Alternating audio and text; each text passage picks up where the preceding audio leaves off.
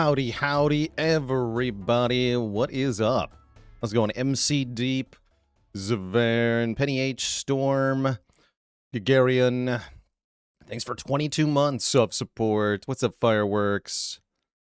How's it going, Bouncy Man, Freezing Yoshi, and everybody else? How y'all doing?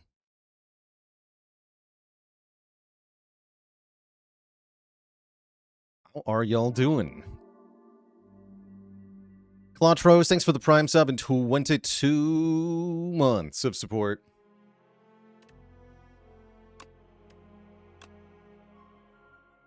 So we've been doing well here. We've got a, I think, 7 streak rotating on Ascension 10 on the current patch, which is pretty nice. That means Regent is up to bat. What's up, Golden Eyes? Thanks for the Prime sub and 3 months. So yeah, as a reminder, I'll be on vacation after tomorrow's stream. And yes, I do have a standing desk. I move up and down dynamically. Comp God, thanks for the Prime sub in 5 months. So yeah, we've got today's stream, tomorrow's stream, and then I'll be on break for 2 weeks. Gonna be spending some time in Ontario. What's up, Psycho Kaiser? Question from Spire 1. You had an Infinite with Sundial and 2 Pommel Strikes, and the Runic Dome.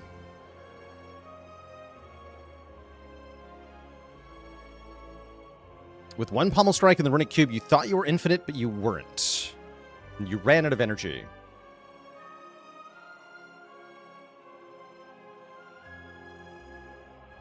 So I think what you're seeing is a Sundial-specific interaction. So essentially, with the Sundial, if you've got...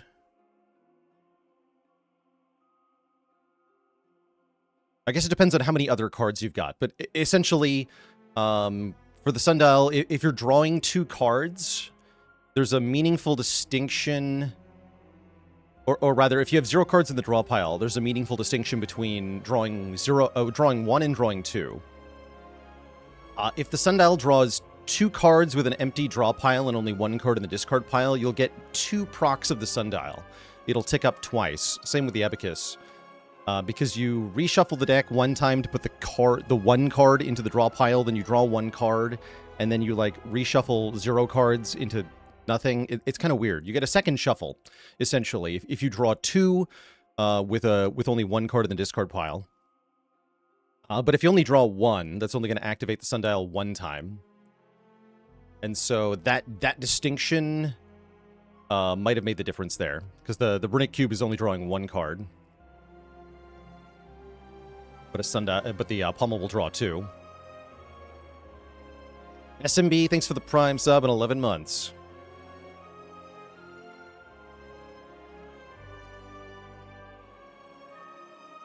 But yeah, that's probably related to what happens. Because if you think about it, right, Sundial is 2 energy for every 3 shuffles.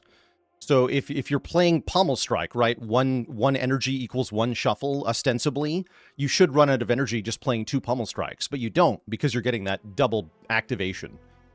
But if you only get 1 activation per Pommel Strike, then you will, in fact, run out of energy, because you're spending 3 to gain 2.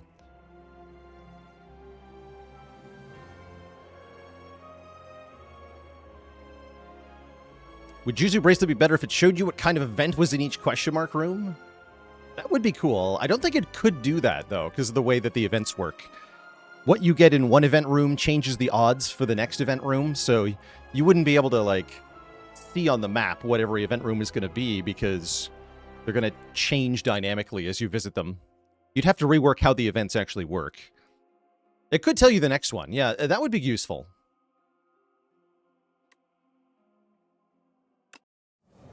Anyway, we're embarking here into a Regent run on Ascension 10. Got Talisman, Torment, and Sacrifice. Quite some fun choices here. I am a big believer in the Sacrifice, or I was going to say I would be if it let me take a dangerous path, but looking at the map here, I see something a little annoying, which is that there are really no paths that are any good at all. That is, there's no way to fight more than 2 elites, period. Huh.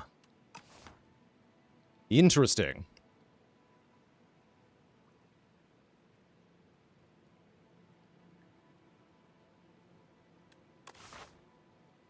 Yeah, the left path is pretty good. I like this late shop here. I like the 2 elites and 2 fires. Elite before first rest site does encourage taking the ambergris a little bit. Yeah, it's a wing boots kind of map. I agree. Wing boots would go hard here. Yeah, wing boots would go pretty hard here. This is a nice sequence of nodes too. No fire before these elites either.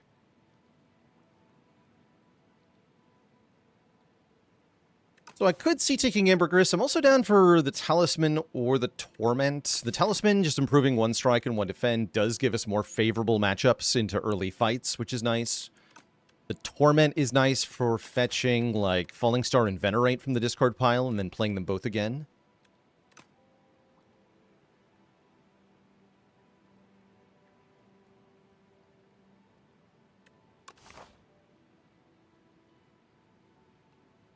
But given the relatively difficult initial path here, I'm definitely leaning towards sacrifice for that additional bout of hit points. A preferred Act 1 type overall. Depends on the character. Ironclad and Regent, I prefer to be in Overgrowth. Necrobinder and Defect, I prefer to be in Underdogs. And Silent too. What are some things I look at when planning the Act 1 path? I'm usually looking at combined number of elites and rest sites. I'm looking at how much money I have into each potential shop. I'm looking at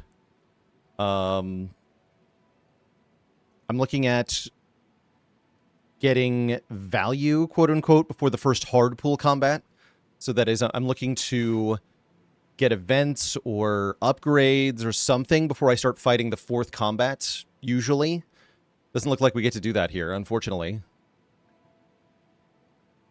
Because of the rest site placements. If we go on the right side of the map, there's no rest site until really late. That's quite spooky.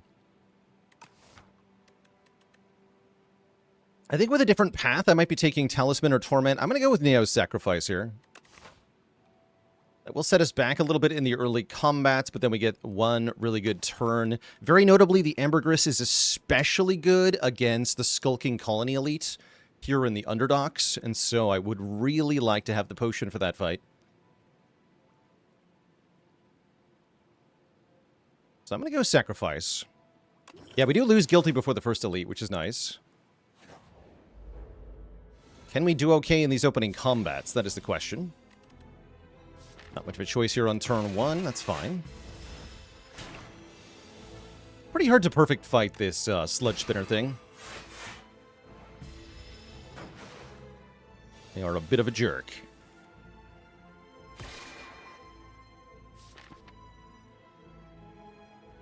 Okay, bottom deck Falling Star is annoying here. If I take 2, I can guarantee the kill. I'll take 5 next turn if I bottom deck the Falling Star. Better EV to play the defend, though. Son of a gun. It's only take 2. All right. That's also fine.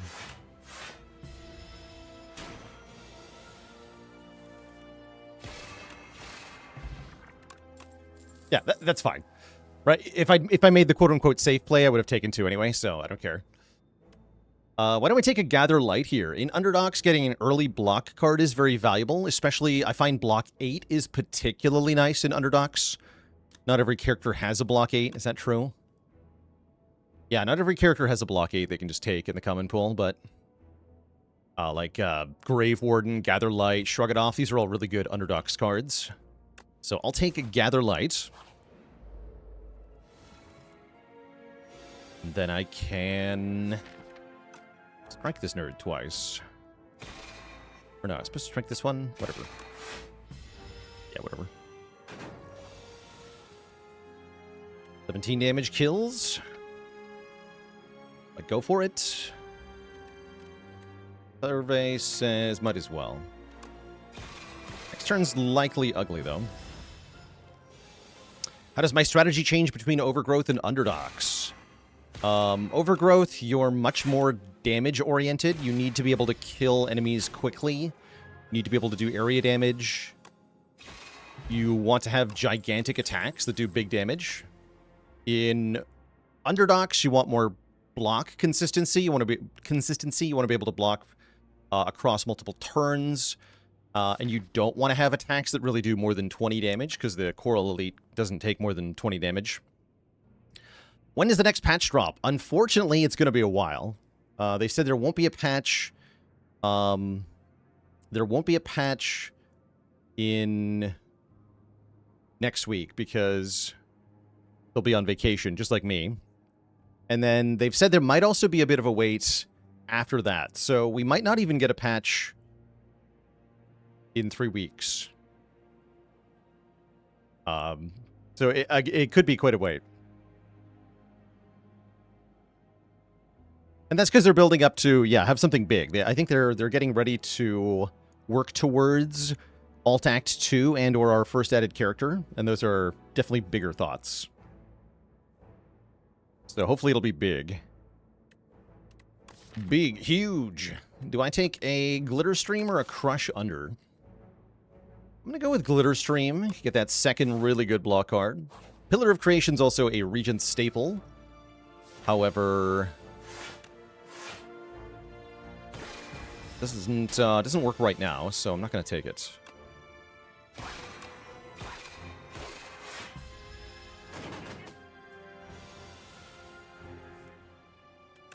Go Venerate, Glitter Stream.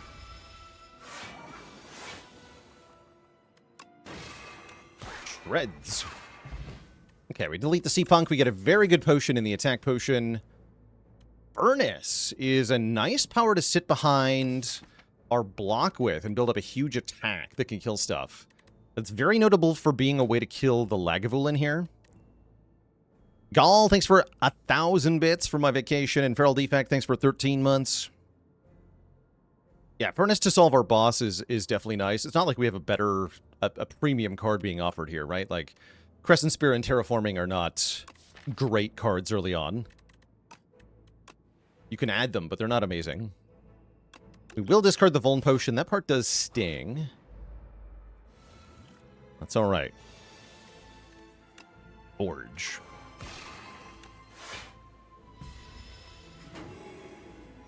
So we can only play one skill per turn in this fight, which is definitely painful here. Glitter Stream would have been good next turn, except I have to play 2 strikes to kill the minion. Ugh. So I have to do strike, strike, defend. Terrible.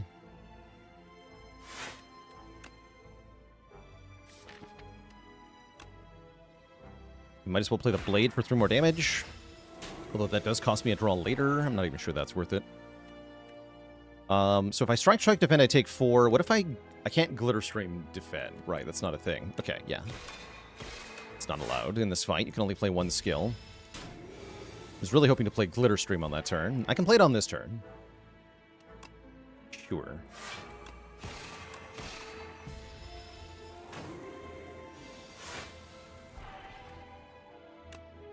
Can't quite kill. But we can go strike, strike, defend again. That full blocks, and then the Blade will kill. Shortly. Perfect. Yeah, that's perfect.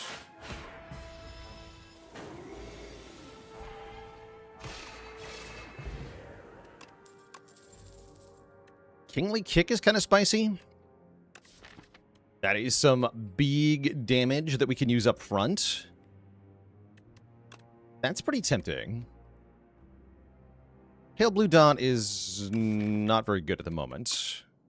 Solar Strike could be another attack ad if we want. It's not spectacular, but it gets the job done. Yeah, another source of damage we can turtle behind in the Kingly Kick. I like the kick here.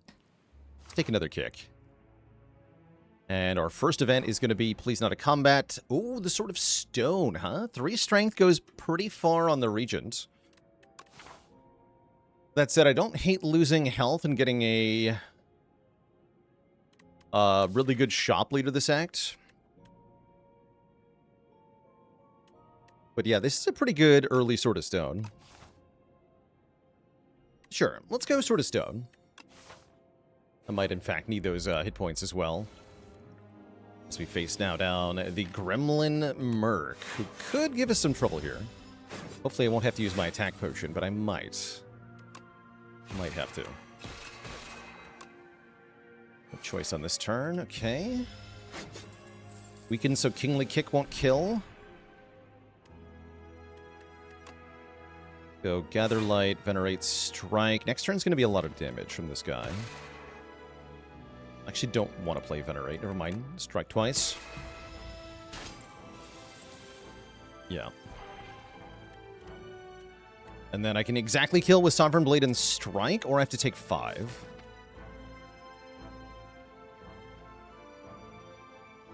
Is there a risk that I don't kill next turn? There is a risk of that. So I could lose money. KG the Jerk, a dad joke for the crowd. Did you hear that the Regent wanted to get into acting? He wants to become a star. No refunds.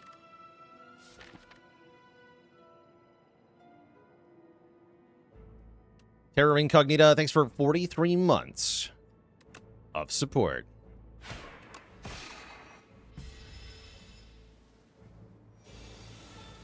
Okay, good. Yeah, we'll just take 2 here. A superstar.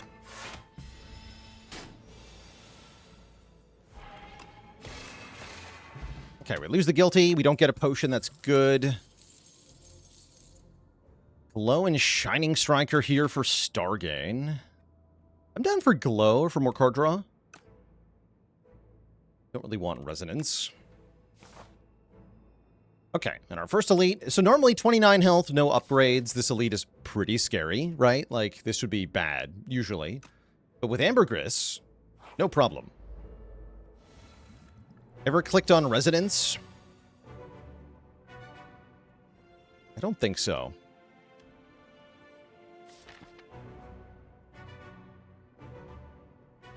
Alright, looks like we're just going to use the Ambergris on turn 1 of this fight, because our opening draw is pretty bad here. So why don't we just play Kingly Kick and then take another turn?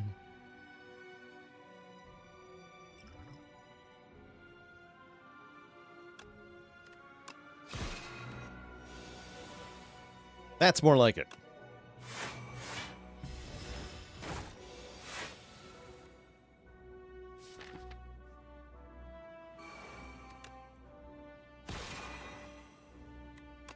Then Strike or Defend Glow? I think Defend Glow.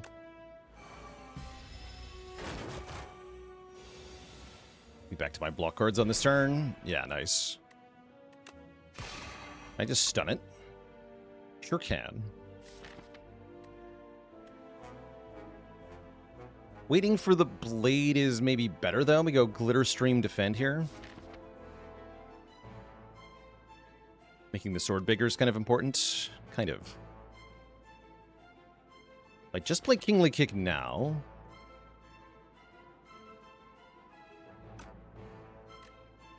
Then how likely am I to actually kill it? I don't think I'm going to be able to kill it in time if I do that. Alright, I'm going to wait. This might be a mistake. Could also use the attack potion there.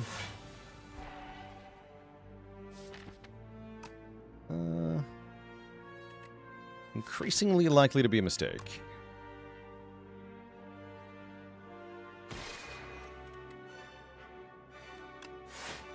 Let's line up a stun for next turn. I'm going to need it.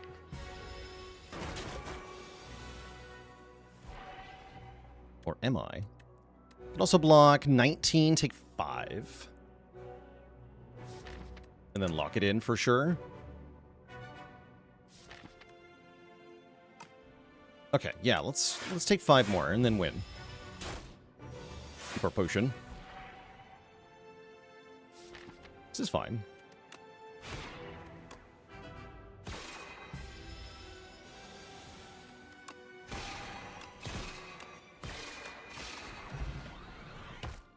Regalite. We never got to see it at the 6 block variant, but here it is. First time we create a card each turn, get 4 block. That is a huge reason to pick up something that makes cards. Or I could just take Pillar of Creation and have even more reason to do that. It actually seems to me that Rod in War might be a good common here. To get another source of Forge. But I do like the Pillar.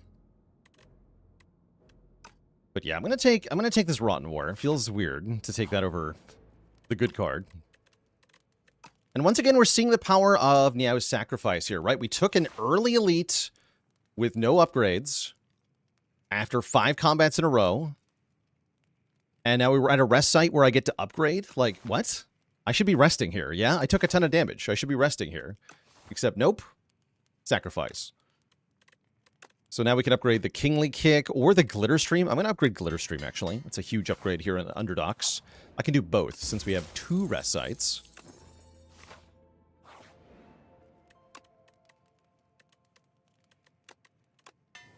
Yeah, I can just continue to be really impressed with this whenever I try it.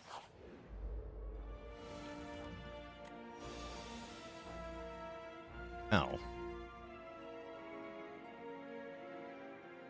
That's a tempting attack potion, gonna be honest.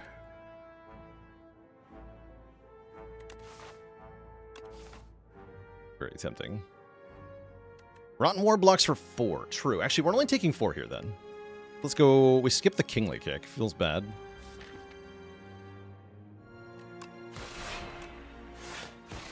Yeah, by using the Ambergris early, you kind of lock in some long-term benefit by having a really good Act 1. As well as... freeing up the potion slot. Which is otherwise a bit of an annoyance.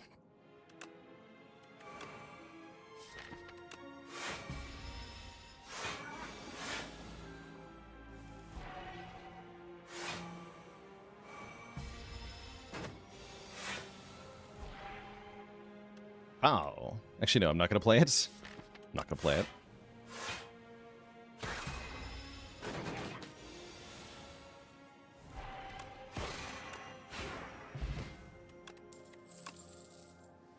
Know Thy Place looking good. Astral Pulse not bad either. We don't actually have a good way to spend these stars currently. And I also don't have a good way to do area damage. So, yes. I will take the Astral Pulse. I'm going to swap this energy potion for a block potion. I'm also going to take an event here, because I did plenty of combats already. Frenel Lens. You are late. I got some good blocks.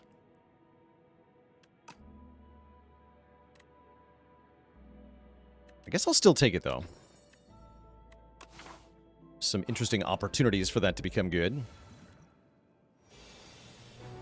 Low.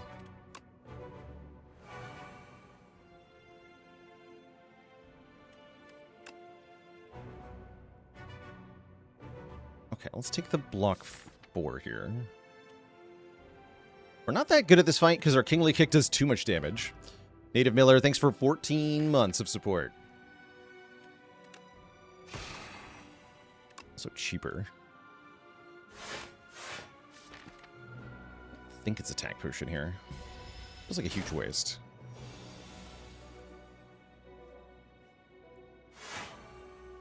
This blocks.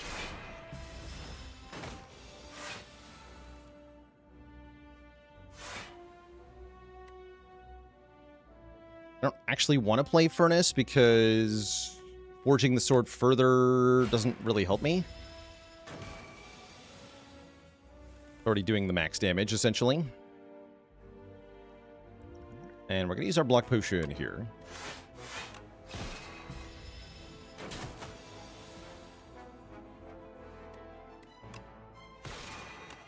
Okay, we have a kill next turn. Not bad. We get a Venerable Tea Set, giving us additional energy after going to a rest site. None of this is very exciting.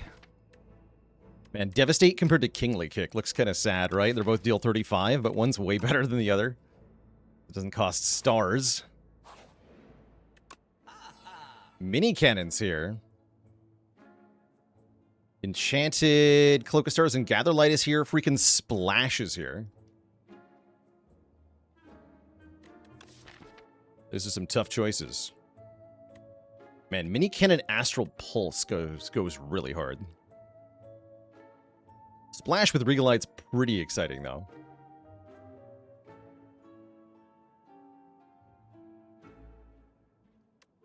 Let's see, Mini Cannon Astral Pulse is what? 11 twice? 22 AoE. Plus Sword of Stone, 28 AoE? That's a lot. That's a lot of damage. But yeah, I think Splash is a little bit ridiculous. And then maybe Cloak of Stars, too, for fun. Yeah, I'll take Enchanted Cloak of Stars. Splash would be better if it could give Regent cards, it's true. It's still pretty good, as we're going to observe.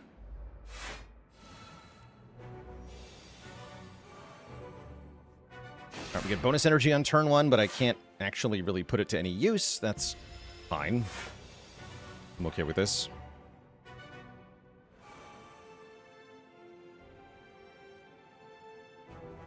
Directed Strike. Maybe Stomp. Take Stomp.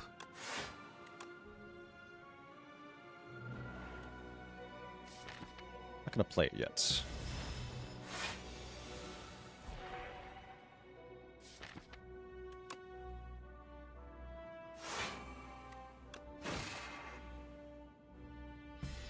Okay, we don't do any damage before waking it up, but we get some important stuff down. We redraw the Splash. This is huge. What do you got, Splash? Ashen Strike or Beam Cell. Ooh, Beam Cell's nice. Yeah, Beam Cell's great here. Oh, yes. And I can sword for 48 damage. Might as well wait, though. Let's go Glow plus Defend.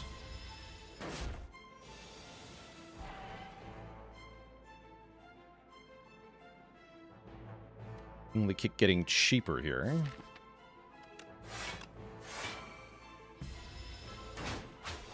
Now is a good turn to do some damage. We're going to Sovereign Blade for 63 here. Nice.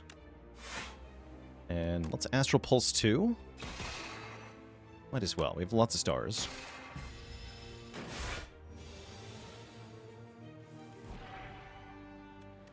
A thoroughly mediocre draw. That's fine.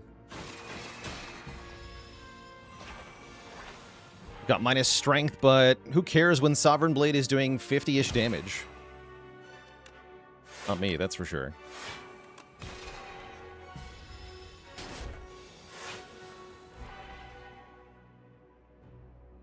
Splash. Splash Hyper Beam.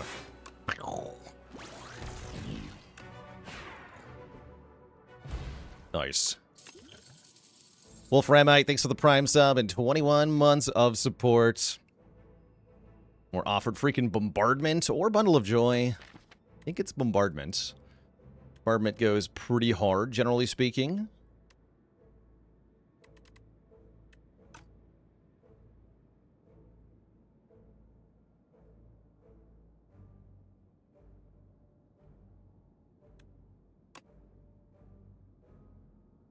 What is the nope buff counter? I didn't realize we had the placeholder there. Nope. That's got to be next turn gain focus. Nope. Nope. Yeah, that is, for those unaware, this is the placeholder art used for when there's not an icon in Slay the Spire 2. And in fact, if you put two of them beside each other, it says Nono Pepe, which is unironically how we got the name of the ancient Nonu for Act 3. I'm not making that up.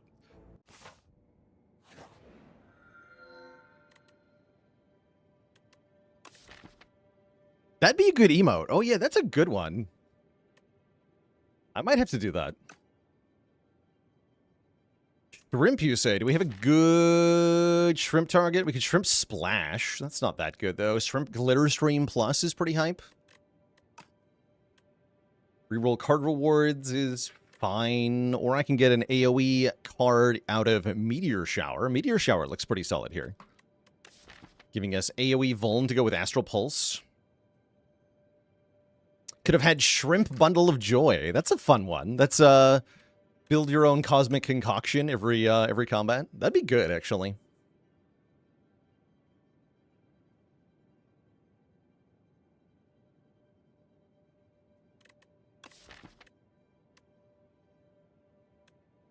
Shame, can't put Shrimp on Bombardment here, unfortunately, as it only works on skills, not attacks.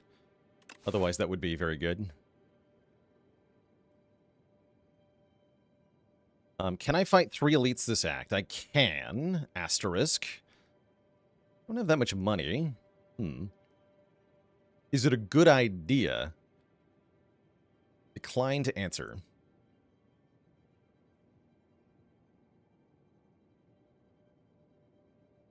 Shrimp Glitter Stream is like build your own diadem? Yeah, kinda. We're fighting Kaiser Crab? I'm gonna take Meteor Shower. It's gonna make that fight quite a bit easier.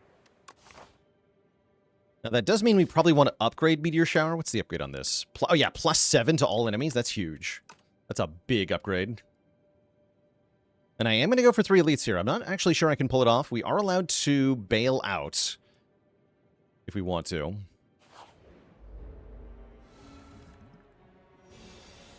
It's them.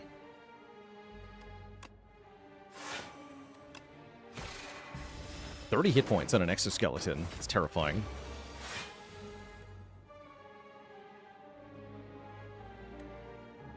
We can do 24. Perfect.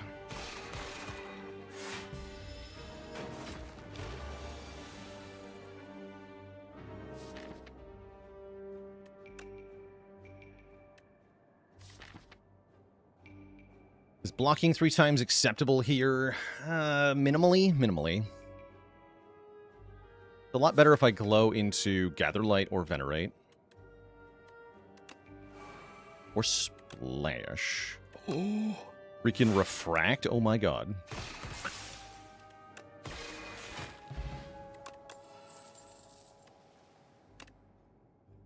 Is this card good? A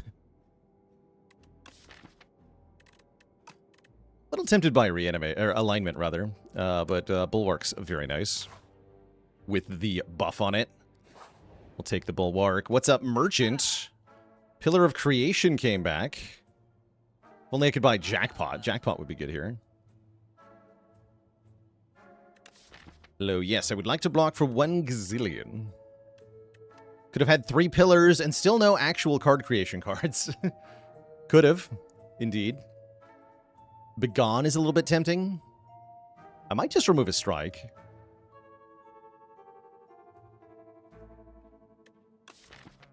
Basic yet effective.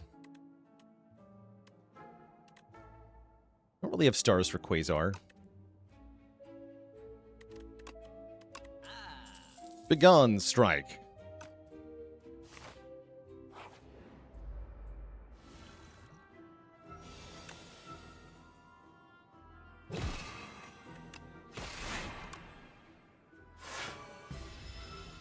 I could play you Bombardment.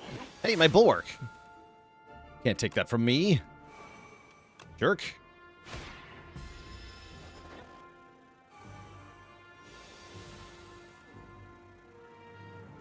You are a jerk. Bonk. Bonk. So, is Splash good? Yes. Yes, it is. And there's another upgraded, effectively glitter stream. Let's get another one in here, yeah? Welcome. Big block cards. Very nice.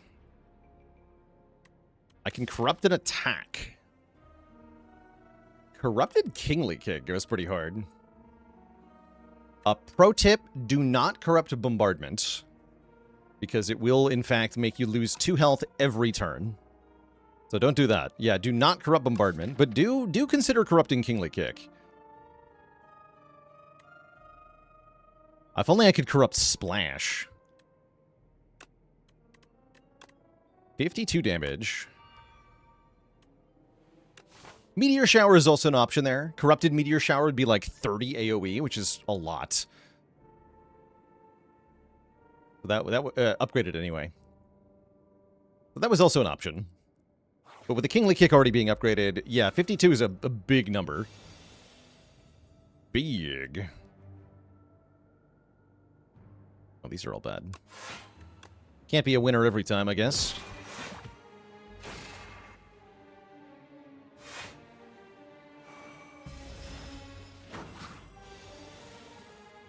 We actually get to play Bombardment. Or I can just go for the kill. Now, I'm drawing only block next turn. Just blap.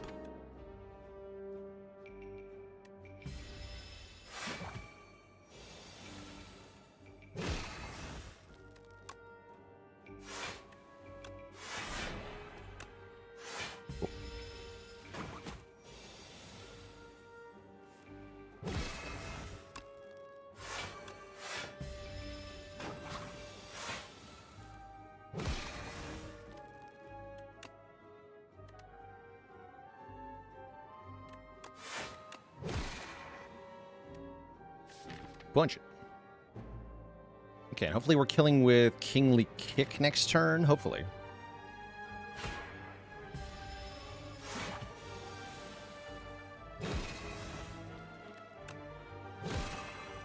Sure are. I do have to lose 2 health to do this. Which is worth it. Yeah, that is worth it. Charge! That makes cards.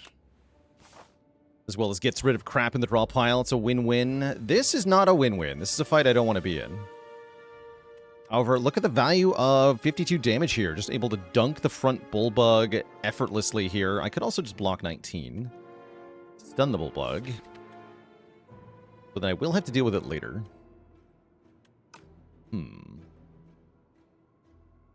No, I think I'd better just kick. Not going to attack Potion because our next fight could be a much worse elite fight here. And so I'd much rather retain some blocking potential, or some damage potential for that fight.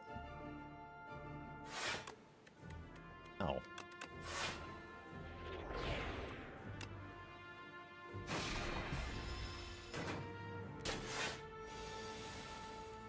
Okay.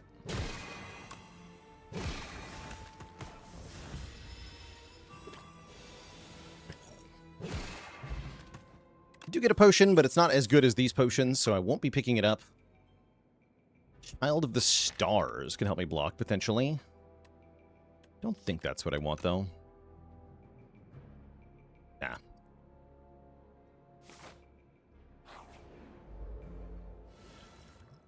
Okay, we get Meteor Shower, Astral Pulse, except I can't actually play them both. Yeah, this is what attack potion's for. Radiate.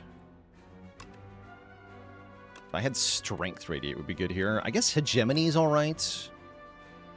Can't actually kill any of them, huh?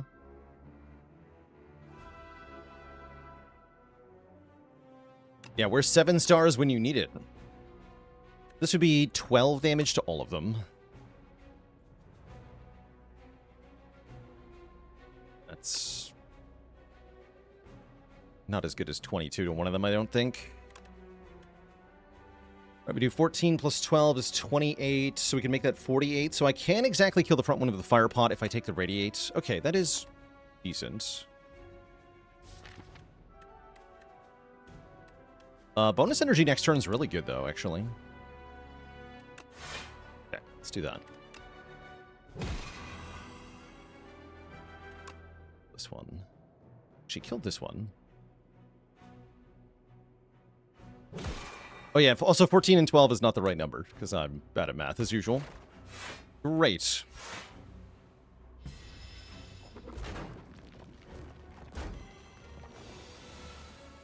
Okay, this is why I wanted bonus energy, was Bombardment. Bite me, Decimillipede.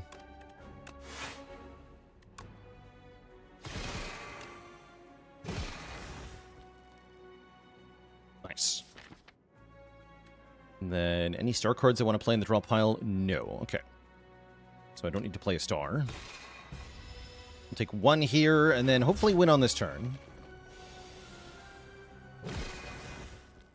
We're definitely not winning on this turn, but what we are doing is blocking a bunch. Bulwark blocks for the most because of the Regalite.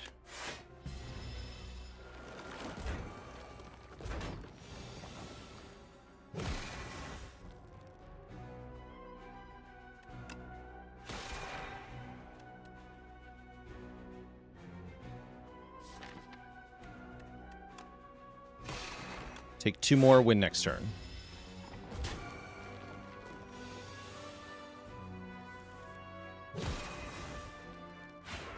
Okay, not bad. Get a Dex Potion and an Orichalcum for some guaranteed block if we don't get any block. We have a lot of block, though, so it's not actually that likely to be very good. Why is the Orichalcum not blue? It's the color of a Dex Potion, because it's giving you block.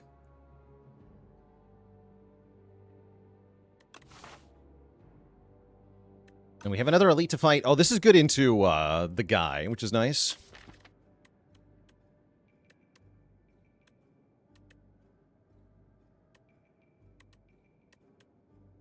Could take another charge here. I'm going to skip. Be a good relic. That is a good relic. Thanks.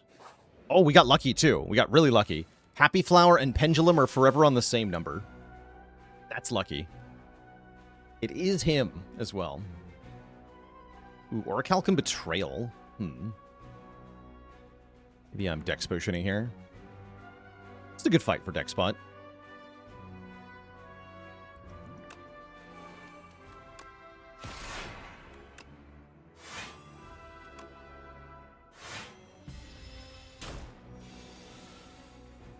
Good.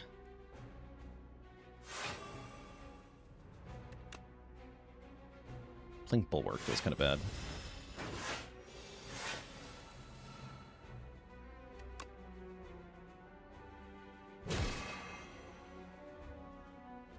Splash makes a card, so it's going to block. More importantly, it's going to do massive damage, so I'm pretty sure I have to.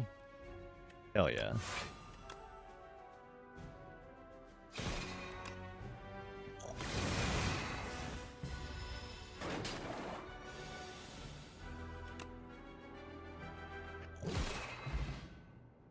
Nice.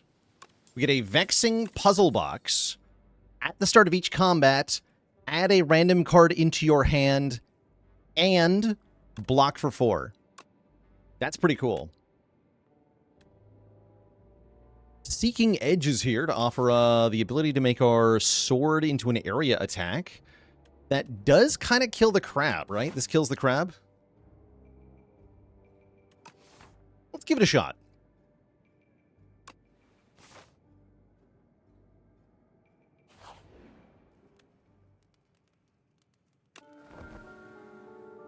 Yeah, build your own fake anchor. Ooh. I think it heard us talking. What? Or get a real anchor. Build your own turn 1 block 14. Seems good. Also, look at this card. Look at this card. This card's really good. Except I already had 5 energy, so did I need it? Not exactly. But now I can Kingly King. Seems good. Yeah, just murder this thing entirely. I think we win this fight.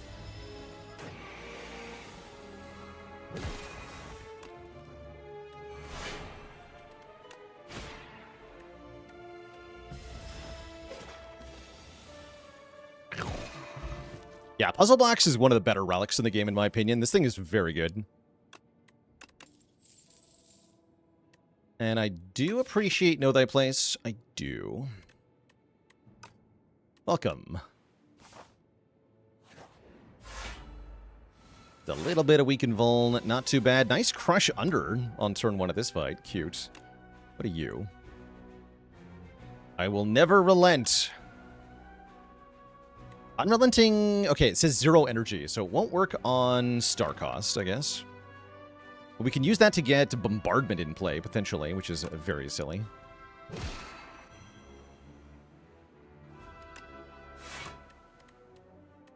Please charge Daze Ascender's Bane. Yeah, it doesn't go to 0 star cost.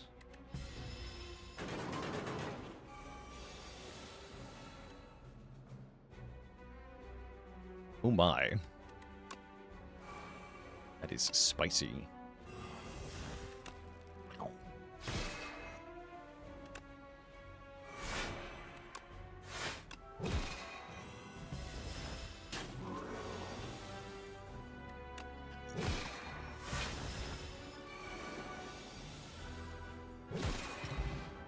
Beautiful. And now, finally, the Sword of Jade is active, meaning we have 3 strength. We also have either a Void form or a Begone Plus. This deck's pretty expensive, so I will happily take a Void form.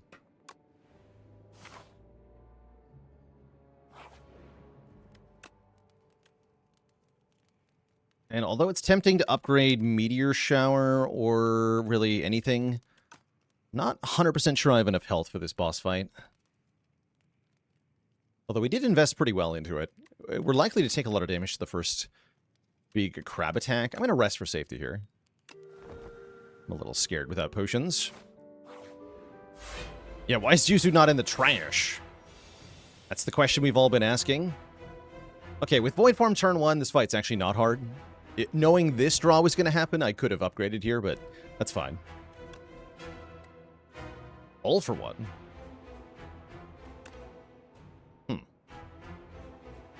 Interesting. What about Uproar? Uproar can play Bombardment. That'd be cool. Let's just trust in Bombardment.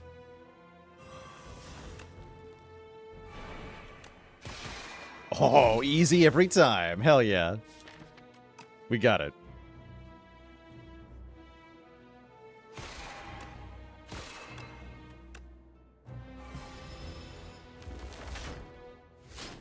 Probably could have played Astral Pulse there. I didn't want to spend my stars, though. Alright, Kingly Kick is free. Seeking Edge is free.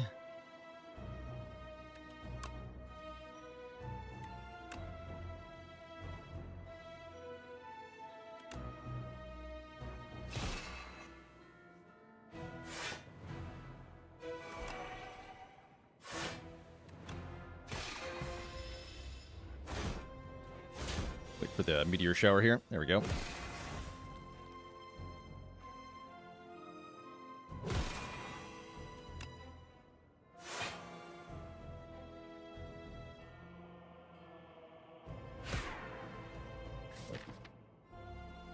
Yeah, we don't quite kill either of them. Thanks to the bombardment timings. That's a little annoying.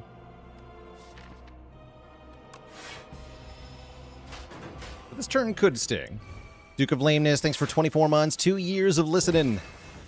And Wasiak, thank you so much for the Prime sub. Welcome to the Cozy Sub Club. We do, in fact, just full block this. Okay, duly noted. I guess upgrading was fine.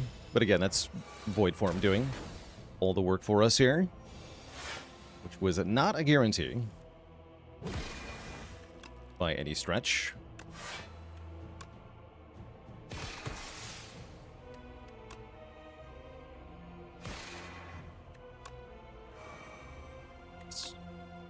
Got to actually kill.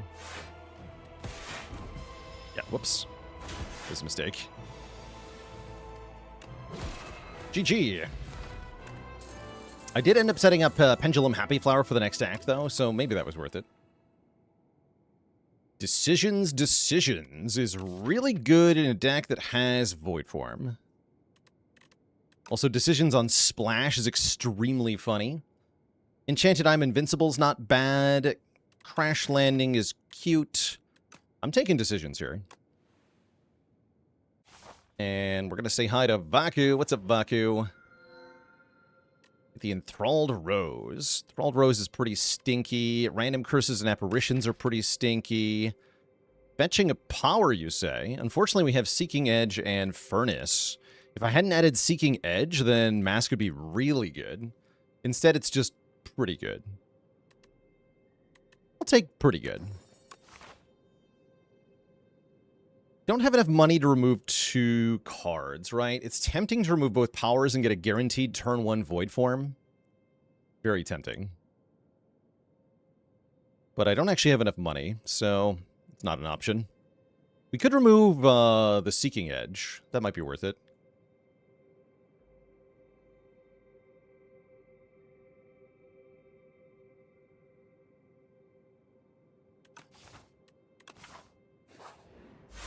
Yeah, all the shops are on one path, too. We do, in fact, get free void form, though. As a reminder, don't play that. At least not right away.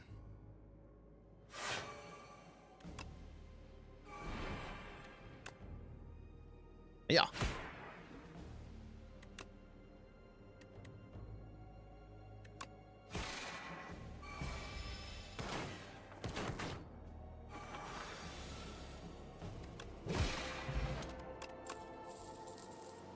Child Plus. Or Glimmer Plus. Glimmer's kind of interesting with void form. Also, more powers dilutes the... Yeah, let's go Glimmer here. Ooh, but Orbit is good too? Orbit is good too. Ghost Seed can make all our strikes and defends ethereal. That's pretty powerful here.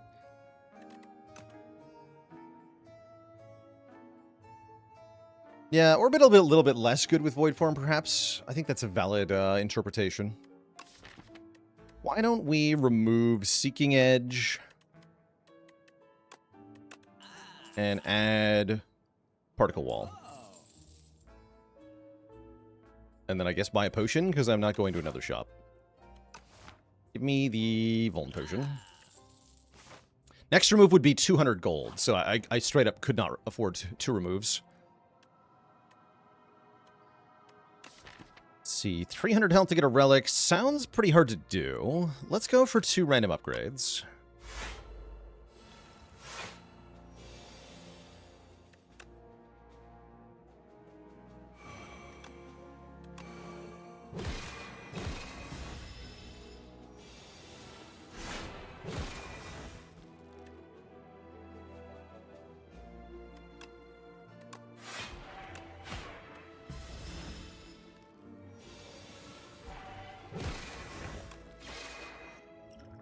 We upgrade Bombardment and Glitter Stream. Those are good upgrades.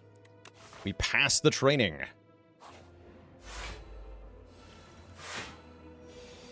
How's it going, Aaron W? Strategy question. Given the differences in how you build your deck in Act 1, does one act prepare you better for the rest of the run than the other? Yes, but I think it differs by the character you're playing.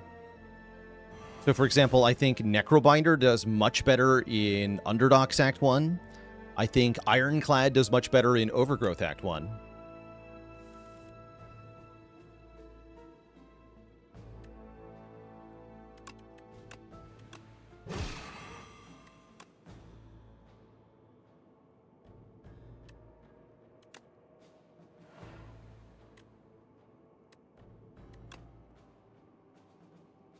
Oh, this guy.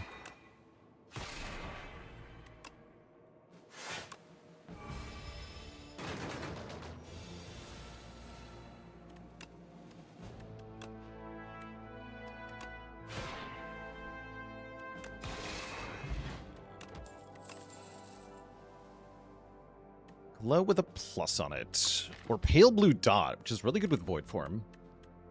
It's also a power. I'll take Glow.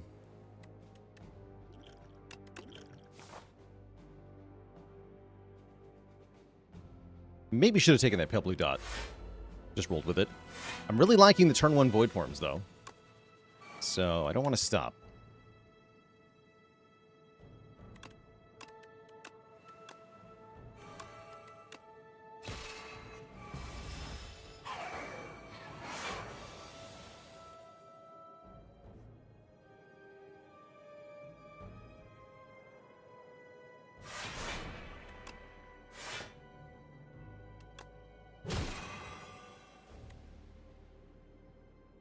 Okay, we're already full blocking, so let's go Furnace, Charge, Strike.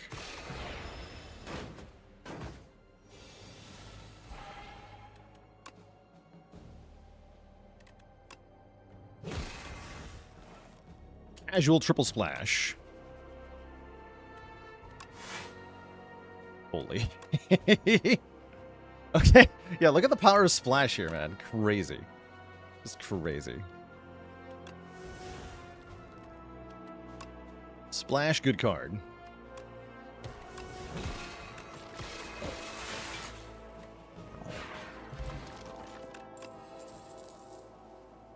Ridiculous. I would unironically take a Guiding Star Plus, but I'm not going to take the current iteration here. Okay, I can upgrade a card. Furnace upgrade does seem good, actually.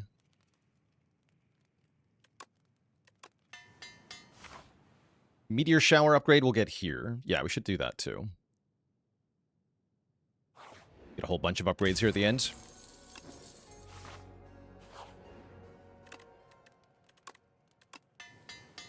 Does Guiding Star upgrade for more draw? Yes. Yeah, it upgrades to draw 3 next turn.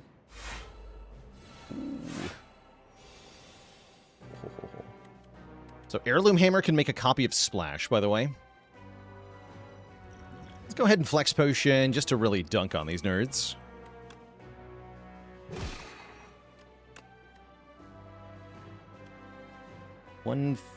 I can't actually play Fiendfire.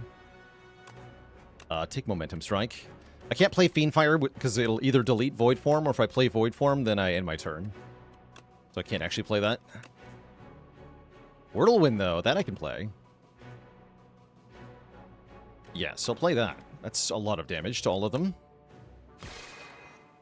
Doesn't mean I take some, right? It does. Am I okay with that? Yes.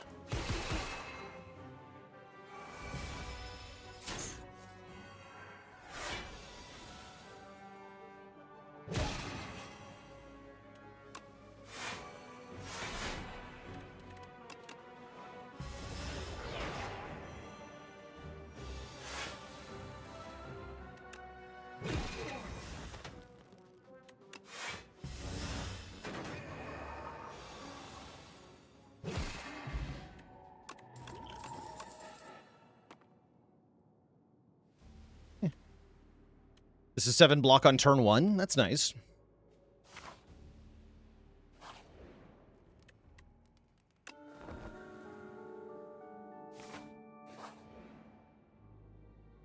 Tinker time. I need a tester for my next atrocity device. For once, we're not offered a power. It's skill or attack here. Attack is kind of tempting.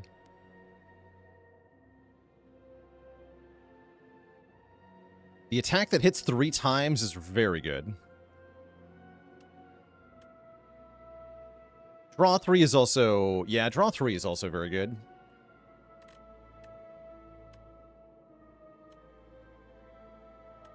Okay, let's try to get draw 3. Take Chaos. Add a random free-to-play card to your hand. Also, the skill variant gets enchanted, which I didn't think about, because it does block. Neat.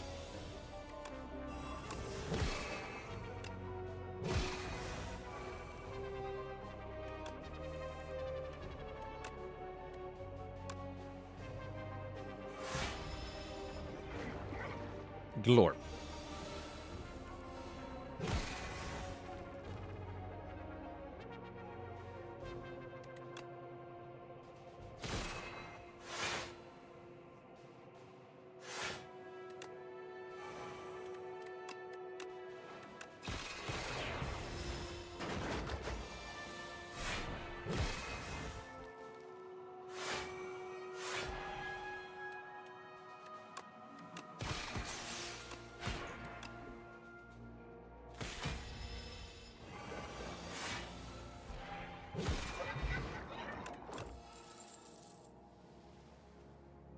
You could maybe take Cosmic Indifference here. I'm just going to skip these, though. Got a relic set up for the final fight. We have 2 potions. I'm only missing 2 health, so we get 1 last upgrade. Which is probably going to be Bulwark. Yeah, Bulwark. Maybe Particle Wall.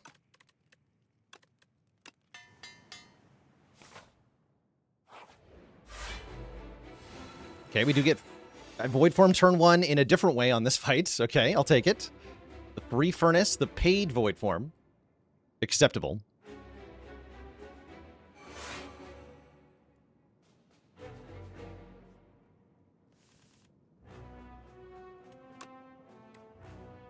That on top. Murder.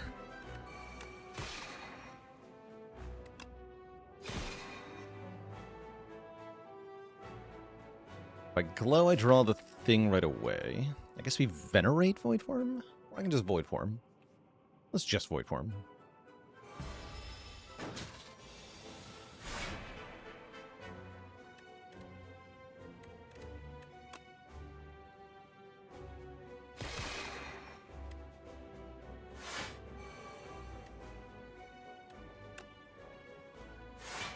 Looks like we're better off waiting a turn here.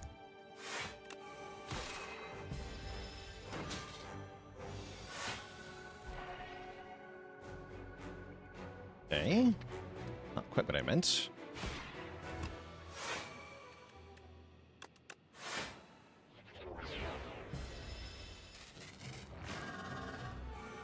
Still good, though. We get bonus energy and draw on this turn now.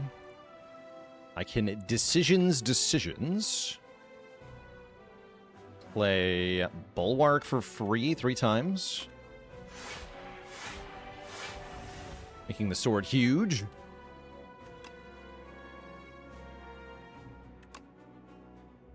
I've got a free card queued up, but it doesn't actually help me, so I'm just going to know thy place before I bombardment.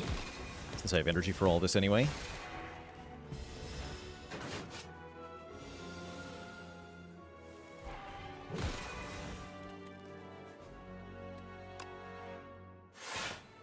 Ooh.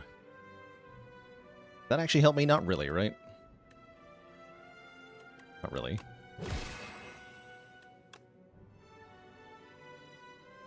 That's 32. I know I can kill with the blade, but I'd like to prolong 1 more turn here. Block 35? Yeah, we're good.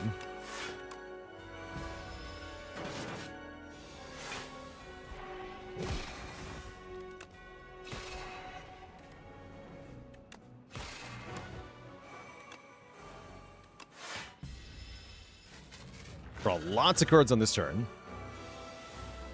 Huge.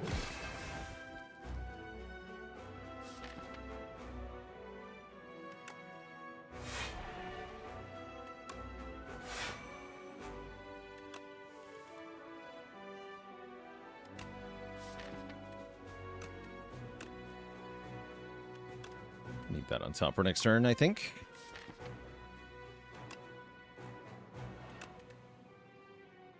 Oh. Wait, you can skip splash? Neat. I didn't actually realize that.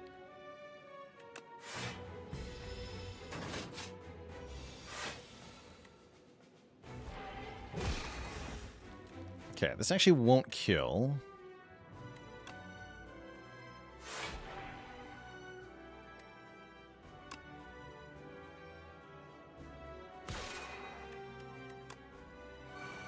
We have no vuln. We sure can block, though.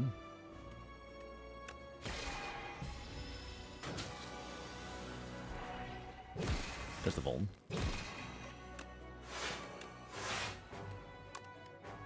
More murdering.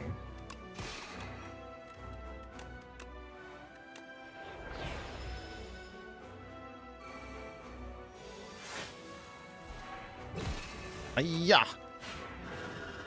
GG. All right, the beast goes down. Now we face the Aeon Glass with, well, all the resources we had in the last fight. We do again get the Furnace instead of the Void Form. We also get a free Neutron Aegis, which is pretty cool. Touch of Insanity on Bombardment looking a little tempting here. Some other good options that we can use on that. Glow here. Okay.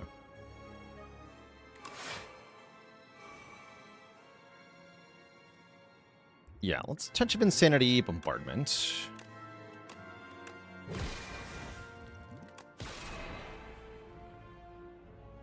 I'm blocking 29, so I can play Venerate here.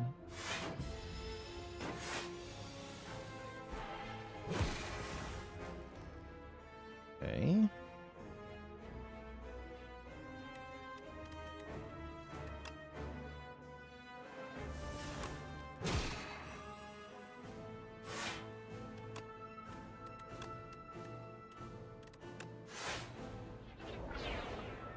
So now we are taking damage. Oh well. There's our Void Form. A little bit late, but better late than never. Get a free Pillar of Creation. You better believe I'm going to play that.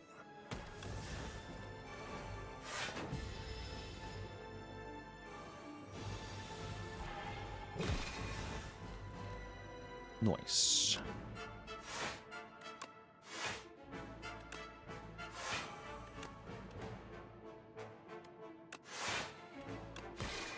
Great Blast, give me Meteor Shower back.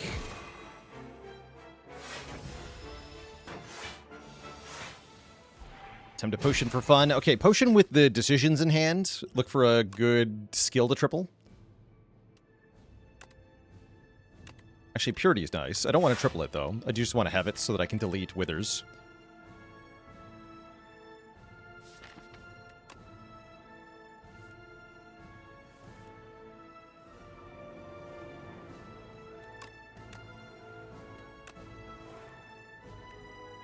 Triple Mad Science.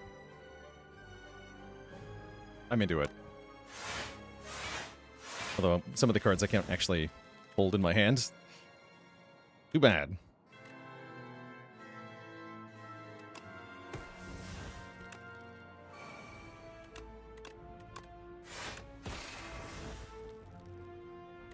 More sword. Aha! The use for purity. Goodbye.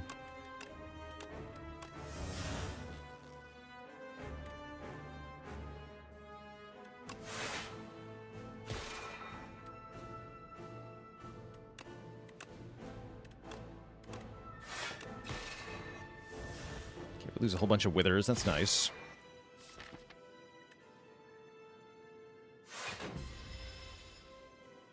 Damage definitely getting up there on the Aeon Glass, though.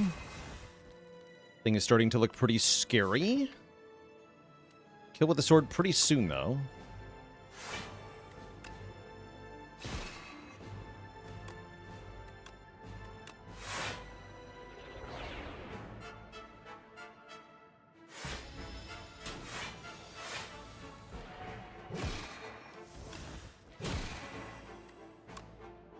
Nice. GG. We strike it down with the blade. Not a free fight by any stretch, but definitely a solid victory over the Spire. GG. Set that streak to 8. G freaking G.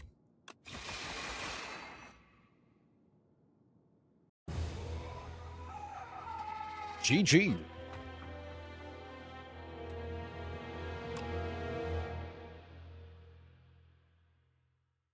Not too shabby.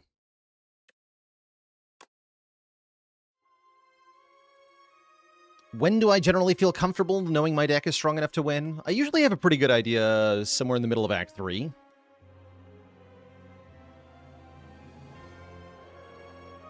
How the early Act 3 fights are going matters a lot. How well you have a damage plan for the bosses matters a lot. It is possible to have a deck that just, like, perfects every combat and then you just die in the boss fight. A deck with no powers can be that, definitely. But if you got enough powers, or the right powers, which is what we had, the good power. Jeweled Mask wasn't 100% reliable here at putting out Void Form, but it did really nice work overall. giving us turn 1 Void Form in many fights, which was super nice.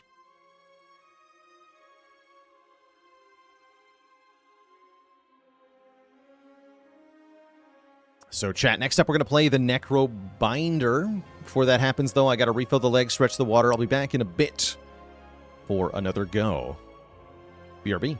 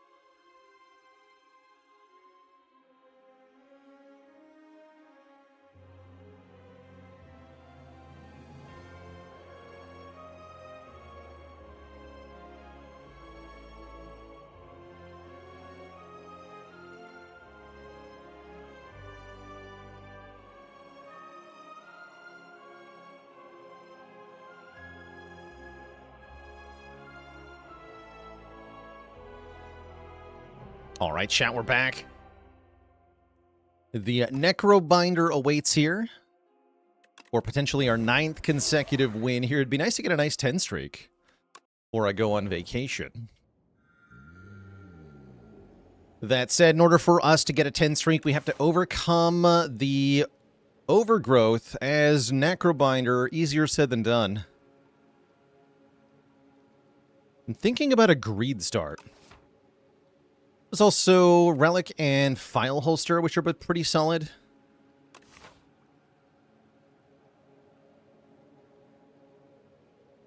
Current high streak in Spire 2, I think is only 9.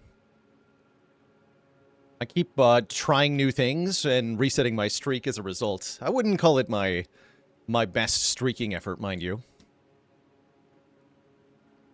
I get an extra rest site if I go to this shop. That's pretty tempting. Yeah, 2 elites, 4 rest sites. Ooh, that's kind of juicy.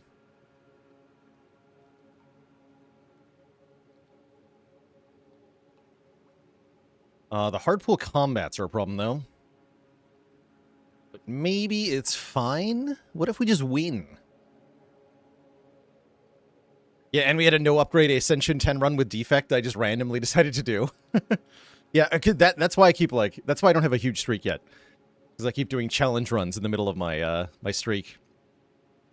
Oh, did I get a 12? I completely forgot about that. Yes, I apparently got a 12 at some point. I forgot. Well, then my best is 12. I still want a 10 streak here. I think I need to take the greed here. 3 easy pull combats with the curse is a little tough. Necrobinder does really well in the easy pull fights, though, so it really shouldn't be that bad. Even with a curse. I'm going to go for it. Feels a bit weird starting the run with a curse, but this much money goes a really long way.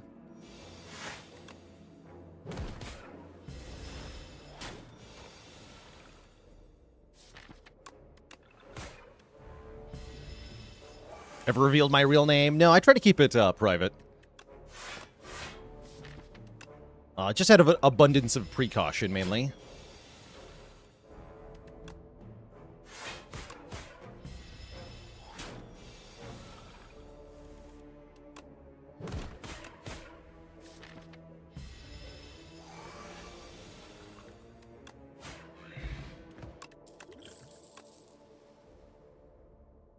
Okay, we get to offered some early cards here. Reeve versus Severance. An interesting comparison, actually. Severance makes more souls, draws a lot more cards, but does not that much more damage. I actually think Reeve might be a really good early Underdogs card.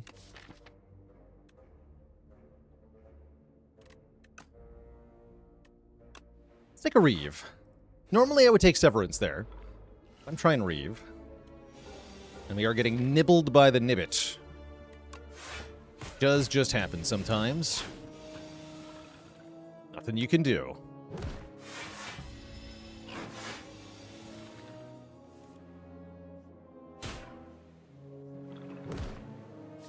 Okay, 2 attacks kills. Sentinel, thanks for 24 months of support.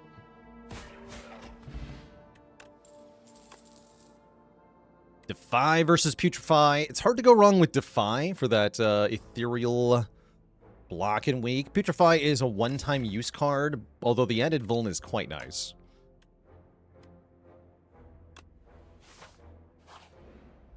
And then we're going to take our third fight. These jerks. I think I strike you twice and then Bodyguard? We block next turn. That sounds fine.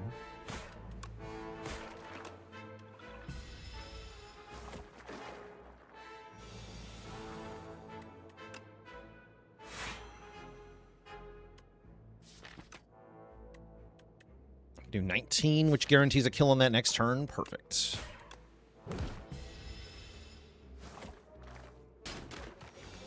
This could attack for 12 again if it wanted to. So preventing that possibility is important.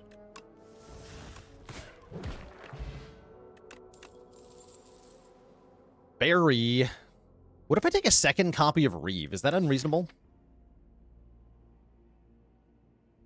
Maybe I should take a second ethereal card so we have some ethereal synergy. Possible. Yeah, let's take a Defile. Giving us another good early game damage card. With these 2 added attacks, I feel relatively comfortable against the overgrowth encounters here. And then we are offered some stuff at the shop. Not the most exciting stuff, but there's some pretty good things here. I personally am eyeballing the toolbox, which can make us colorless cards on turn 1. I'm also thinking about Bag of Marbles here. Is this ever a toolbox angle? Given that you can afford the toolbox and any other thing in this shop, I think it's always a toolbox angle. Unless you're buying Pendulum and Bag of Marbles. That'd be the only situation where I think you don't buy this. So yes, we buy this.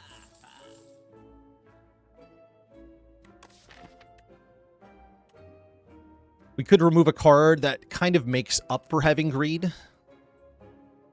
Yeah, I can do Bag of Marbles and remove. That's pretty powerful. I'm also down for Bag of Marbles and poke.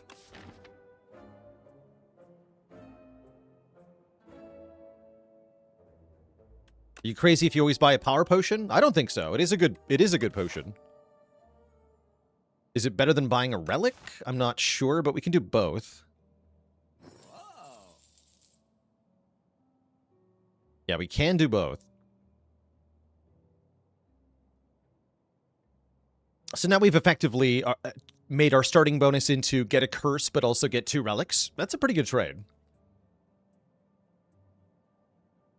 Can Sculpting Strike make Greed ethereal? Yes, and then it will exhaust. So that is an option. I don't think it's a particularly exciting option, but it does work. It also works on wounds in the Phantom fight. Yeah, I think I'm going to go with the Striker move, but I'm not 100% that that's the best pick here. I'm also tempted by poke, like I said. But I can just take a poke, yeah? Mayhem? Mayhem in this fight seems pretty good, actually.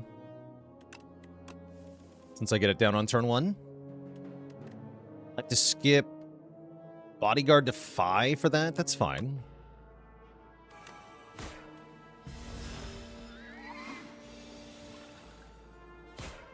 Nice.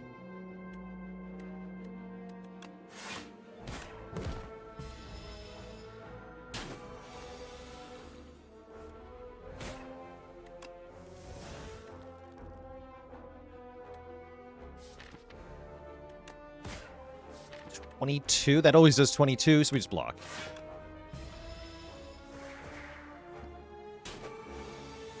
What's the best deck thinning option for fights like Aeon Glass and Phantom on Necrobinder? Probably Cleanse. Yeah, Eidolon is gone, right? So Cleanse has to be the best option. That's any card in the draw pile. Cleanse is pretty slow, though. Note, I'm not saying it's a good option. I'm saying it's the best option. But yeah, I actually don't advise using Cleanse. The real answer is kill it. Don't try to deal with the statuses, just win. So the best answer is actually Sleight of Flesh. Oh. Could have had Haunt Deck. I don't really want a Haunt Deck. Do I want Blight Strike or Pull from Below? You could go with Pull from Below here. I don't... It's a multi-hit card, right? Do I need Pull from Below for Phantom?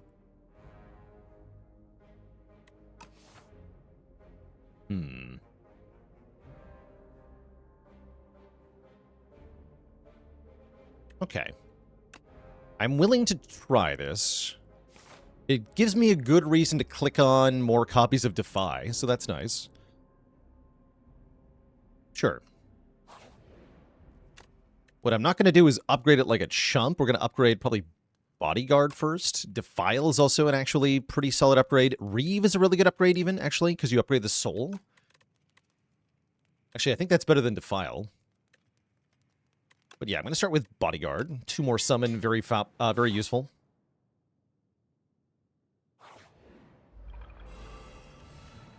This fight is mega scary. Less scary with Shockwave, though. Also less scary if I just kill one of them on turn 1, right? We have 19 plus 15, 34 plus 9. Wow. That is pretty solid.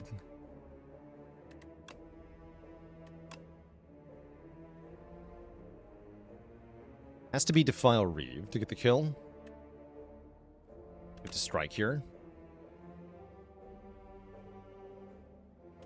Strike remove on Necro ever wrong? I don't think so. No, I mathed wrong. Good. Yeah, Necro loves strike remove, so it is very rarely wrong, I think.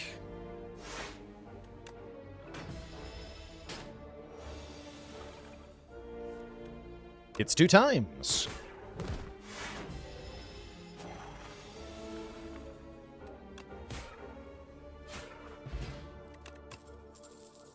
Okay, I like Borrowed Time a ton here. I was just thinking that a Negative Pulse is pretty good too, but I was just thinking that we don't really want Friendship in this deck because we actually care about our strength value. And so other sources of energy generation are better comparatively. Yeah, it can also be good if we get it on turn 1 with the toolbox. Because a lot of toolbox cards can be quite expensive. Although, do we see the opening draw before I toolbox? I'll have to look.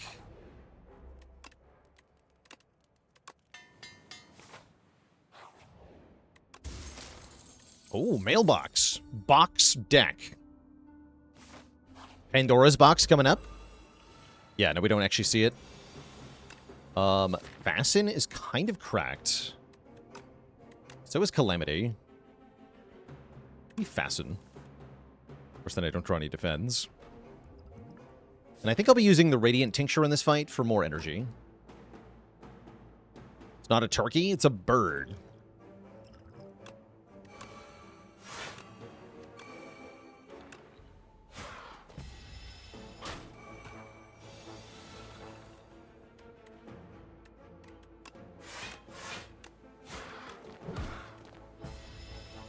I think I should have considered Strength Potion here, too. Maybe.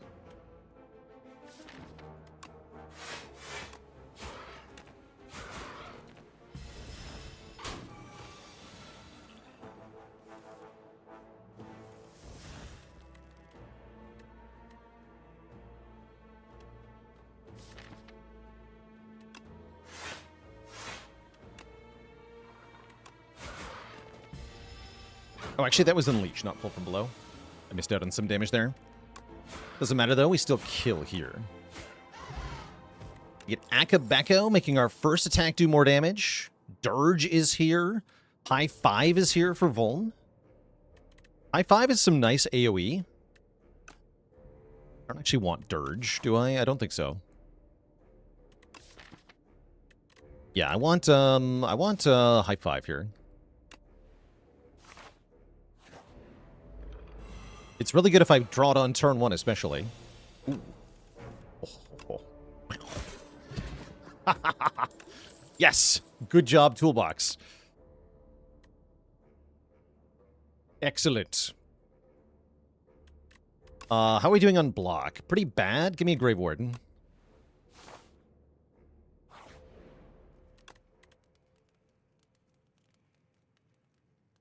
Upgrade this. The guys. I can't use Panache, right? I can on Borrowed Time turn and with Souls. Pretty tricky, though. Let's just take Equilibrium. Wait, that's so much damage. Holy.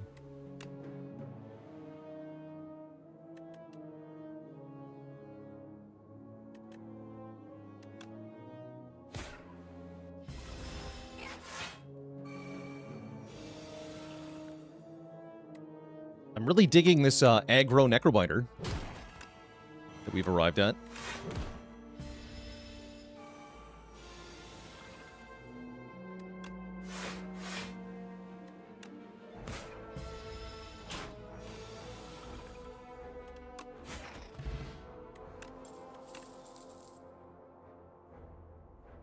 Light Strike, Reap, and Scourge. Reap is kind of nice with Borrowed Time. Not Ethereal, though. It's a decent finisher. I think I just skip. I don't think we need more commons.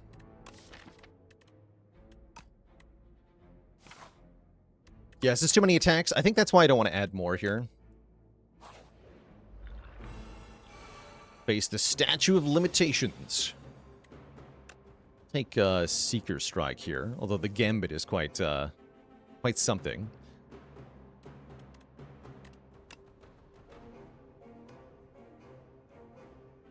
I think I want Strength Potion for Phantom.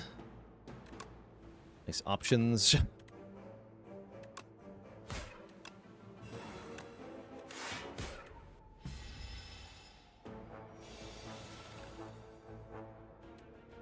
Just Defy, Strike, Reave. This turn looks pretty bad.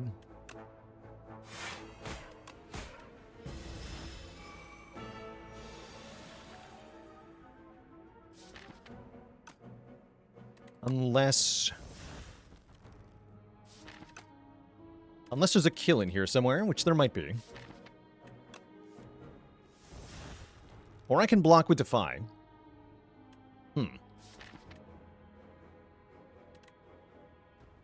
Realistically, we got to play High Five here. How much is High Five plus Pull from Below? 9 times 2. With the Fire Pot, that does kill. Nice. We get a Funerary Mask. We now start with 3 souls in the draw pile. That's quite strong. And more things that aren't ethereal. Skip.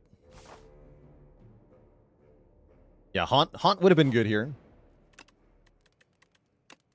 Is Pull from Below how we kill Phantom? It might have to be. I think it is.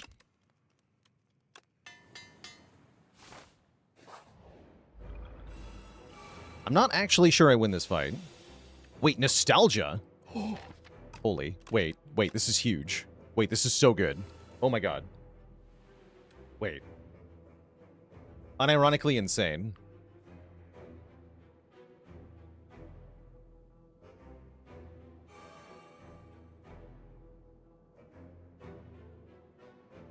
And I will play Soul here. Okay, perfect.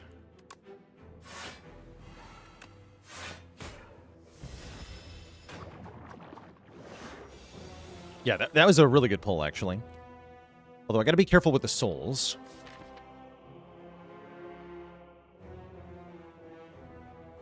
Strength Potion doesn't matter until we lose all the slippery stacks, so I'm kind of deliberately avoiding using it here.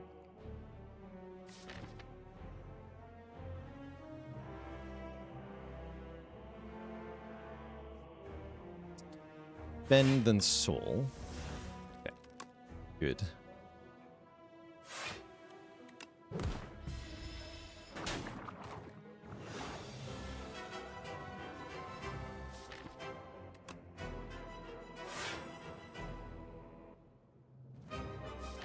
So the idea now is we just put Defy on top of the deck every single turn.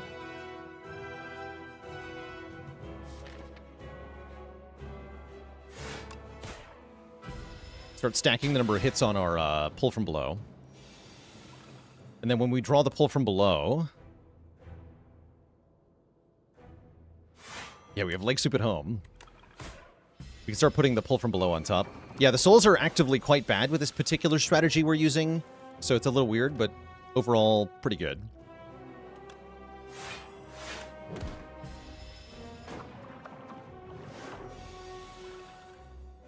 Okay, nice.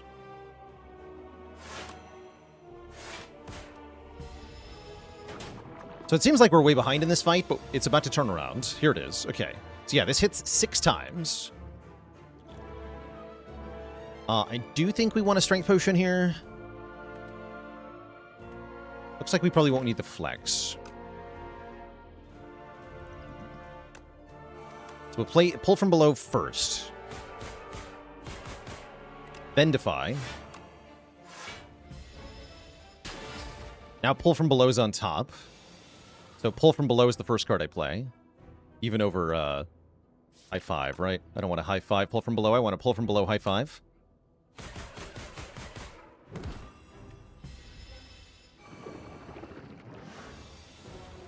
And then we can pull from below and soul and do it again, although I think the first one kills.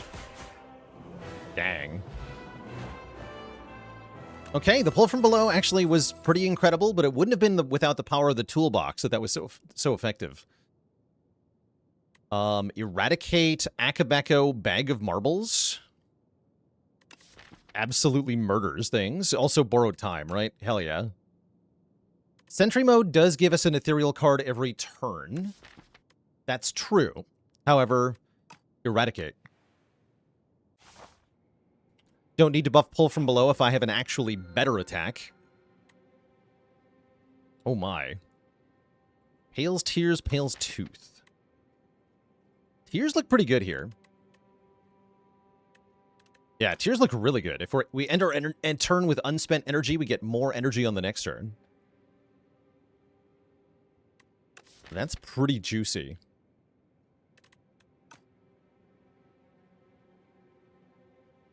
Yeah, very good with borrowed time, too. Why is Pale so willing to offer parts of his body? Because they're literally just falling off of him. That's why. He mentions it a couple of times. He's just kind of like glooping everywhere. So he's not going to keep it anyway. So he might as well give it to us.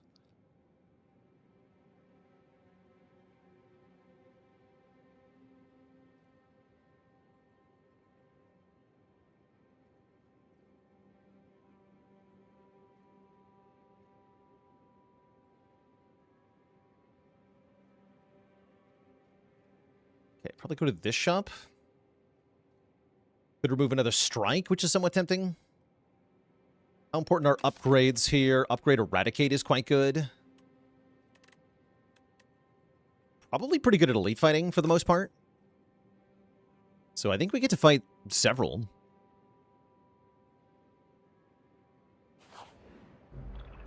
Oh, I like that one, Twilight Yonder. A custom challenge where I get every relic from every ancient. So I have to take all three. That sounds super free until it's not, right? That's fun.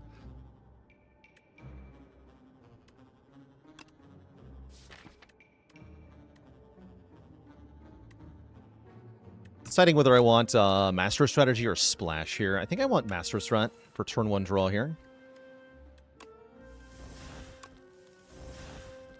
Then we just want to block.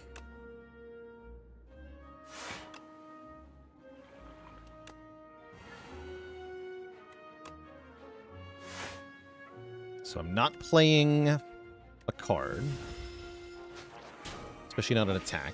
We lose borrowed time. That's fine.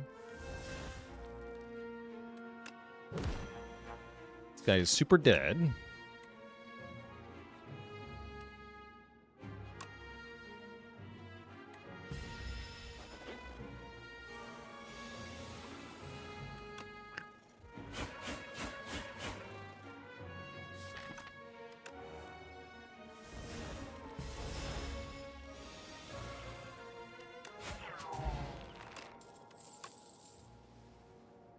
Fear is ethereal and applies Vuln. I don't care.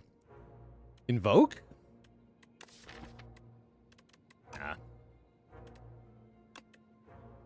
Because essentially every turn I have the option to invoke, right? Spend an energy to get to next turn. So only if I want to double invoke do I actually care about this card.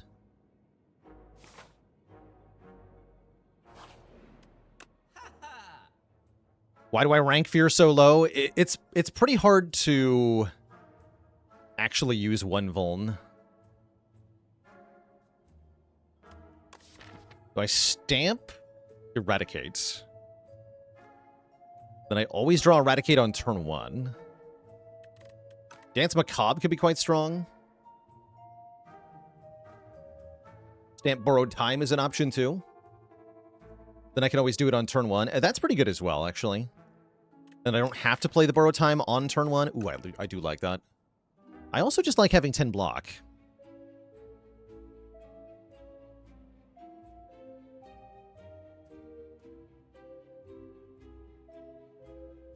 Eradicate kills Tears. If I'm playing the Eradicate on turn 1, the enemy is dead. I've won the fight. If I don't do that, then I don't play it on turn 1. So it's just kind of free.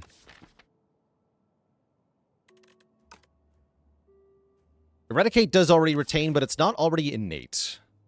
But yeah, I like it more on Borrowed Time. And then both Eradicate and Borrowed Time have retain. That's pretty strong, right? That's pretty strong. Do I want this pull aggro? I'm going to go with no.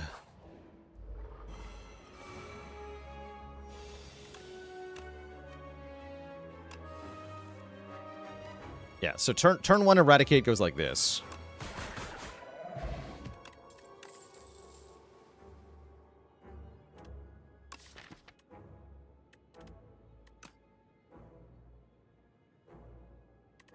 Blom. Let's take Fairy over Explosive? Yeah.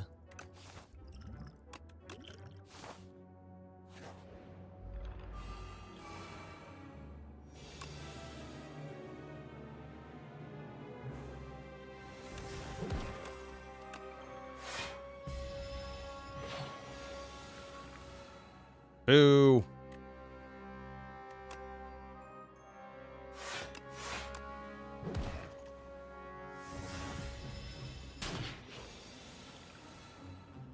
Still boo.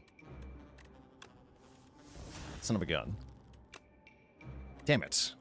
Oh, that sucks. Ugh. Can't kill it no matter what, right? Bummer.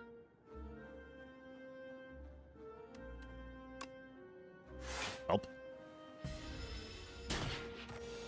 Take 20 for no reason.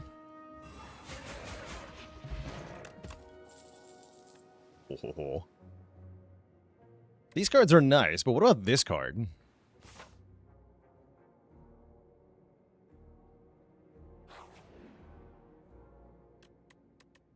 Sharp Eradicate. Yes.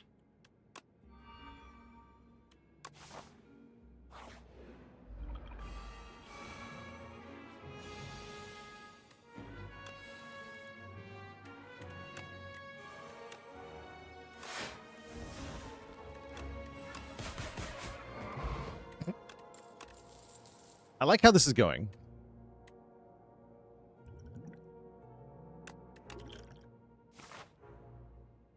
Okay, do I fight this elite? I probably shouldn't, but I'm gonna. Let's do it. It's the Dorito. Dorito's actually kind of free.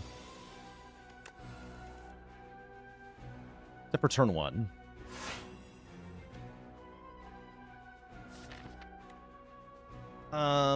Math time. How much damage is Eradicate?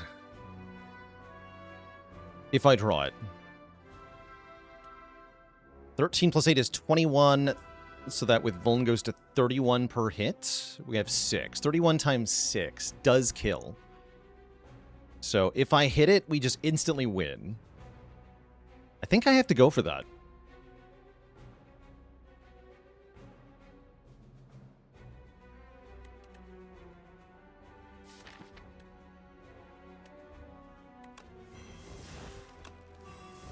Please?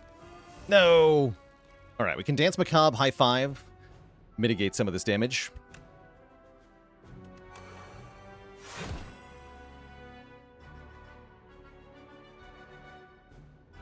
That's fine.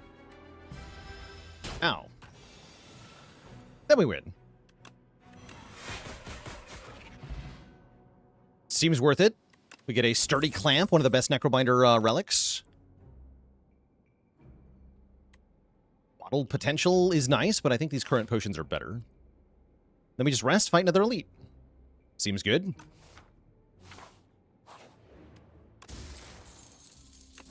Big plants. Jonksaurus, thanks for the tier 1 sub. Pressure attack potion.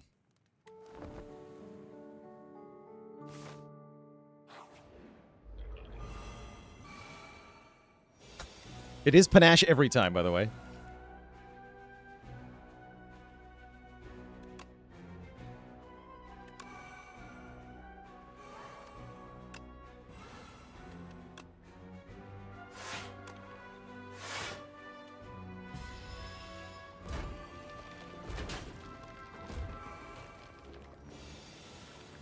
Maybe should have attack potion there.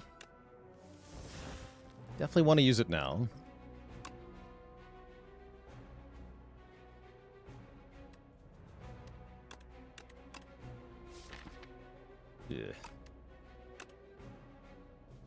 Yeah, Eradicate is a lot less effective here. That's for sure. Might take this just to get some area damage down. We're definitely suffering here.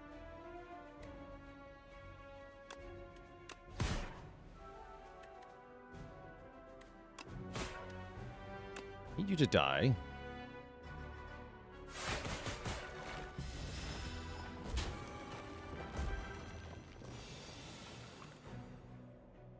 Good.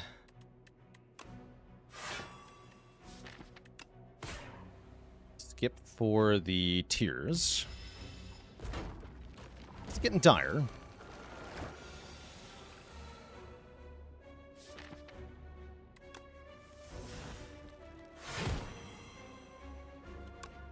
How dire, though? Okay. Think I can work with this. Oh, Panache! I can definitely work with this. Get him, Panache. Forgot all about Panache. We get a Pantograph, so that more than makes up for the hit point loss. We can just rest to get our health back. Putrefy, a little tempting here to get some more Vuln, especially Vuln that does not use up the Akabeko is very valuable. Yeah, I'll take Putrefy. We're going to rest, and then we're going to fight the B guy. Because we can kill Entomancer turn 1 with Eradicate, so a lucky roll here is just a free elite fight. Double power pot from the mailbox is pretty hype.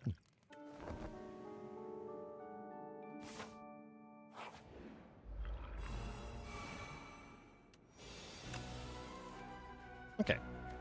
What if I blocked for 22 with Fisticuffs? How's that sound?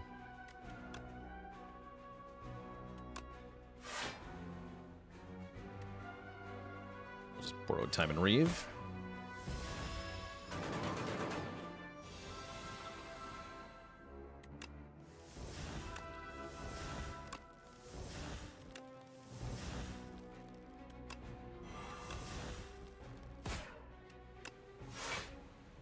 You take a little bit.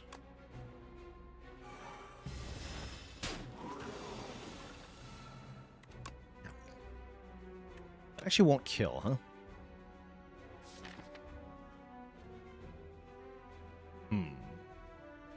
I don't like that answer. Yeah, I guess we play Defy, Defend, Strike? Yeah. Or we could Defy, Eradicate for 4? No, Defy, Defend, Strike.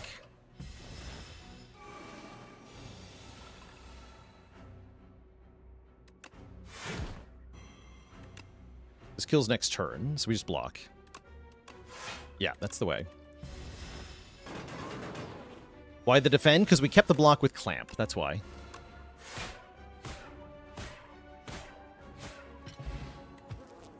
The Clamp. And I'll skip these. This is a nice candy, because we guaranteed get an extra rare power from the boss. That sounds nice.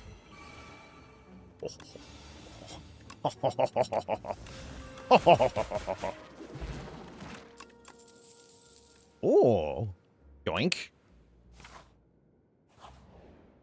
Neurosurge can make our Eradicate do even more damage. I'm going to upgrade Eradicate so we can kill the boss with it more easily. I also maybe wanted to upgrade Borrowed Time there, actually. Jackpot. Yes, I'll take Jackpot. Do I Neurosurge turn 1? I'm going to go with yes. Yes, I do. Oh, ho, ho, ho. Is that all I need? Wait. 36 times 9? Dang. That does not kill, but that is really close.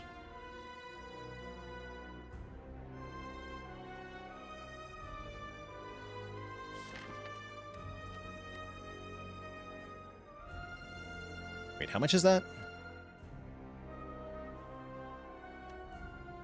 36 times 9. 360 minus 36.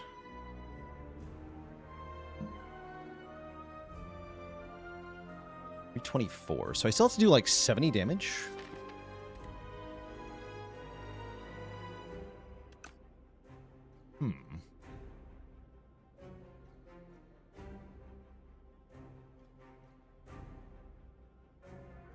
So I think the line is start with... If I jackpot, I lose the Ekka.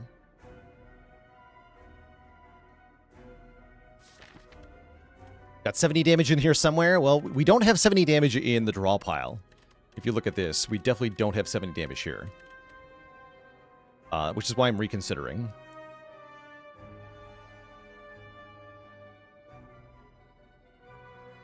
I'm going to jackpot. That's more like it.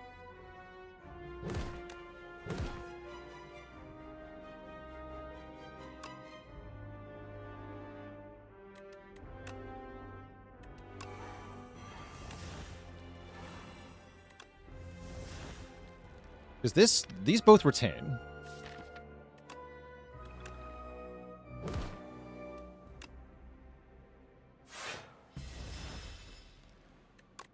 Do I need to draw? Probably not. Right, because now I can eradicate for 24 times 8. Which is pretty good. Let's do that. We do have to win pretty quick because we are taking 6 Doom per turn now. Gotta be a little careful.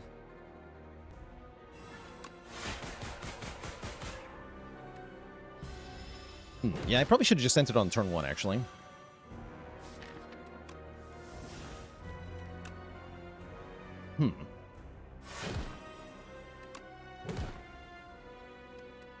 I think we are indeed still probably fine.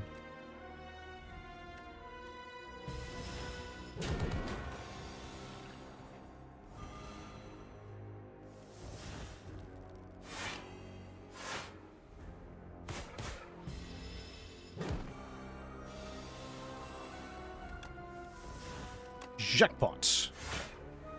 Neurosurge, Neurosurge. GG. Okay, we make it through. Didn't lose too much health, didn't use any potions. I like that. Reaper form is here. So if we want to double the damage of the Eradicate, that's one way to do it. Another way to do it is to transfigure the Eradicate, which does something very similar. So actually, give me this.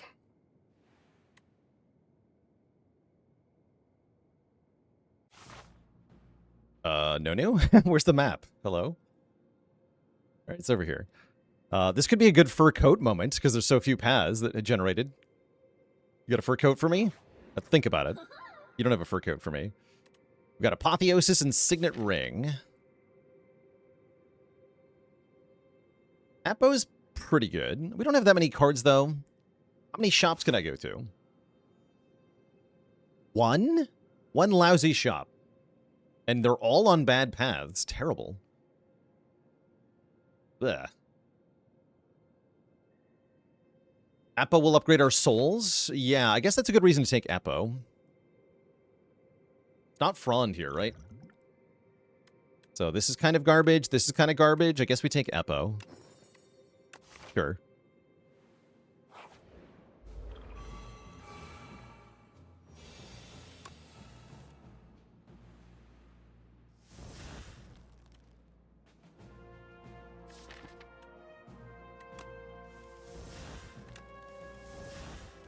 Right. Okay, so we get to do this now. 36 times 14. This would have one-shot the Knowledge Demon. Dang. Give me another Putrefy.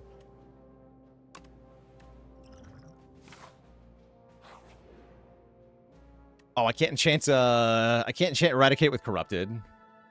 It's already enchanted. I can transform a strike. That's probably better. Yeah, it's probably better. If I transform Apotheosis, what happens? We get a colorless card, okay. How does Transfigure interact with an X-Cost card? You cannot increase the cost of an X-Cost card. So it just works. It just works in the good way. Fetch. Fetch is good. We like Fetch. Wait, 3 enemies? There's not allowed to be 3 enemies. You're cheating. They're cheating.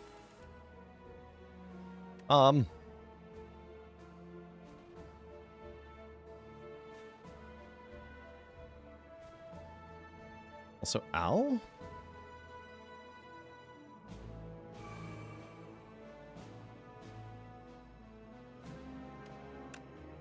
Also, ow.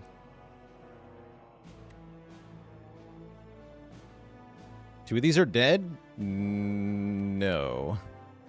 One of them is dead. That's the problem.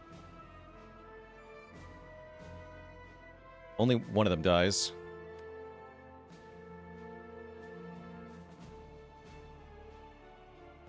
Panache High Five is only 29 damage.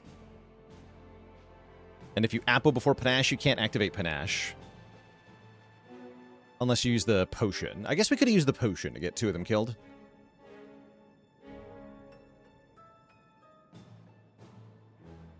But yeah, it's what? Apo. Then Borrowed Time. High Five. Defend, Eradicate. But that only kills 2 of them. Or 1 of them, rather.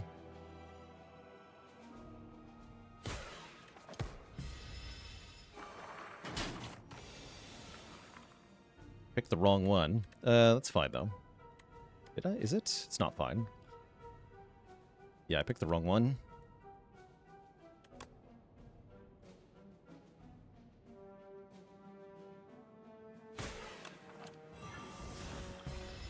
Ow.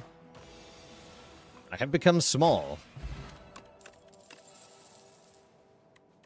We want a countdown plus? I don't think so. No, we don't. Okay. Fine, I guess.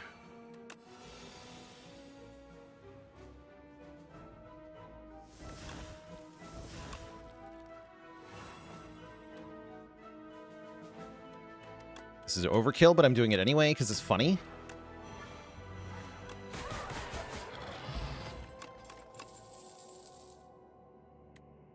Invoke Plus is actually pretty good. Okay, we'll take that. Yeah, we'll take that. Pantograph. Would really like to get to a shop and some rest sites. Want to upgrade Apotheosis for sure.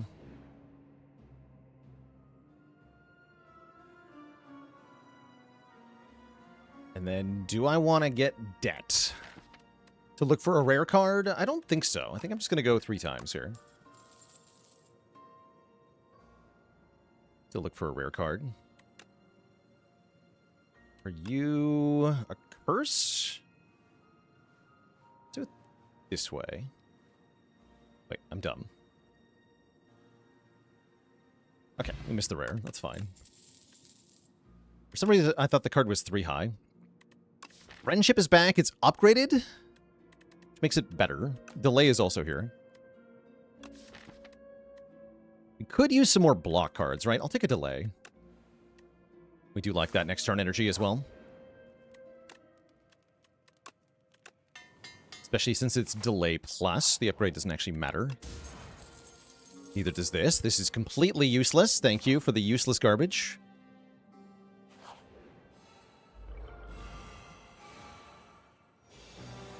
Nostalgia's back, but it's no longer relevant. I'll take Panic Button.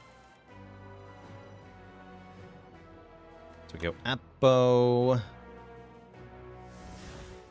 Dance Macabre.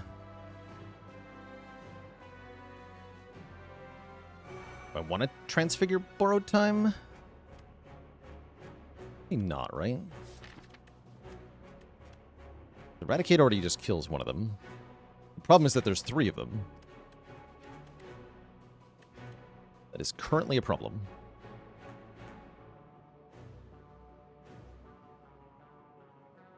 Could have also transfigured a Dance Macabre. That'd be cute.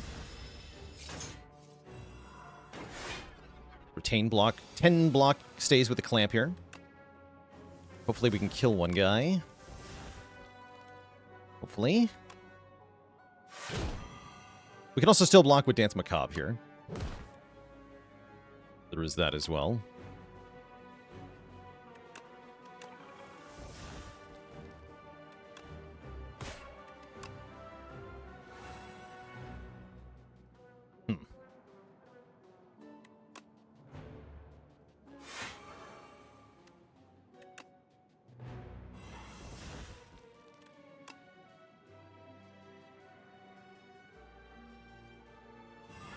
Both of these.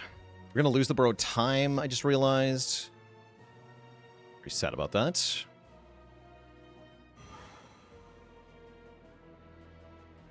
In which case, I might as well play Defy, get some more block here, right? Yeah, I still want more block.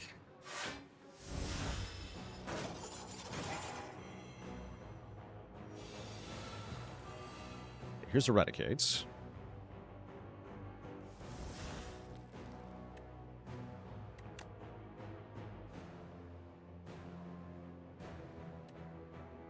Eradicate for 6 will kill you, I think.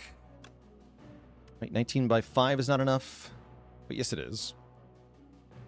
Yeah, 19 by 5 is 95. So yeah, we can invoke and Grave Warden and Eradicate. Let's do that.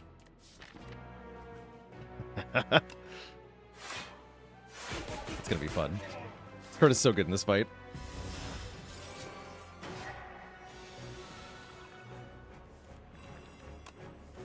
Get him, pull from below.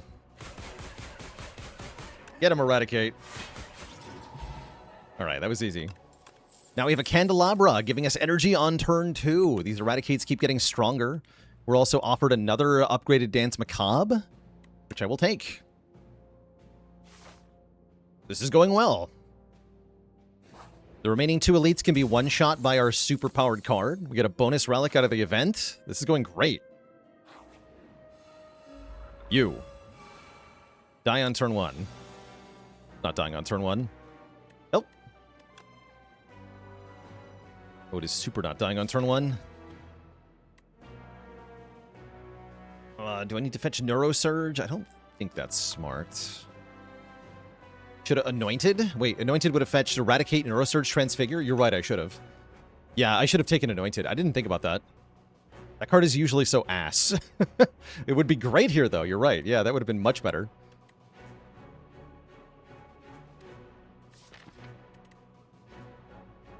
I'm going to fetch Defy, I guess.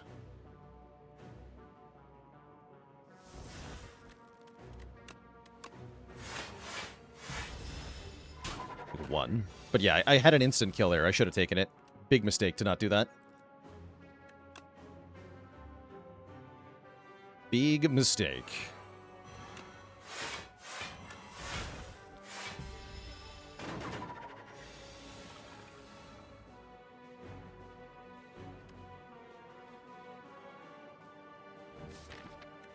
I'm gonna go for it, though.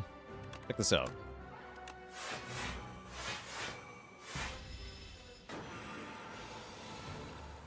Oh, big. Is that?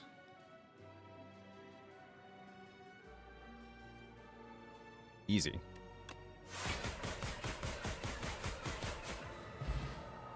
Okay, we took 1 unnecessary damage because I didn't believe in the power of Anointed. My bad. We want a right-hand hand? Probably not. Doesn't really help me here. Like, it goes back to my hand a bunch, but it doesn't actually do much. So no thanks. Snap to retain more stuff? That is an option. Not necessary, though. Alright, our 1 shop is here. At the end of each turn, lower the cost of a random retained card by 1 until played. Interesting. Discount. That is relevant. Nate Drake, thanks for 20 months of support. But yeah, we just have to remember, if we see Anointed again, to click on it. This is a rare Necrobinder only relic. It does seem decent here. Mostly because nothing else is any good at all. Shop is hot garbage. Imagine taking the Signet Ring from Nonu, and then this is your shop. Be horrible.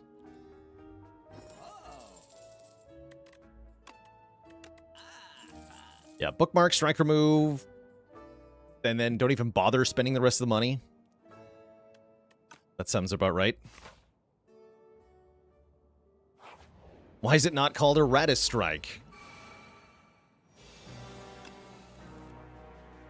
You know, that's a good question.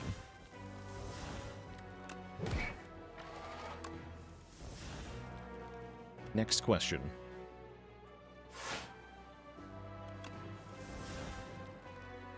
Borrow time now? I don't think so. Gotta bookmark it.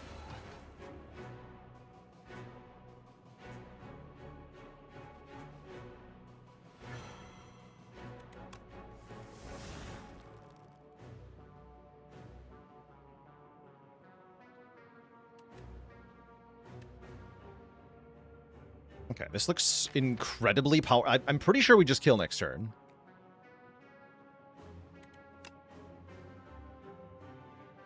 Let's figure this. Play Invoke. Play Dance Macabre, High Five, Putrefy, Delay. And then we do this. I have 22 times 36 damage. Dead. We get even more card draw. Dirge is another good use for all this energy. Kind of, sort of. Is it? Is it, though?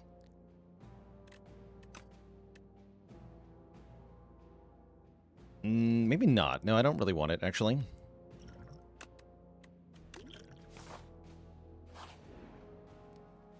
And then we're healing to full, so we...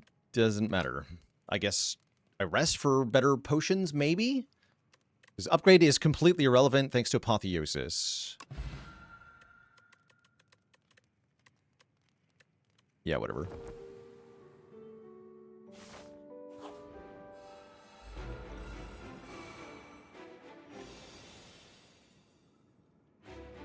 Panic Button's also pretty good here. Panic Button, actually.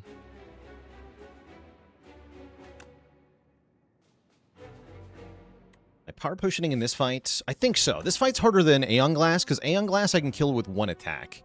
This guy takes a minimum 3.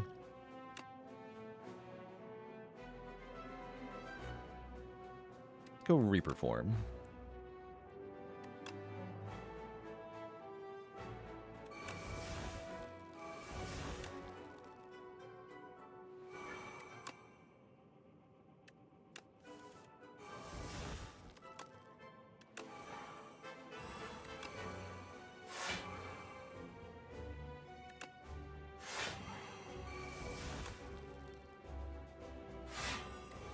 Yeah, I'm really counting on being able to kill it next turn, aren't I?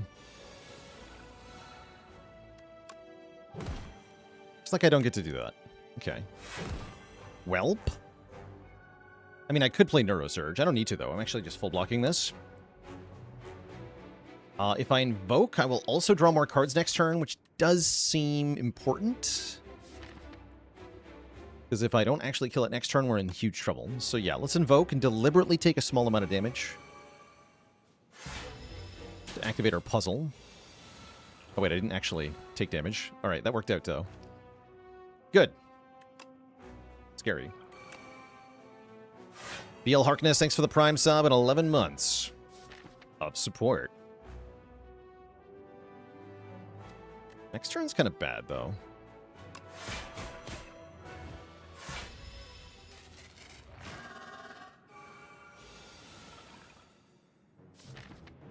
Yeah. Okay, let's transfigure this card.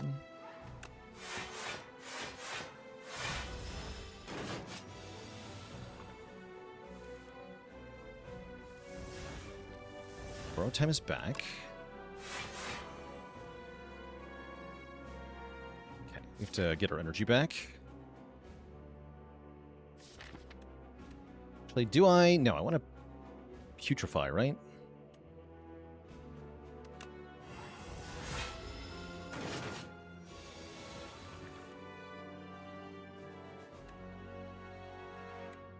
Okay. I think I actually need to transfigure defend here so I can block.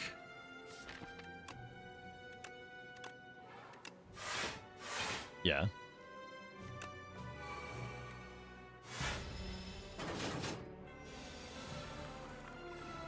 Hello?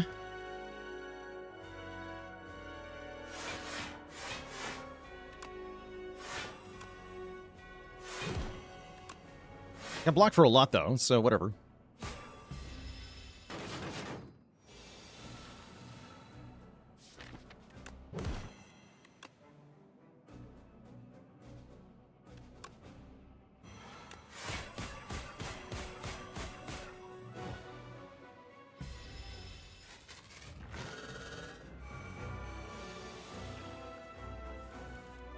Good. Okay, that's one part of the puzzle.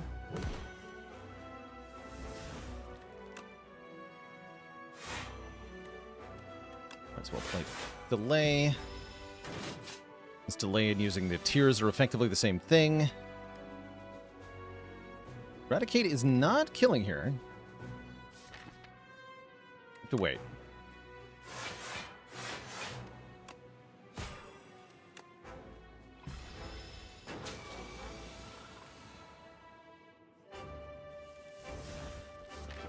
Okay, now we definitely super murder it.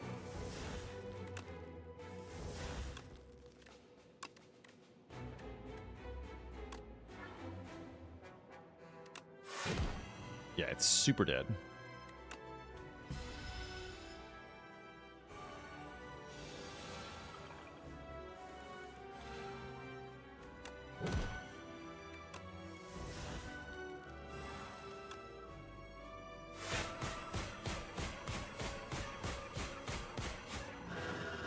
GG. Don't even need the Reaper form. Just kill it. Triple dead. Secret technique sounds great here.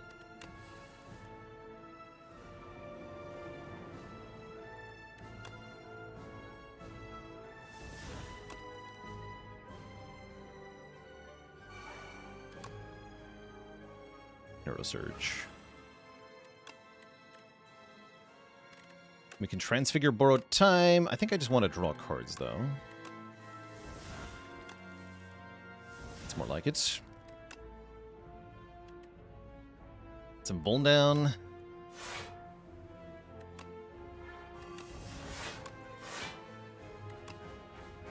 Don't spend our last energy. Yeah.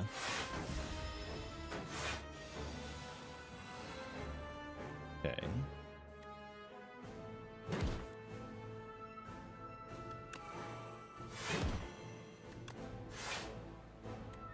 Bother with this either.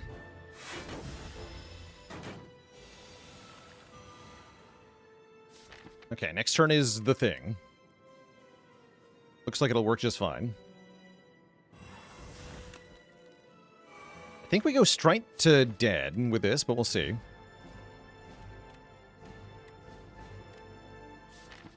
Transfigure, borrowed time, double borrowed time, eradicate.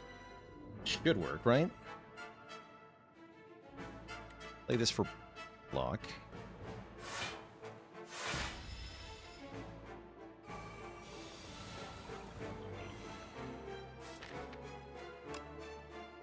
If we transfigure eradicate instead, we effectively, I think, get one more hit, but then we lose the benefit of the Akabeko on the replay.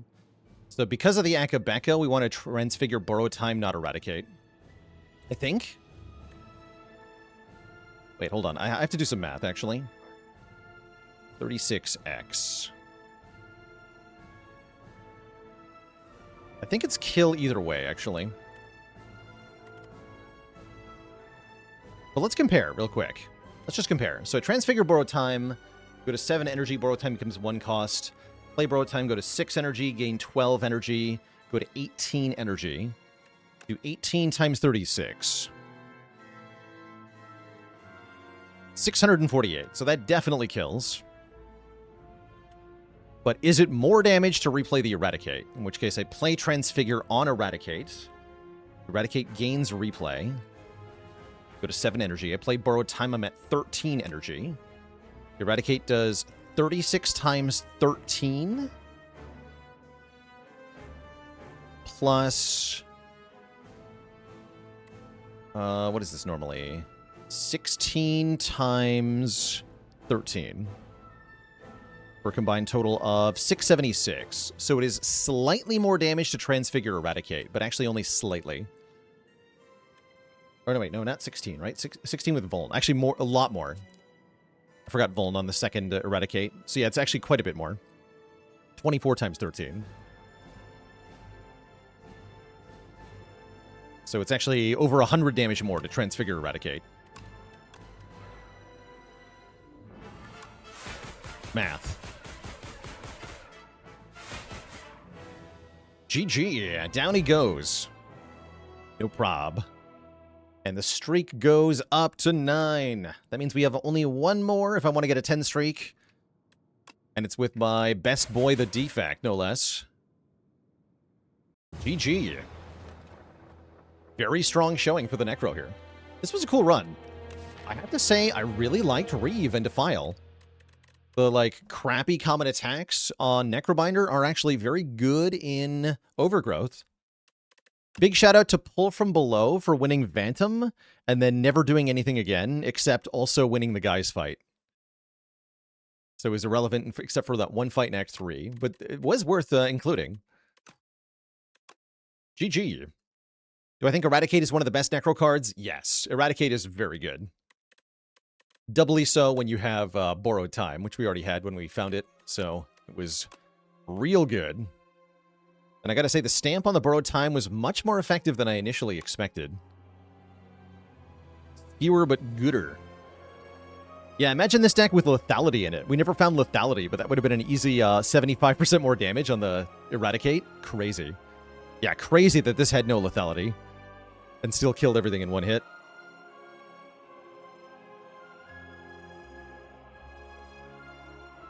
What's up, Zerul? My personal hope is that we get Heart is the Act 4 Ancient, and then Architect is the Act 4 Boss. That's my hope. But who knows what they cook up. Couldn't tell you. Why was Borrowed Time always 0 cost? That was the almighty bookmark. The power of reading. Allowing us to discount cards that retain. And we had retain from the stamp. So it was even using this on a card that doesn't normally benefit from it, which is kind of cool. I guess this also works with the retain enchantment from Underdogs Act 1. Would have also worked with Snap. Yeah, Snap works quite well with that. Do we know when Act 4 is coming? They've said they plan to add that after all the other stuff. So after alternate Act 2, after alternate Act 3, and after character number 6. And if they add any more after that, probably as well. So it's going to be a long wait for the Act 4. Yeah, towards the end of early access. Essentially, with Spire 1, what happened is they added Act 4, and then we fully released very shortly afterwards. So it'll be the last thing they add before they call the game done, and then release it.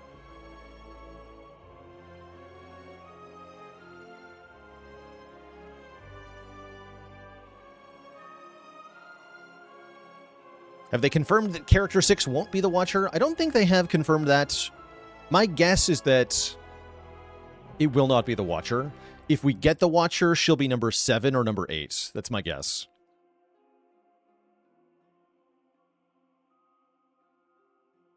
All right, chat, we're going to do another run here, play as the Defect. Before that happens, I am going to take a quick break here, refill the legs, stretch the water. I'll be back in a bit for some more.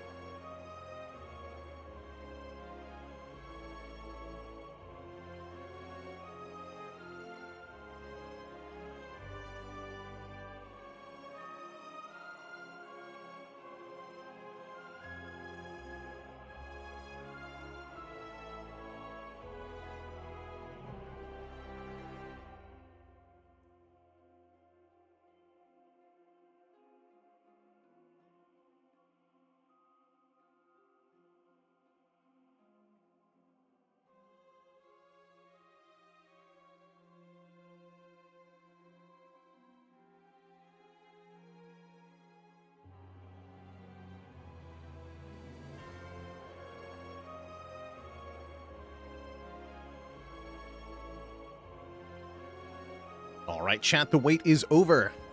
And we now get to play Defect, going for win number 10 in a row, where we're offered the Niao's Torment. I'm also kind of a believer in Shears. Well, I think Shears are only really good if you can take a fairly safe path through your act, and you're an Overgrowth. I'm not quite sure about that. Witchwood Rings, thanks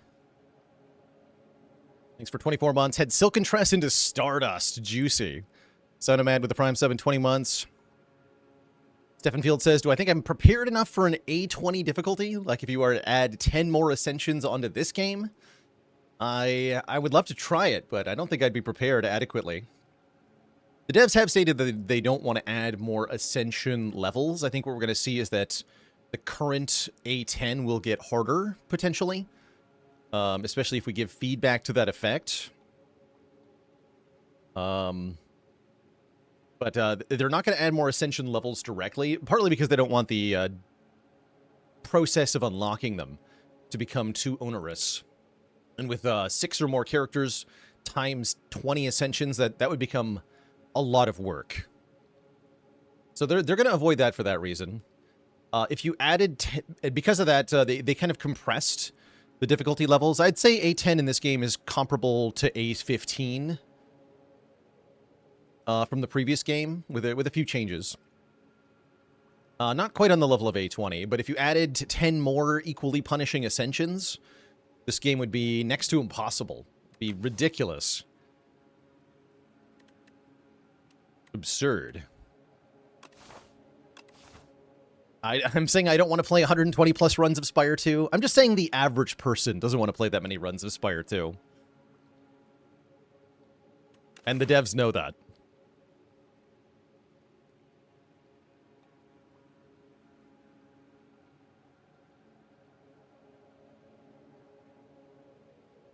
Yeah, there's definitely no elite that hits you like Reptomancer would hit you. That's for sure.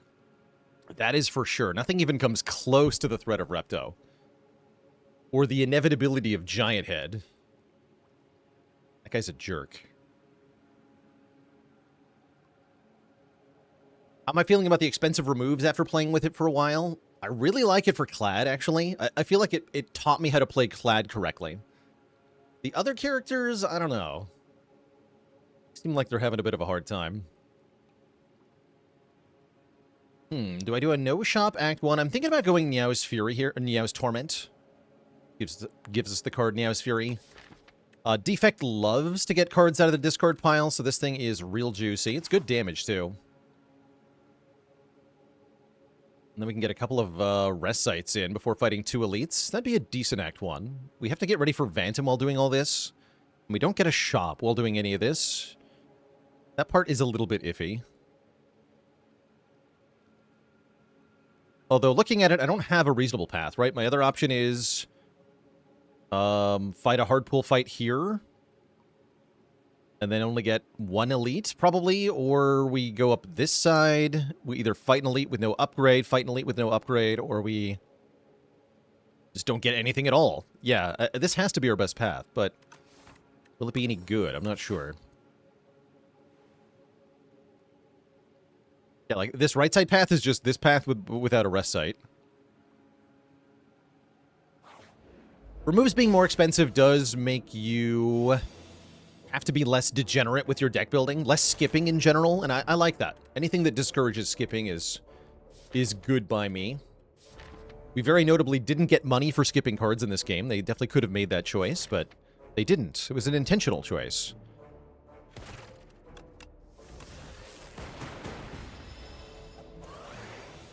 Blap, blap, blap.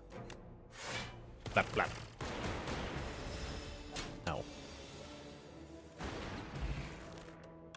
Okay. We get a potion, Momentum Strike. That's a good card with Niao's Fury, right? That's huge upfront damage. Do I actively talk to the devs? No. Do they solicit anything from top players? I don't think so.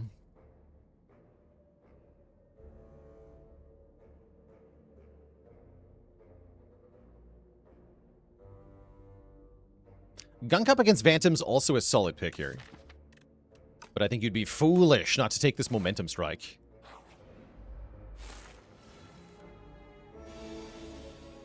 Foolish.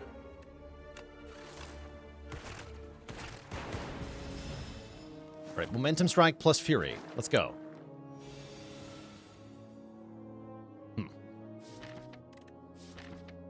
So that is kill this one, take 2. That's my best option. Yeah, that's my best option.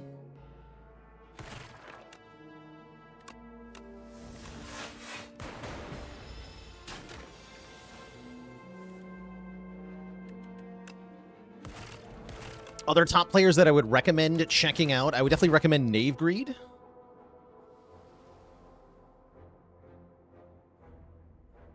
Knave Greed, one of the absolute best. He's been doing a lot of streaming for Slay the Spire 2, so you'll catch him live most days.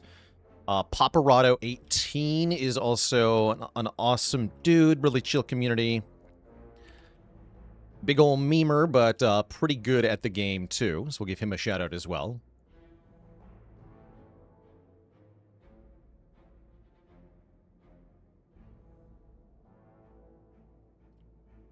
He's trying to say Frost Prime. Frost Prime does a lot of Spire 2 streaming as well, yeah. Frost Prime's, he's got a big popular stream.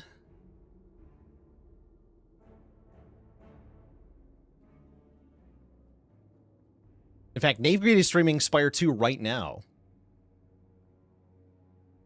I'll also give a shout out to Multibrad.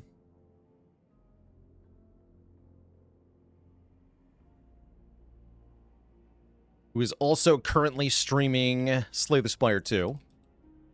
So if you want to pop over there and say hello. Japanese Export, another good channel as well. Yeah, Jap Export has some awesome content. Ooh. Boost Away is 0 cost, so that's nice. Glasswork is here, though. I really like Glasswork. I'm going to take Glasswork. It's another block, and it's some AoE. Ow. Okay. Not great draws in these opening combats, but that is how it goes sometimes.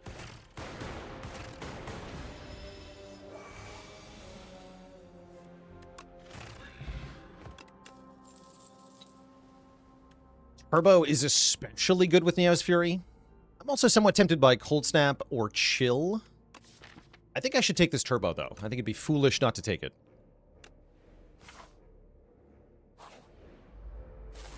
Okay, I'm really happy about the Glasswork. Less happy about the Turbo currently, but it's still a good target for the Fury. So consider that. Screw that guy in particular.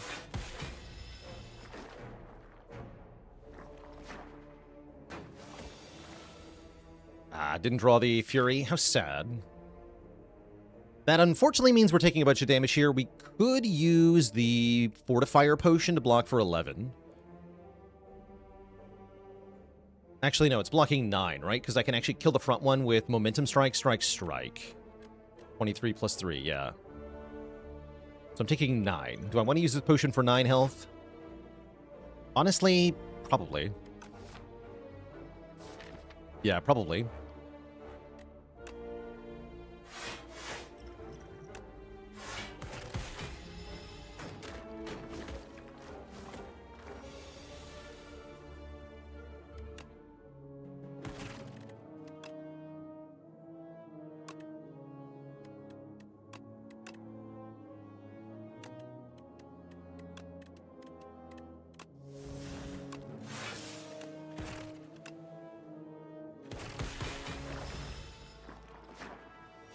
Okay, that gets a clean kill. I'll take it. We get a very good potion in the Essence of Darkness. We are offered a Claw. Had I found the Claw before the Momentum Strike, I would click on Claw. I don't actually think I want this Claw. Could also think about Tempest because we have Turbo.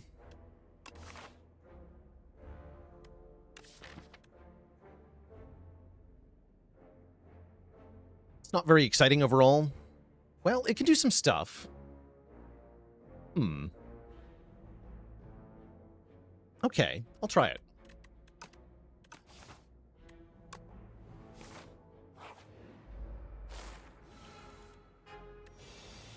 Okay.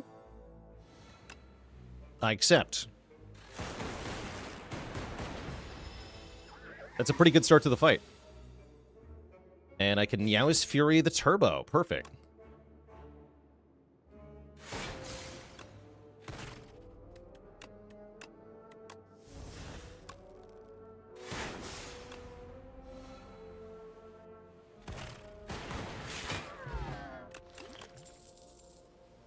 My favorite child, White Noise, is here. I'm not going to say no.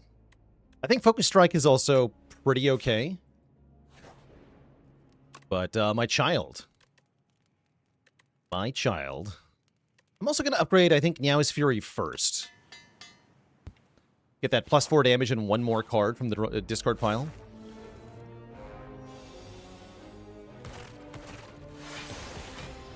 And then probably Turbo second. Nice.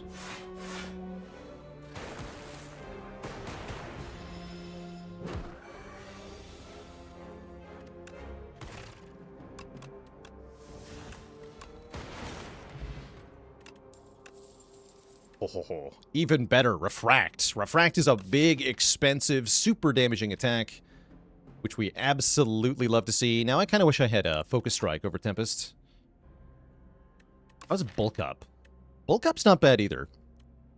But I'm definitely taking Refract here in Act 1 Overgrowth.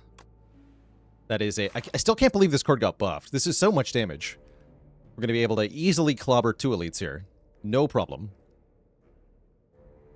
And Phantom should fall too. I can even make Refract sharp. Or I can put more block on Glasswork, which is kind of tempting because we don't have much block. Hey, righty, joining the almighty list of channel cuties. All hail Twitch chat. We got a new cutie on the list. Let me get you added right away.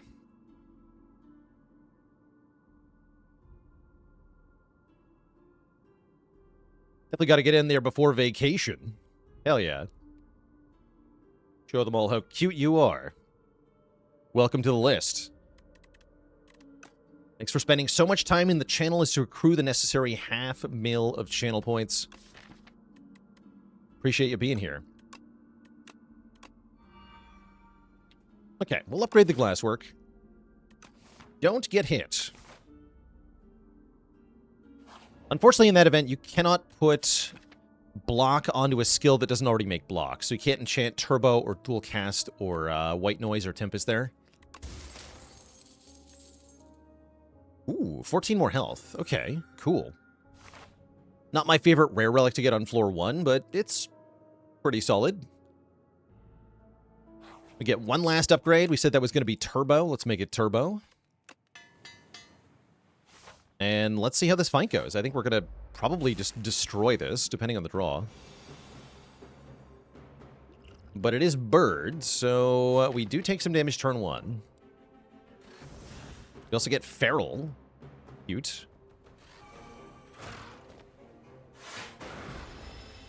Ow.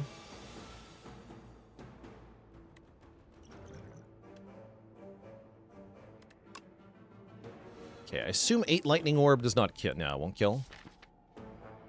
Fine, then we just go Glasswork Tempest, take a little bit more. Probably win next turn without having to use a potion.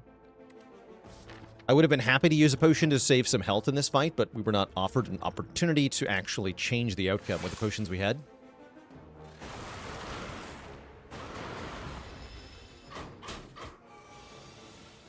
Ooh. It still kills, though, yeah? Refract is just so much damage. We get a boot thingy. Focus Strike is back, and is probably worth adding. I'm also down for a reboot, maybe. Although reboot with Meow's Fury is a bit weird. I'll take Focus Strike. I really want to get some focus in this deck. And I'm going to leave this Flex Potion on the ground. Is that true? That is true. Then we can upgrade the Focus Strike. Yeah, Focus Strike with glass is really strong. You do want to upgrade it for that additional focus, though. To be sure. Momentum Strike plus Tempest is my line here. Yes. I could Essence of Darkness in this fight if I'm scared.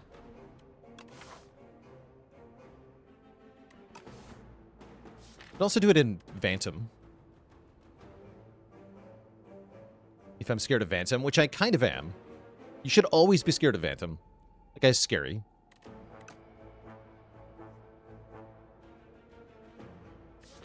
Okay.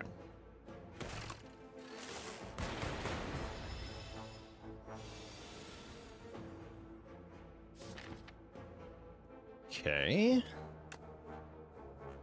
Inserting. So what does glass do? So glass starts at 4 damage to all enemies as the passive, and then reduces by 1 every time it activates. Not per turn, but every time it activates. And then when you evoke the glass, it does damage to all enemies equal to twice the current value. So it starts at evoke 8, but then goes down to 6, and then to 4, and then to 2. But that also means that any positive increases to glass will double their magnitude when you evoke the glass. So if you have 2 focus and you evoke a glass orb, it does 12 to all. And that's why glass and focus are really strong. Evoking a glass orb is twice your focus damage to all enemies, which is huge. Huge damage.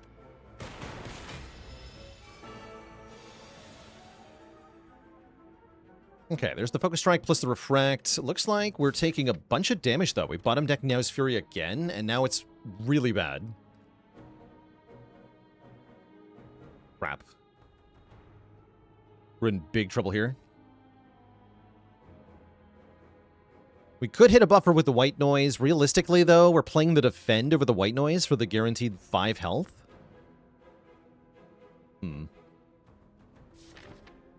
Unless maybe the Essence of Darkness can kill.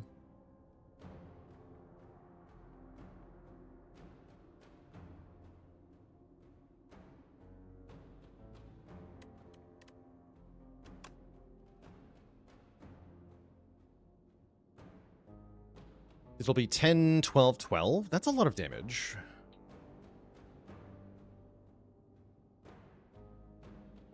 Yeah, hold on.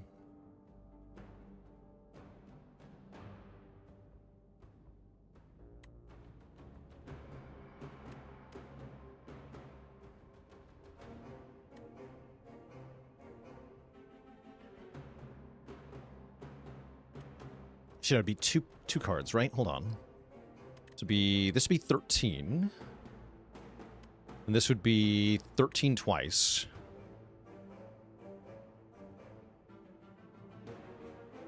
These evoke for 10 apiece. So 10 plus 10. They'll be active passively.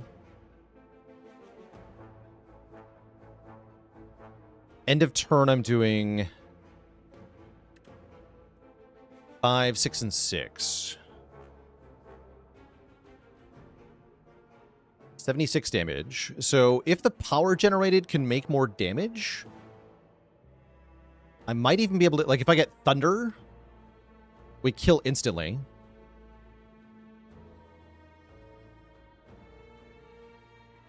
And I can always use the Essence of Darkness to get a kill. So we're going to play White Noise. We do get a useless power. So I believe that means we have to use both potions. Yeah, because this won't kill. But 10, 12, 12 will kill. So if I drink this potion, we kill it. All that for a Juzu bracelet. We do get another Refract, though. I'm definitely going to click on that. Hell yeah.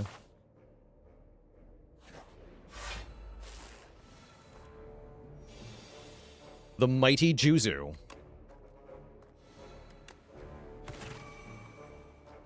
Let's just go defend Tempest. Since we can't count on that to die. And then we super duper win because we finally drew Neow's Fury at the right time. So now it's actually like killing everything. Get a lucky tonic for Vantum. That means we get to upgrade. We get synchronized for more focus. If we want it. We only have 2 orb types, so it's not that good yet. It is pretty good, though. We could just take another turbo, honestly. I think that's pretty good. Yeah, reviewing of the footage, I'll take another turbo. M. Deeks, thanks for the Prime sub and 19 months of support. And then we upgrade second turbo? Yes. Okay. Great. I do not fear the Vantum. Yeah, we're really not afraid of this fight, at least in terms of our damage plan, because the refract hits so many times. We break through all the slippery on turn 2. Also, I get to do this. Bruh.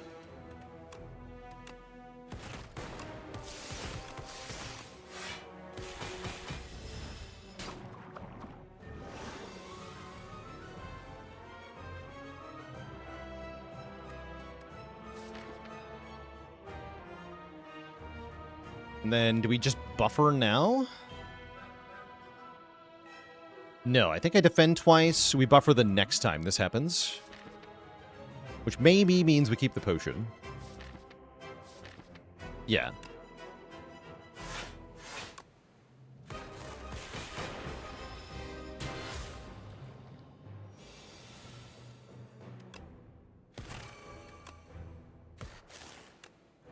I'll play this.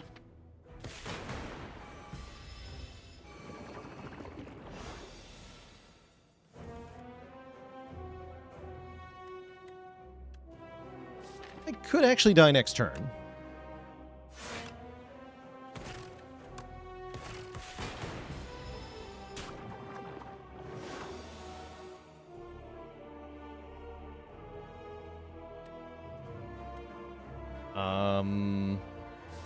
Ooh, am I dead?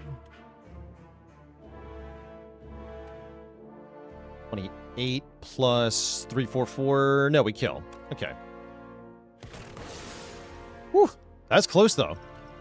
But yeah, greeting the potion does pay off here. Now we keep the potion, and we have a duplicator, and we have some very good cards offered in Ice Lance or Echo form.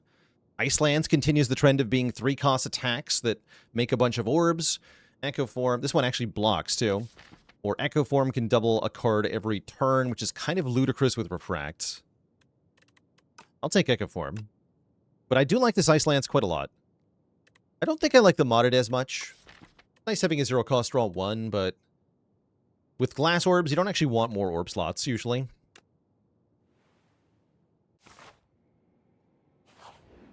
What's up, Tez? Soup? No, big hug. Remove all 4 strikes. Make the deck way more consistent. That seems really good. We get a status card every time the deck is cycled, but that won't be much of a penalty because this deck is very good at killing stuff very fast. We can also take cards that turn this into a benefit, too, like Trash to Treasure or Flak Cannon.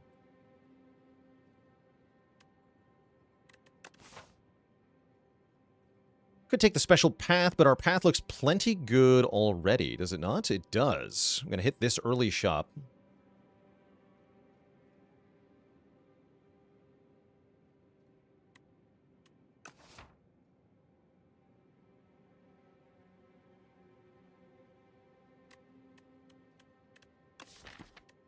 So yeah, I'm going to take Big Hug here. Remove every strike we have. Does Trash to Treasure work with a Big Hug? Yes. When Big Hug creates a status, that counts as you making a status. So that will activate Smokestack. Let's look, actually. Yeah, that'll activate Smokestack. That'll activate Trash to Treasure. That'll cheapen Rocket Punch. And you can use it with Compact and Iteration and Flak Cannon, too.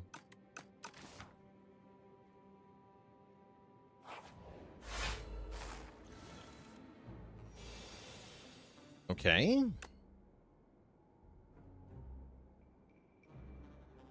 What do you make? Sure. We have 11 plus 14 plus 11. 36 damage.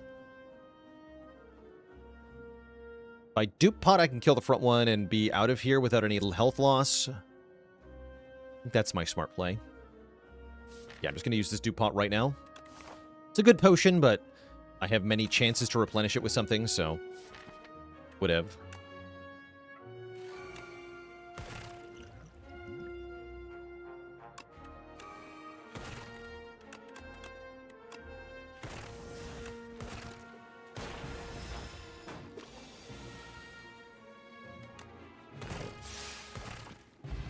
Yeah, that got doubled.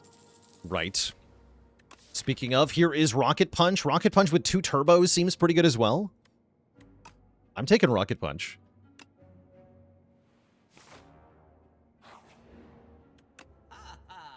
Ooh, and Data Disc is here. One of the best ways to get focus. Start combat with 1 focus. That's going to make these glass orbs do much more damage. That means no bread. That's all right. There is Smokestack here. Not actually sure I want Smokestack. What I want is more removes. Zap remove looking kind of good now.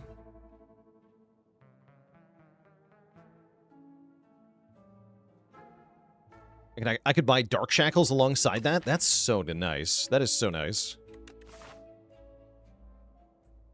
Is Eternal Armor busted? It's very good with Echo Form, is what I'll say. Yeah, Eternal Armor with Echo Form is quite strong. And we could take it here. I think we have better things to be doing, though. Namely, Dark Shackles, Zap Remove. But yeah, I think this is actually a pretty solid pickup here.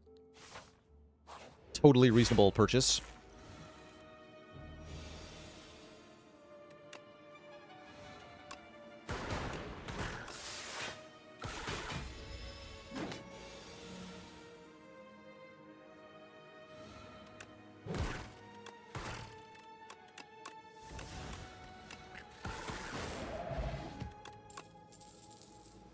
Okay, Synchronize is back. Still don't actually think that highly of it currently with the reduced focus values on it. What about Hotfix? Hotfix is the same thing, but simpler and easier?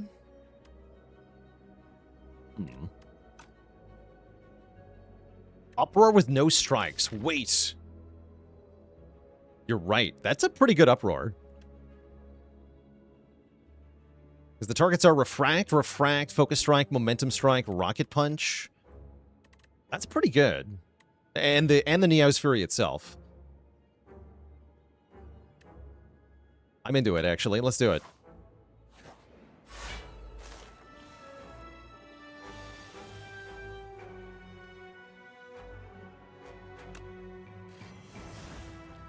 Convenient block. Oh, the Data Disc is so good.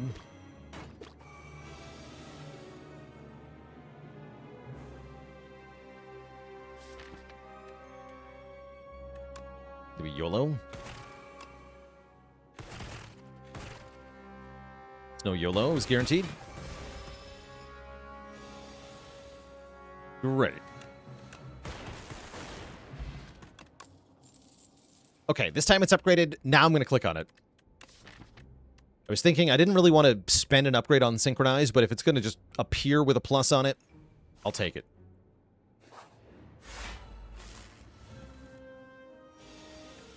Kill.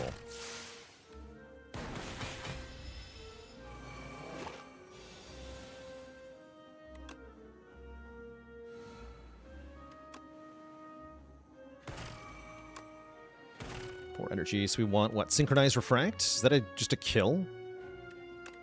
Or do I have to block here? I have to do math. I don't think it kills. I probably want to get Glasswork Defend then, huh?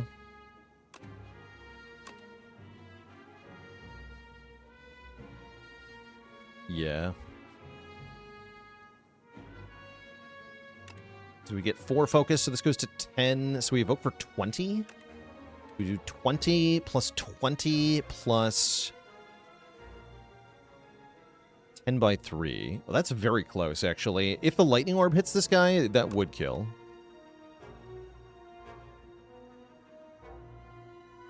But otherwise, we're short by 2. So I should have white noised first, is what I'm saying. But no, I couldn't have, actually, because then I can't synchronize refract. Yeah, so we're just shy, is the conclusion here. Let's go Glasswork Defend.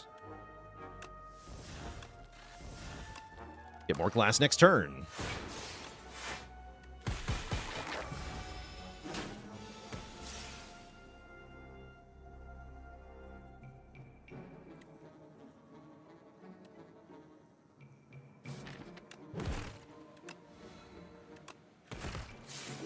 Oh, that's right, it was upgraded.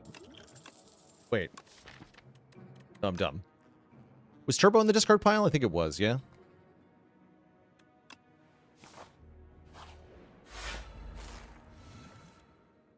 Then I'm silly.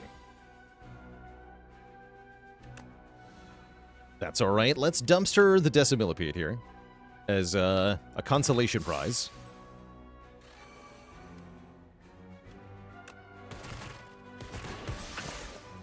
Dumpstered.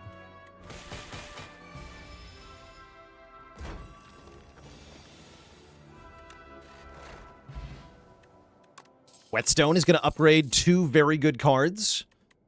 Overclock seems pretty solid as well. Take an Overclock. Upgrade Refract Momentum Strike. Okay. Life is good. Upgrade Overclock. Yes. Okay. Gain some plating. Eternal Armor come back. That's fine. I'm just going to go upgrade elite here. And we're going to upgrade Rocket Punch too. We want more card draw.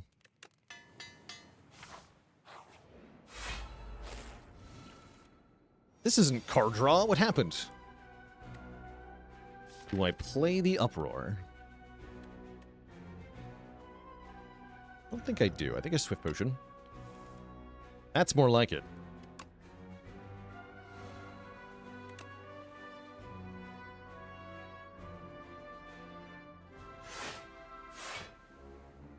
Go Refract and Dual Cast.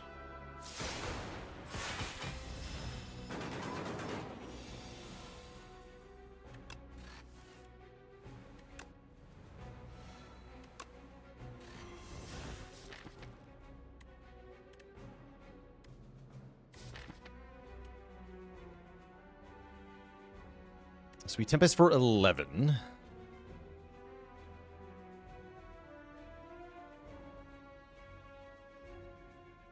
So we evoke 5 lightning, right?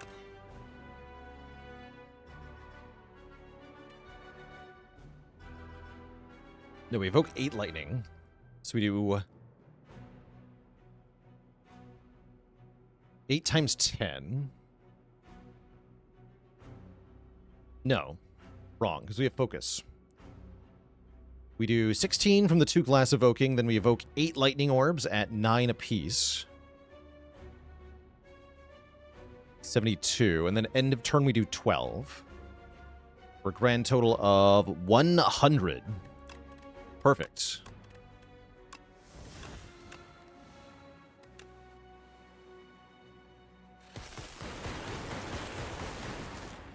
I think you actually do 1 more damage by playing Glasswork first. Coolant is here. You know what Coolant isn't, though? Coolant is not Hologram. The best card in the game. Not the best card in the game. It's the best common in the game. Neos Fury is better than Hologram.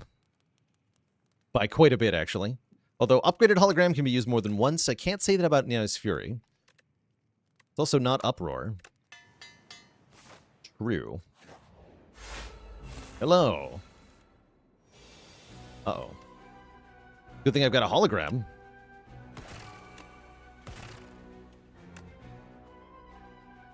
One?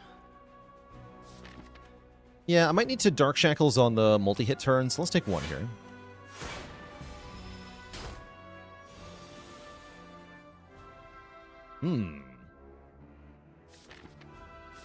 This is my only chance to get Neo's Fury back, so this has to be our Neo's Fury turn. Okay.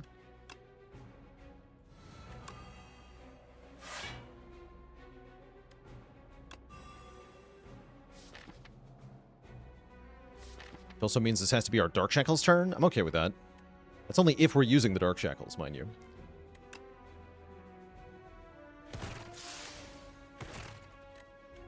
I could go Focus Strike, Turbo Refract here if I want to.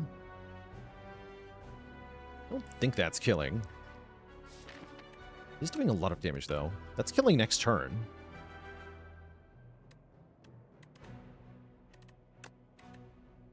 I could also do Focus Strike, Momentum Strike, Hologram. No. Yeah, let's do this.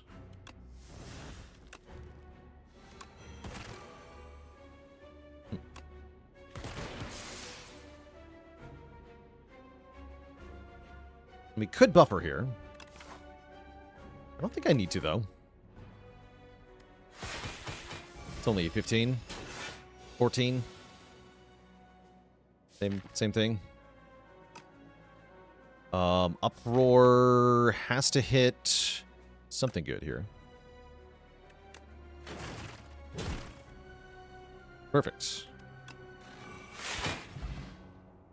A Speed Potion and a War Paint will upgrade 2 skills. I also would normally go for the Ice Plus here, but because we have Uproar, it becomes kind of bad. So I don't think I'll be taking it. We upgrade White Noise and Tempest. No defense got hit there. Excellent hits. Very good hits. Feeling very good about life. Okay, good. Let's dunk on these nerds. Yeah, that was effectively two energy upgrades, which is pretty sweet.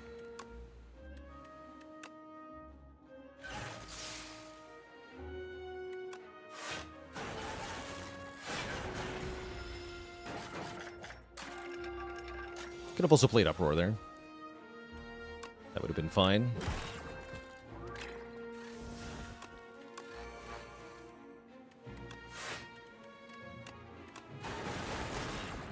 The Blapping. Hotfix Plus. Not sure I actually want that one.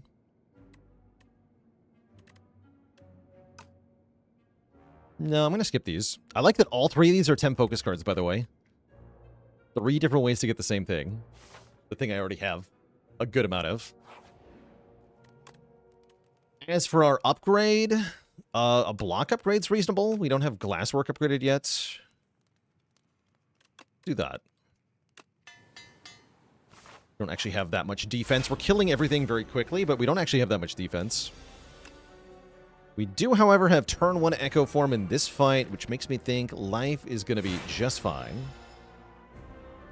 We cannot tolerate the debuffs. We can't take 1 fewer draw. We also can't take 3 cards per turn, so we're going to be taking damage per turn every time, which does kind of stink.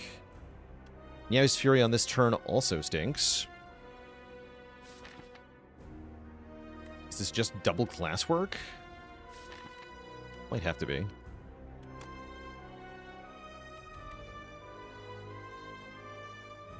Yeah.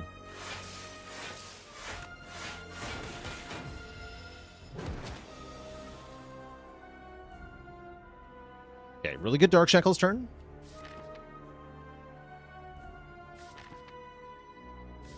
We can do a lot of fun things here. Our first card is doubled. It might be double Overclock here. We're going to end up with a bunch of statuses, which I actually cannot get rid of currently. So we got to be a little bit careful. If I cannot kill it quickly, we have to plan for a longer fight. Maybe I don't want to double Overclock then.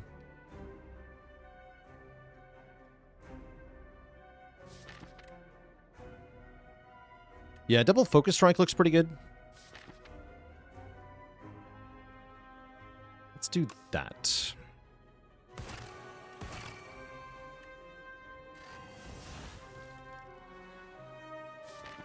Both turbos on the bottom is actually really bad. Should have double overclocked. I think now I have to hologram overclock. I can also hologram Niao's Fury, and then Niao's Fury overclock and hologram. That's also an option here.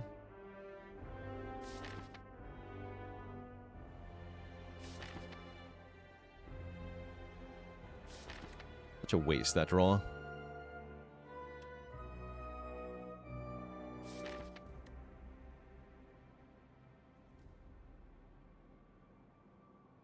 Yeah, actually, I'm going to do that.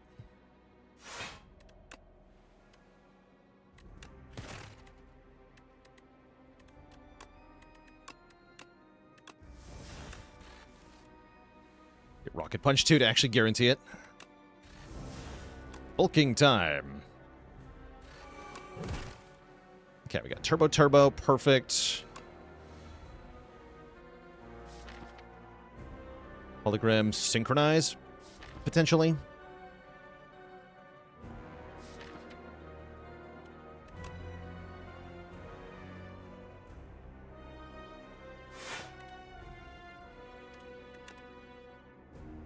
Or maybe just Turbo. Try synchronize. These glass orbs evoke for 24 apiece.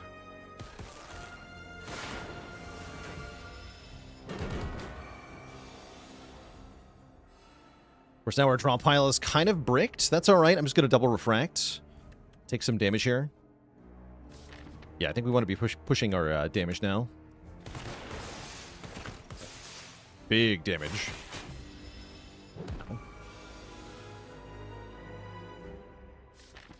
Then double uproar is basically guaranteed to hit refract.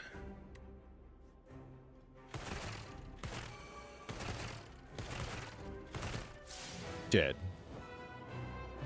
Big damage. Very big damage. There's the flat cannon. Oh my god. We could also take all for one, but I think we want this flat cannon. Because then we have a way to get rid of all of the statuses that we make. It also gets hit by uproar, which is not a bad thing. Nice. Shatter is also decent there, but I definitely am eyeing a way to get rid of statuses. Of course, we're not even fighting Aeon Glass. He didn't show up because he's scared. Wait, Flak Cannon Blessed Antler? I've never thought about that. You can just get rid of the dazed right away. That's cute. Probably I'm taking Glam, because Glam is wham. Glam lets us slam. Makes Rocket Punch start free. Androctonus, thanks for 23 months of support. Scarf can do some fun things in this deck. Yeah, Scarf is also fairly powerful here. Kind of. Some turns it is. On the bad turns, it's bad.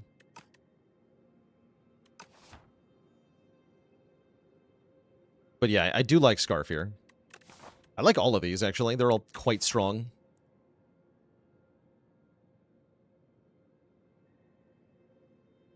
Best possible deck for Blessed Antler? True, actually.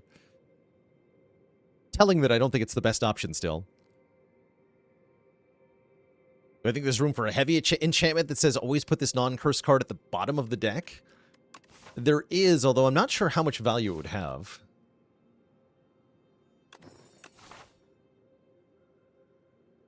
We'll go with the Scarf, I think. And we got to get to a shop. Guess this one.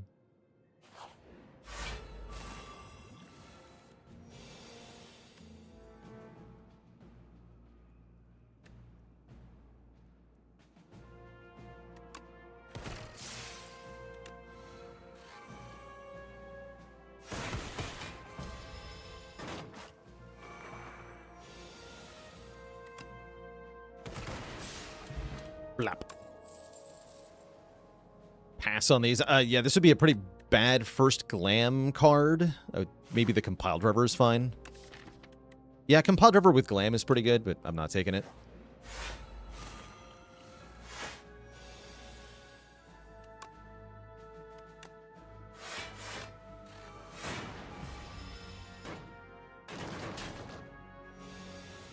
That's a good example of a turn where the Scarf doesn't do anything, but now it does.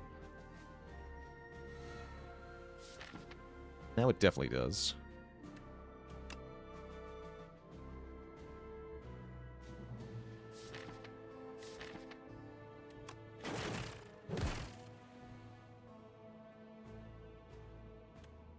And I'm going to block, actually.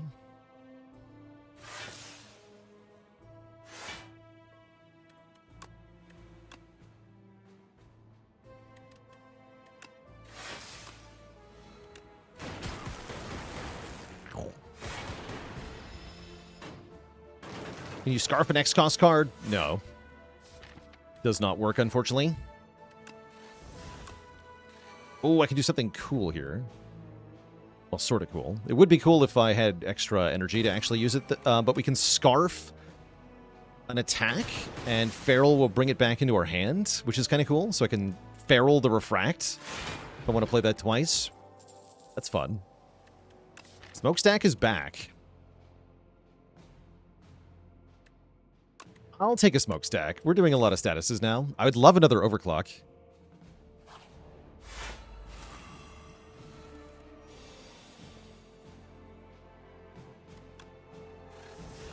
Oh. Oh. Oh. That works fine, though.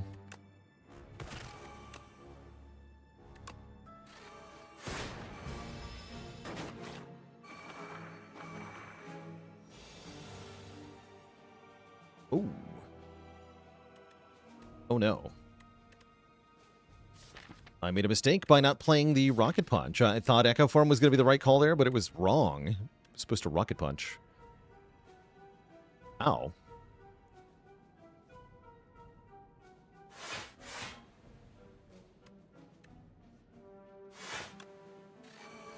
Currently blocking 18. 28 perfectly blocks both of these. Okay, let's use the ship in a bottle. That's fun. I played Flak Cannon. Didn't look like it, but I played it there.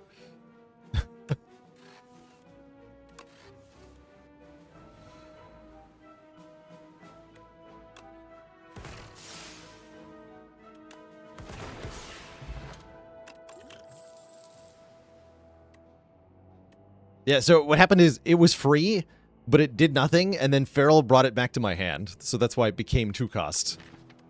Is that it played, but did nothing, and then immediately returned. Oh, I could have taken Uproar there. I wanted that boost away, though, for another status generator. Second Smokestack, second Flak Cannon. Triangle's kind of good. Kind of. Not as good as Quarter Move, though. Could take a Splash. I think I want to go double Smokestack. This is too fun. And I'm going to remove Dual Cast, of all things. Goodbye, Dual Cast.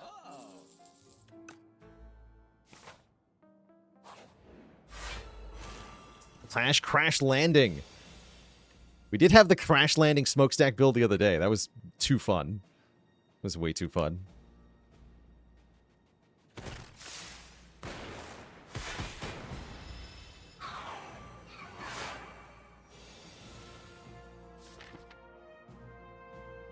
I actually could have played Refract for free there, now that I think about it. That was Focus Strike, Defend, Synchronize, Tempest, Refract. Did that wrong?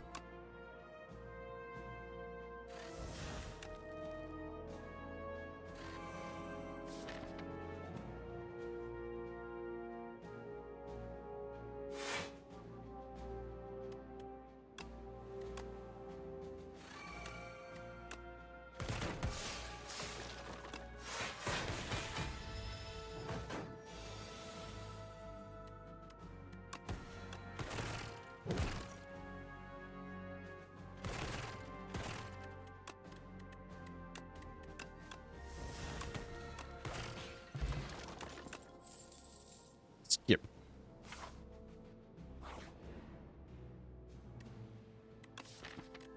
I don't exactly have a lot of cards I want to lose here.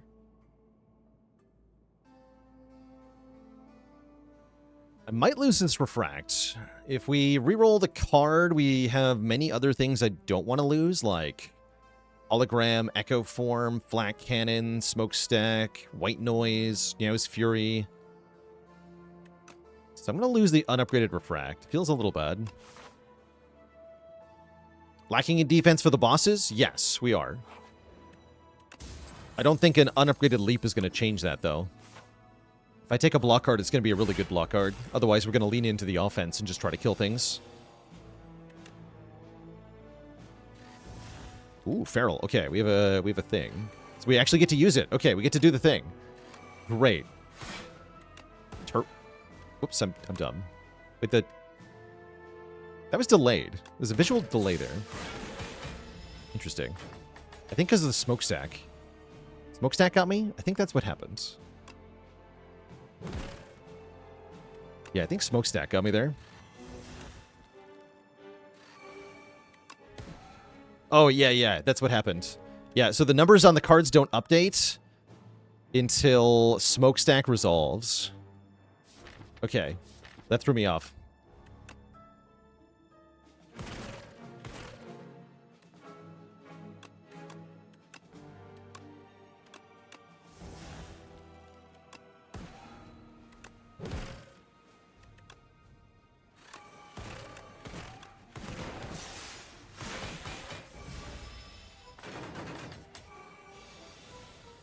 Spire. Did the sub-badges change? Yes. Yeah, we have new sub-badges courtesy of Ivy Blade. So there's lots of new badges going around in chat. We got energy icons for Necrobinder and for Regent, as well as some of their upgraded relics. Might as well fight more elites, right? I've got Regal Pillow. Let's fight elites here.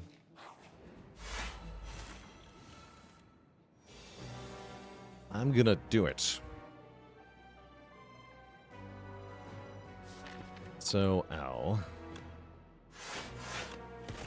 Is my longest streak so far? Nope. It is not.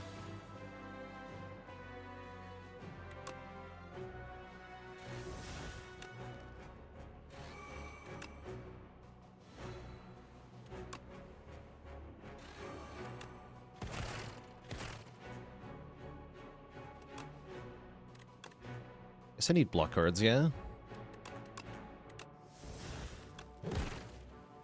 Yeah.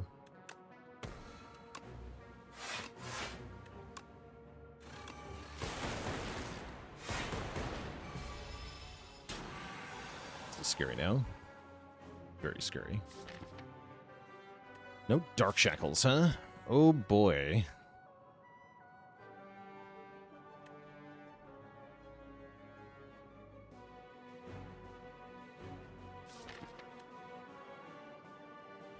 I think I'm risking it by hologramming Rocket Punch.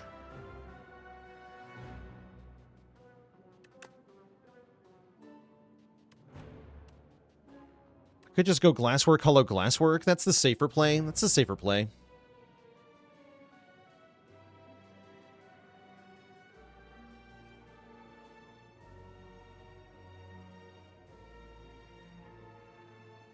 Doesn't seem like a very good play, ultimately, though.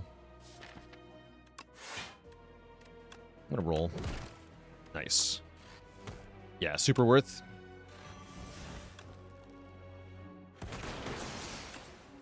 Great. Very worth it. Okay, hopefully we kill on this turn. We should.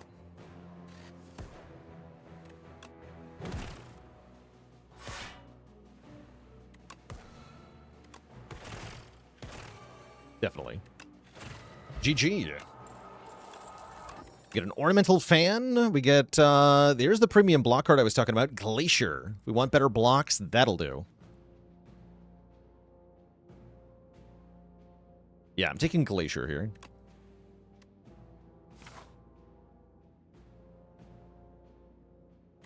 And I think Flex Pot's better than Vuln Pot, probably. Do we heal now? Let's be safe. Don't want to be forced to use my potions or anything dumb. These guys should be pretty easy. Oh, and this turn one is juicy. Get him. Oh no, I'm dumb. I should have played my other cards first. Foolish.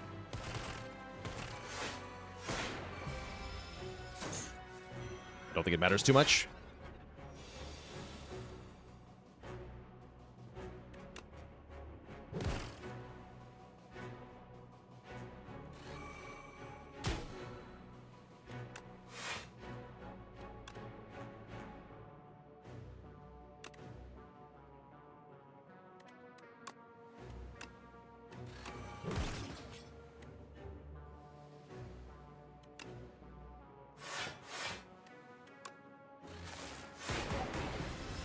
Use flat cannon. I'm not too worried about that.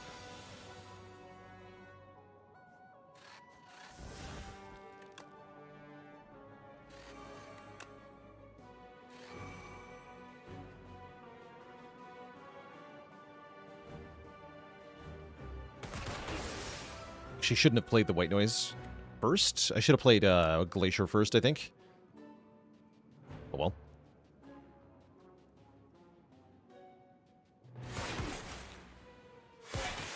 Yeah, we don't quite kill. That's all right.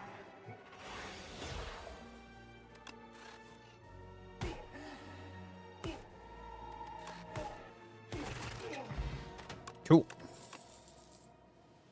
Did we take Capacitor? Still think the answer is no, although actually, no, it's yes. Yeah, I do take Capacitor. And I will take an event. Duplicate your deck.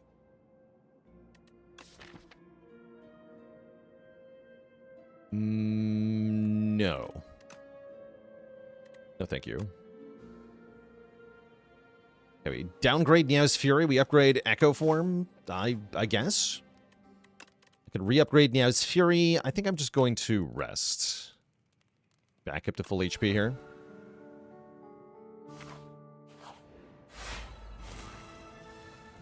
Why now? Why take an event there? Because it's faster. That's the only reason.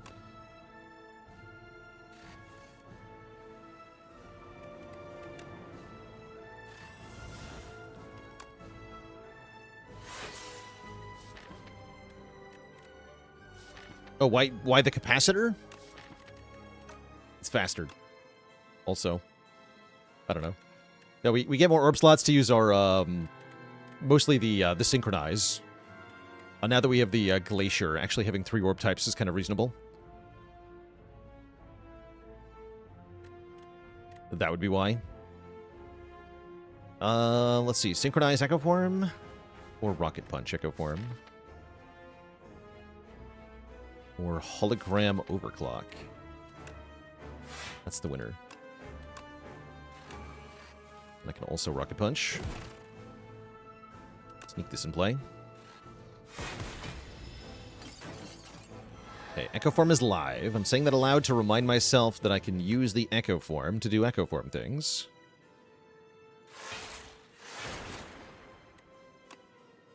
Great.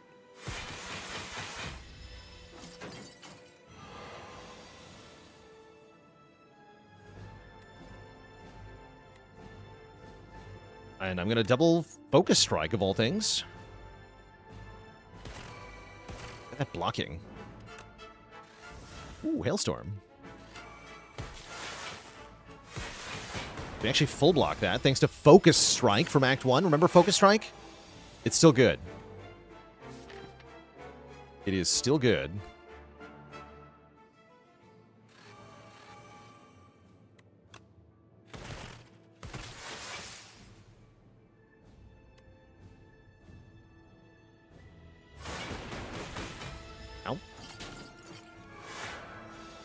Okay, next turn is scary. This turn might be when we kill, though. Yeah, I'm just going to go ahead and double refract you.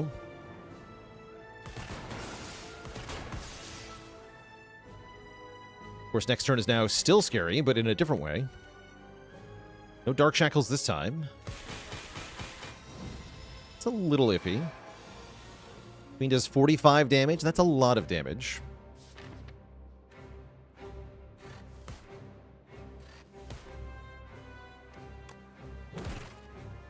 And unfortunately, I really brick the draw here.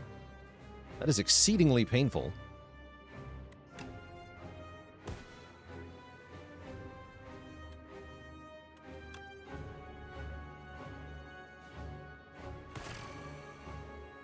Yeah, that's very painful. Never killing here. Block for 4 with this, though. The Uproar actually has no targets. Ouch. We do take a lot of damage there. I'm able to double Glacier and synchronize on this turn, though.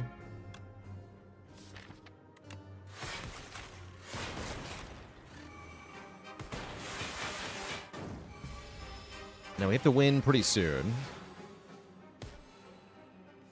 Okay, good.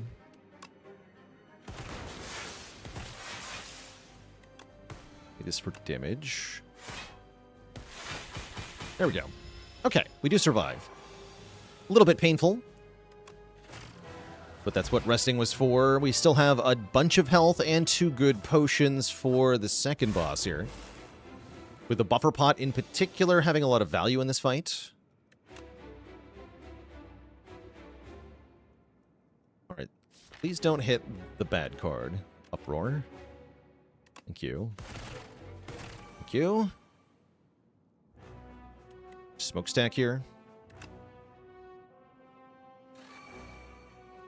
Take some damage. This turn looks very good.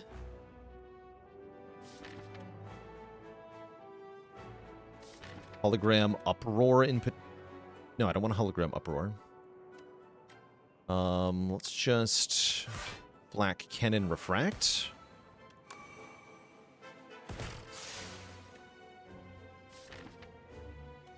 Like a Hologram Void. I'm going to delete Void.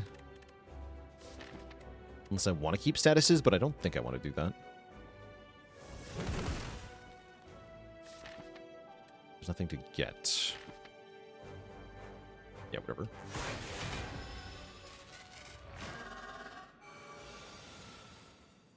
Okay.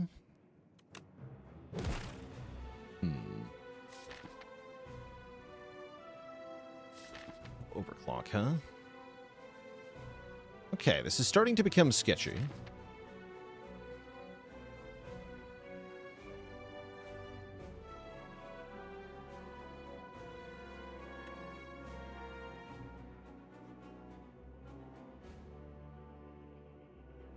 Realistically, we have to Dark Shackles here.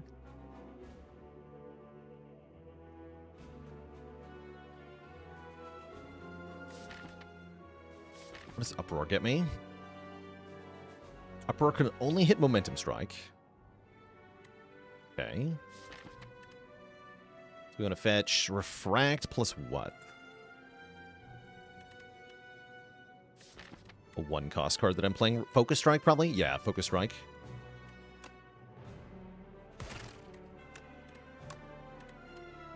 That sounds right.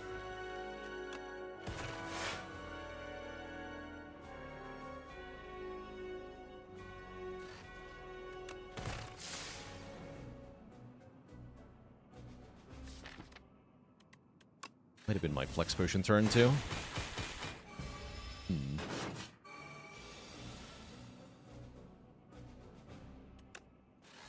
Okay, that's nice to have. This is concerning, though.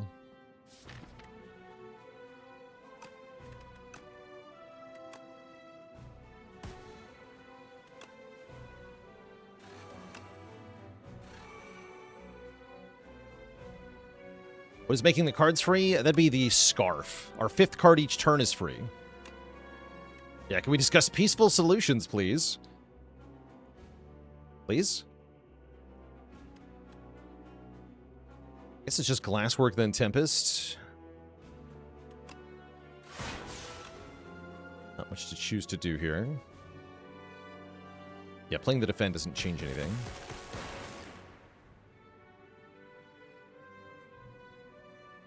I don't think the Flex Potion would have gotten the kill. Not quite. Maybe if I played Uproar on that one turn, but... So currently I'm taking 2 hits, taking 22 damage, getting 2 statuses.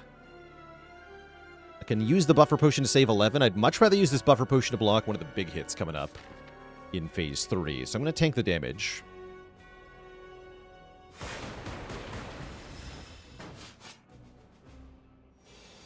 Yeah, we had 1 plating there, which helped out quite a bit.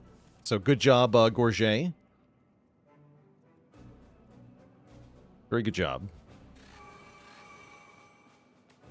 Probably should have doubled Glacier, but I like having more power. More power. Definitely want some Frost, though. So blocking this 11 by 3 is going to be a little on the tricky side. Fortunately, we can hologram twice, get back Glacier. Last work.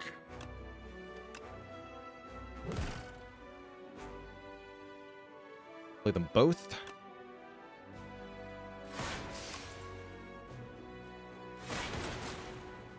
Sounds good. Okay, we never die on this turn. We ever win, though?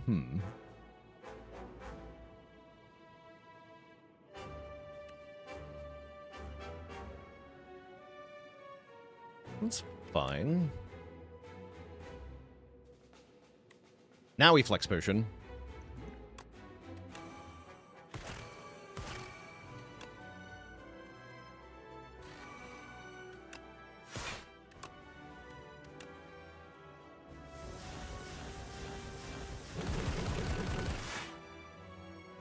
Block easily? Okay, good. Thank you, Glacier. Yeah, Glacier's the only reason we're alive, is finding that card at the last minute. So I'm glad we found it. I don't really want to double Tempest here. No, I don't. I don't want to do anything, do I? Double Overclock is a little tempting. That might be safer.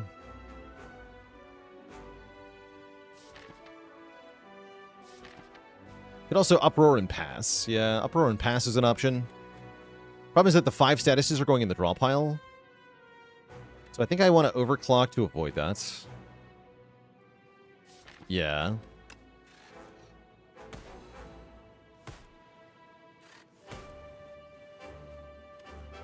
Glacier in the discard pile is not so bad, thanks to Hologram. So I want to Uproar now.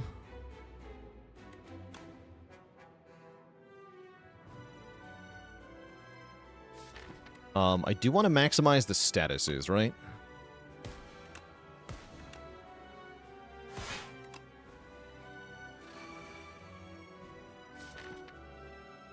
I don't want to hit Flat Cannon with Uproar, though. No, I don't want to hit Flat Cannon, so I'm not going to play Uproar.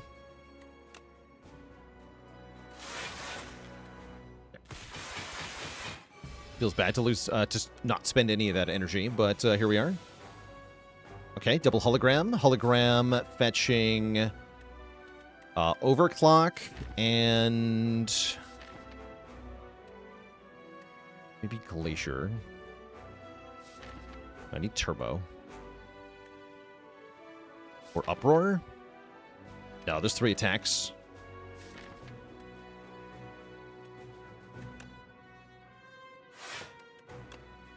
I need Turbo. So how am I blocking? Focus Strike? Yeah, I need Turbo. Okay, we do get Flat Cannon. Massive. I think that's a kill then. Yeah, 9 times 13, that's super kills. GG. Fire!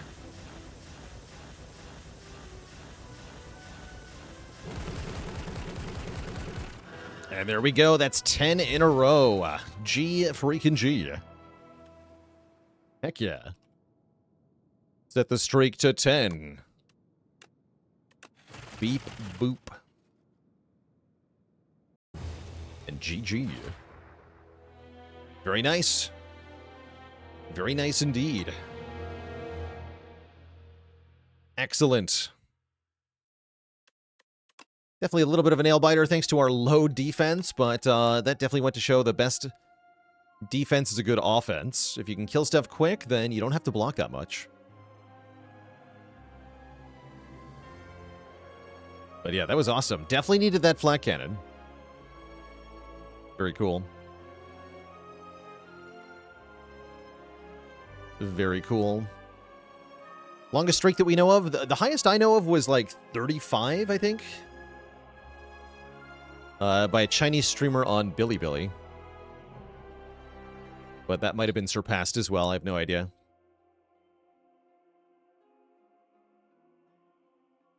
I don't know.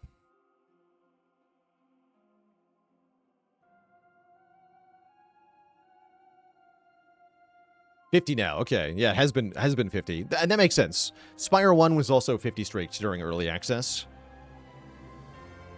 By Celerity. So that tracks, actually.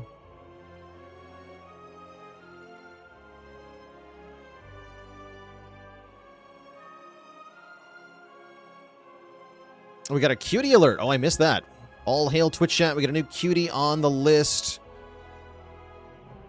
I can't spell good. Welcome to the mighty list of channel cuties. You are now on the list. Welcome, welcome. Yeah, at a certain point, it more becomes about resilience and, like, the mindset.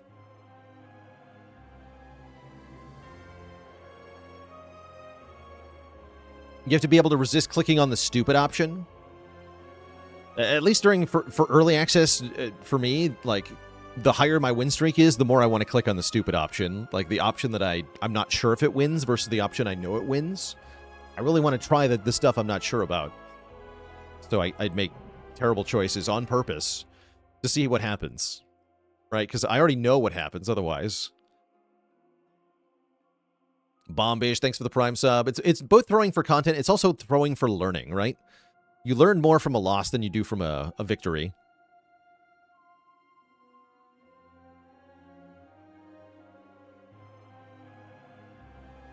So I would do things like try the Antler, even though see if it worked in this deck.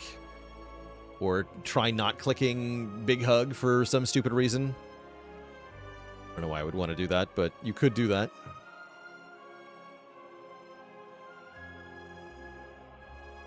Favorite stupid option was cloning Wisp. Turns out generating a bunch of energy does not by itself help. No, it really doesn't. Maybe if you have Unceasing Top, but yeah, no, it does not.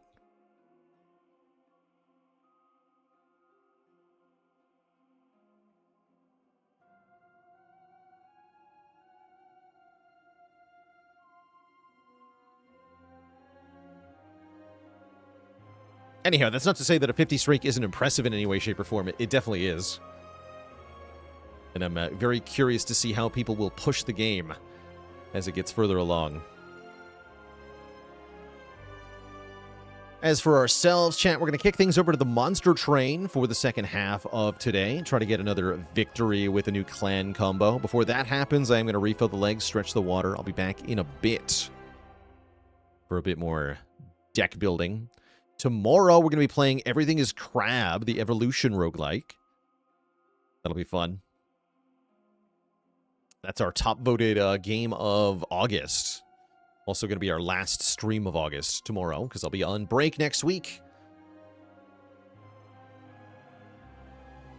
No plans for Guild Run. I'm not much of an auto-battler guy, personally. Nor do I generally play early access games, although, obviously, this one's an exception.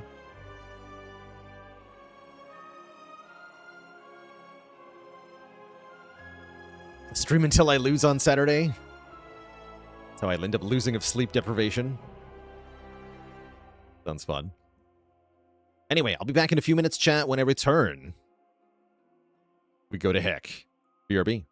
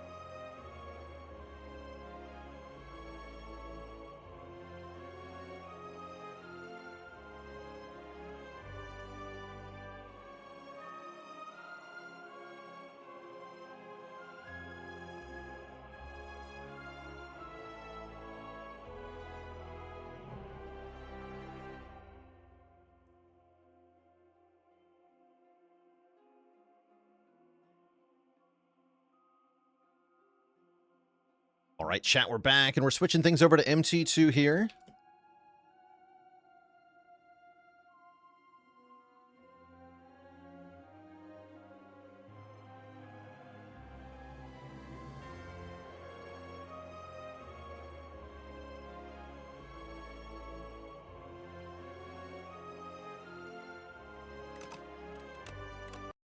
Let's do it up. First time live after years of YouTube. Well, welcome, welcome. You're unfortunately at the very end of the Spire content for today, but there is still some deck building nonsense that will be happening.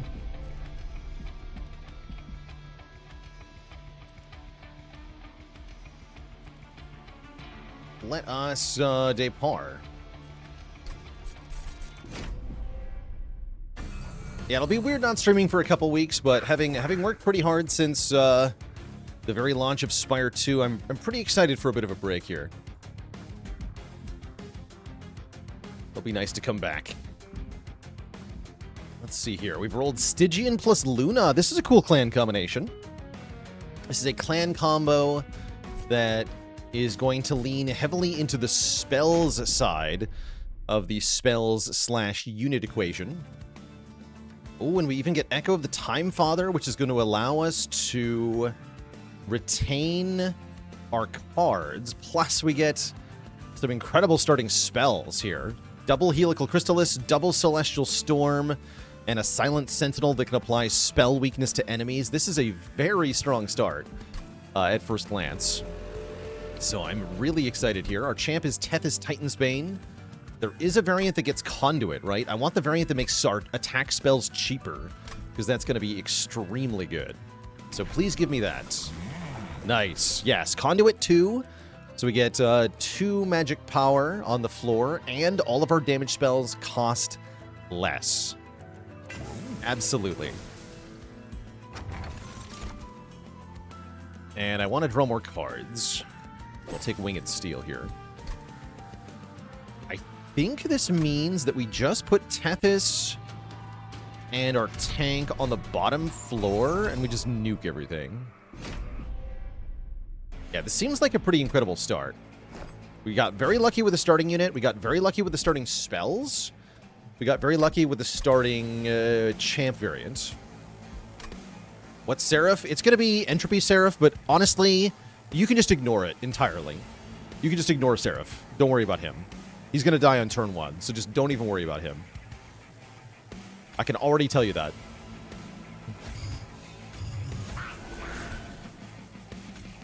We'll play the Shield Stewards, but I don't think they're going to see any action.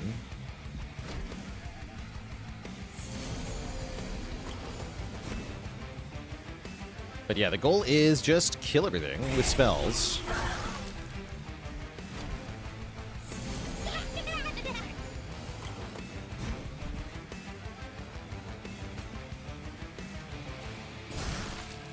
Oh, this guy's gonna live.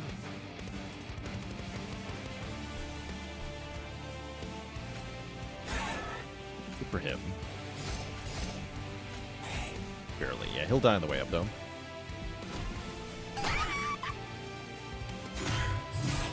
Make a prediction for whether Seraph dies on turn 1 or not. You know what? Let's do it. Yeah, let's do it.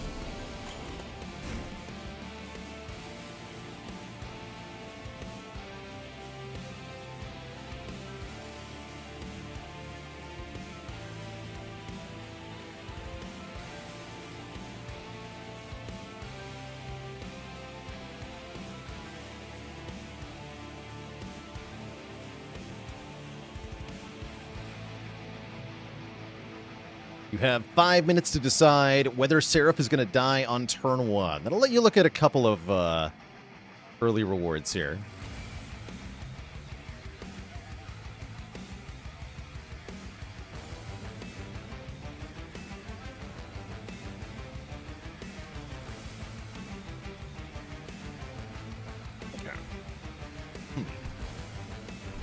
We win next turn, though. Maybe? Actually, maybe not.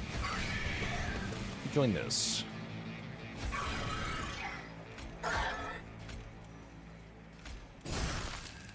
Goes to full health. That's right.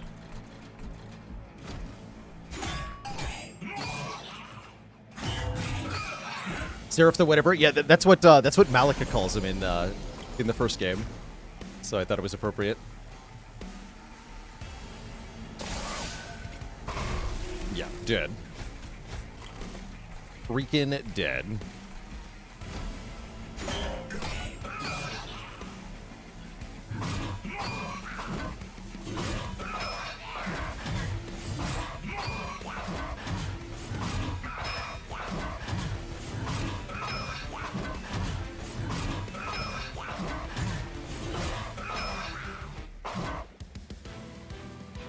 Okay, a perfect first fight. One of probably many. Freaking Crep Builders here.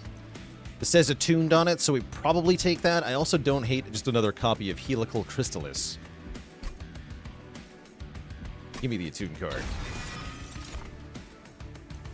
Tempting. Ascended and Descent is good. Slay Gain Energy is good, too.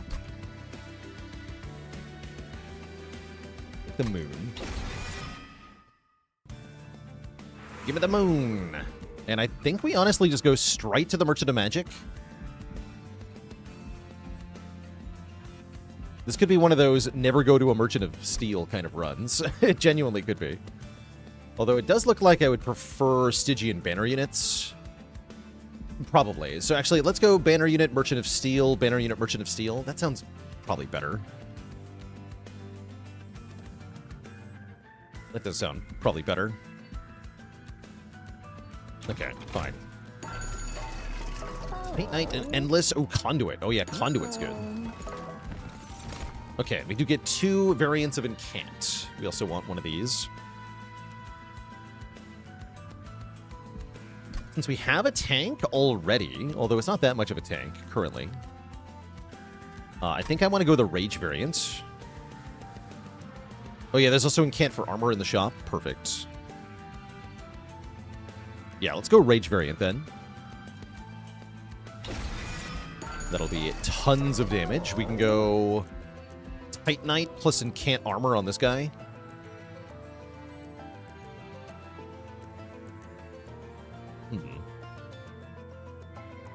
And then just give Conduit to the Siren? Feels a bit weird. Seems correct, though.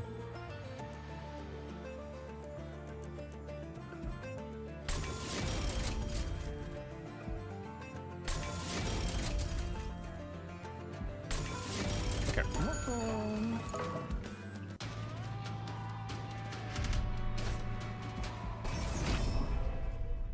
And we should continue to just destroy everything here. Pretty easily.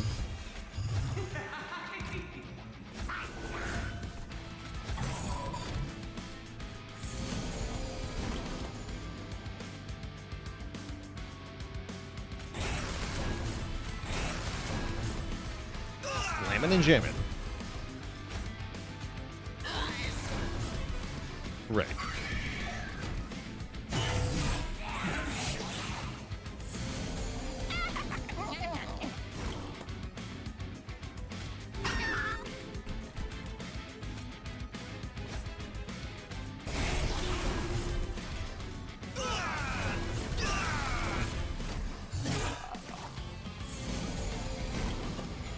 We don't even really have to worry about damage on our units most of the time, because we can actually just usually instantly kill our foes. Before they can even take an action here. Bonk.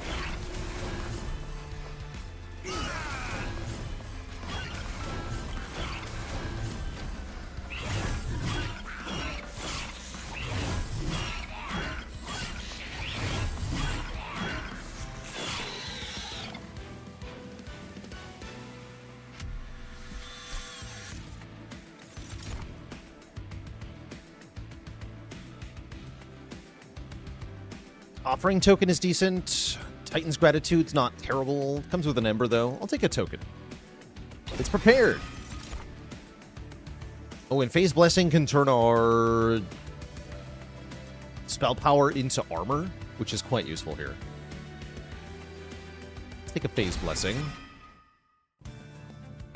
And then now we get to go to the Merchant of Magic, where the real magic happens. Spell Chain real good.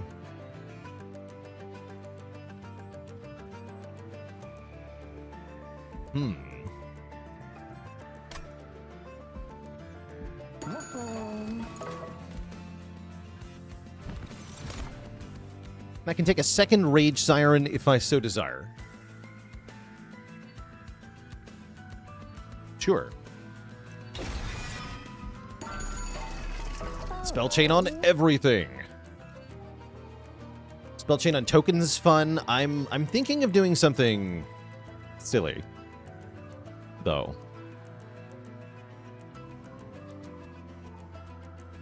Yeah, I'm strongly considering doing something very silly, which is making Spell Chain Crypt Builder.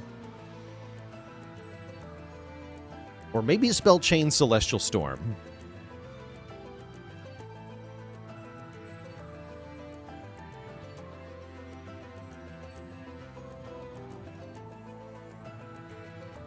Storm is less reliable, yeah, because it has to be full moon. It is AoE, though. That part's nice. I'm going to go Crypt Builder with plus 20 magic power, consume on it. Make it do 180 damage. We're going to reduce the cost of... I guess these are going to be free eventually, too, huh? This is not a damage spell.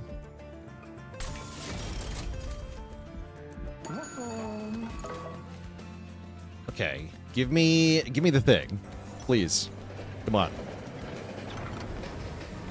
Oh, it's Jimbo.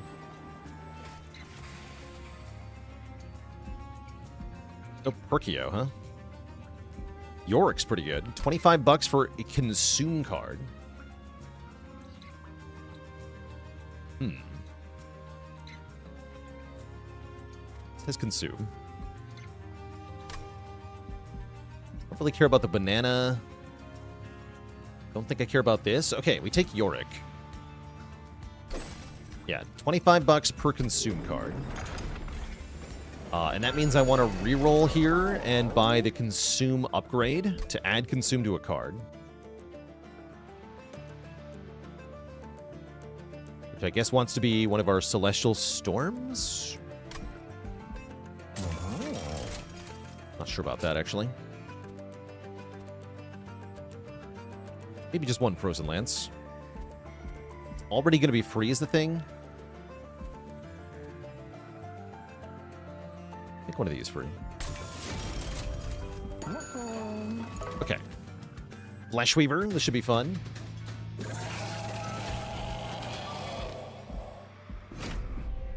We can remove all of the mass from the Fleshweaver pretty easily here.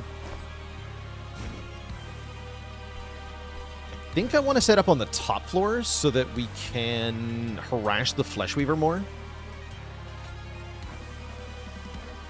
I'm going to try to... When it comes to flying bosses, our main strategy is going to be to directly attack them as much as we can.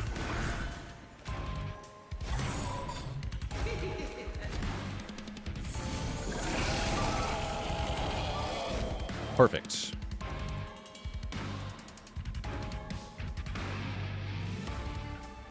Cooldown 3. Let's go ahead and use it now.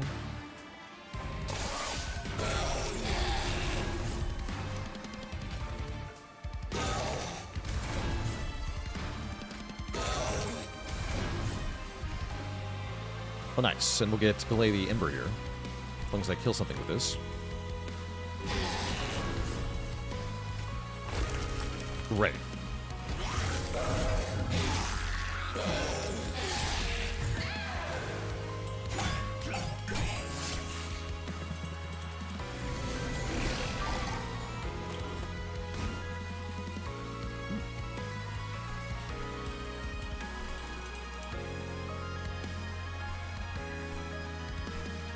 Oh yeah, and I can freeze these. I forgot I could freeze cards. I completely forgot I could do that.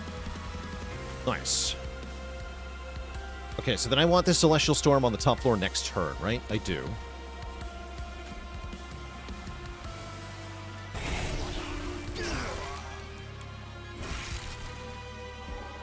Yeah, I forgot.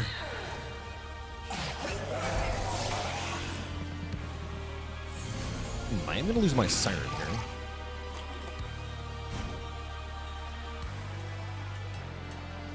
It's a wee bit annoying.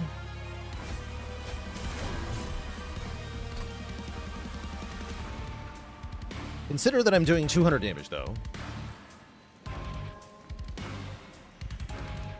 Oh, I should have discarded the Crypt Builder. What am I thinking? Oh, undo that.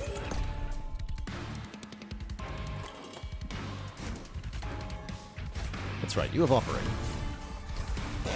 There we go. Oh yeah, we can just use Phase Blessing on the Siren. That'll keep her alive. Seems good.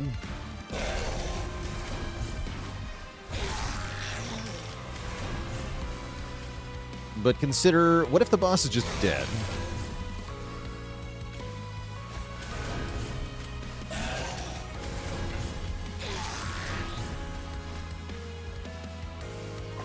What then?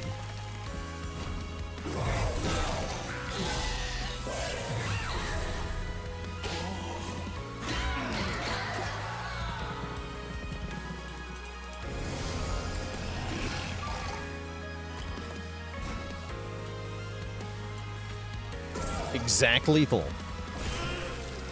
GG. Alright, we just hard killed the boss there, no problem. We already played all our consume cards for Yorick. We do want to add more consume cards, potentially, although none of these really call to me. Actually, Spike of the Stygian's pretty good for the Titan fight. Although, do I need help against the Titans? Not really.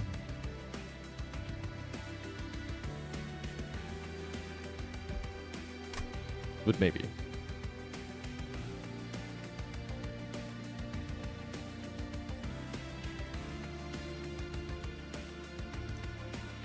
I'm going to skip. And I'm going to skip these two. And I'm definitely taking card draw. I think we're going double card draw for this one. And then Merchant of Trinkets? Oh, no Merchant of Magic here either? Oof. Okay. It's going to be a while until we get a Merchant of Magic. That is bad. But yeah, Trinkets have got to be good, surely. I guess upgrading our Siren more is not bad either. I wouldn't mind more Conduit. In particular, I can do that here, though.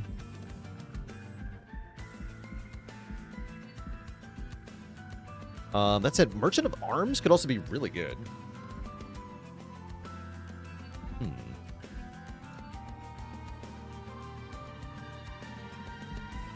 And we have a dupe here.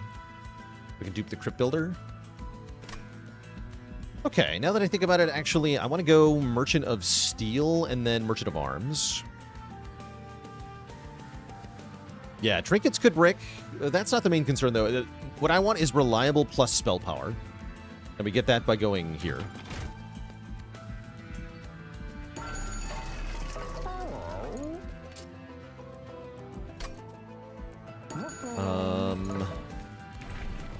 This is more Conduit, more reduction. That was Rune Speak.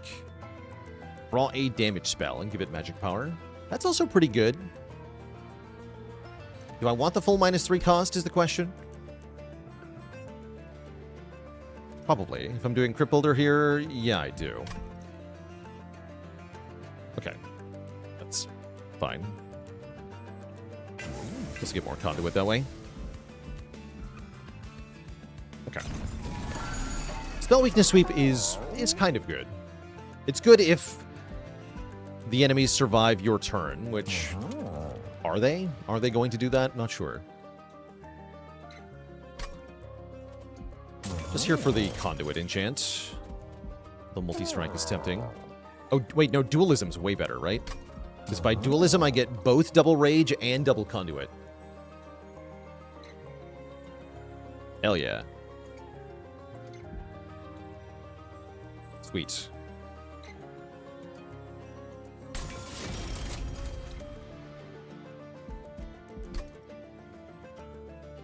And I think that's all I'm doing. Even though these are fun. I have nothing to put them on.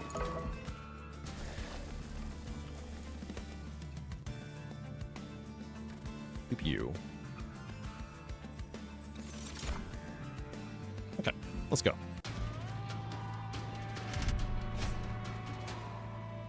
I can handle it. Yeah, I can handle it.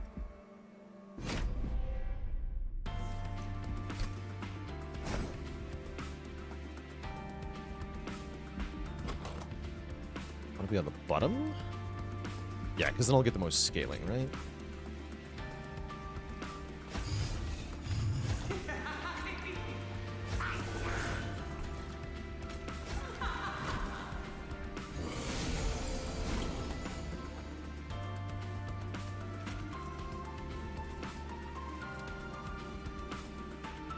And I probably want to be retaining this, yeah?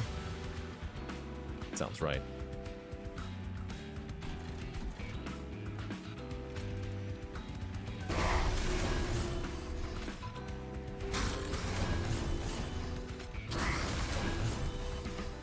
Yeah, let's retain these.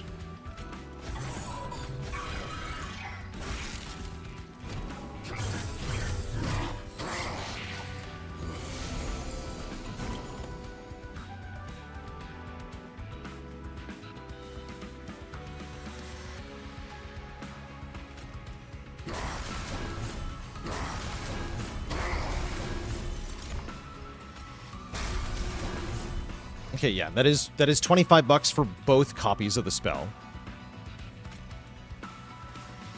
Nice.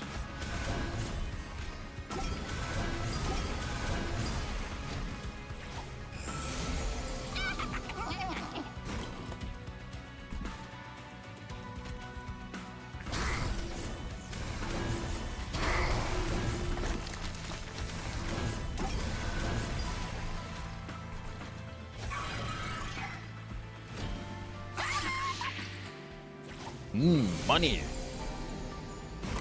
I like money.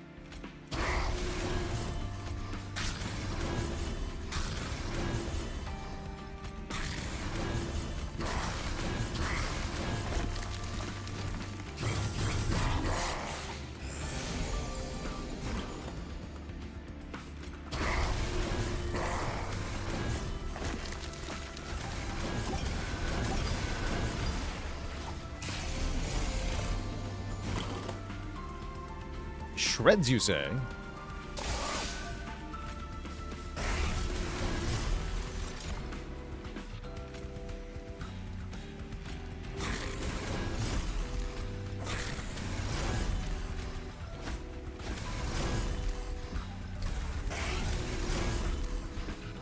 Nice. Stop there.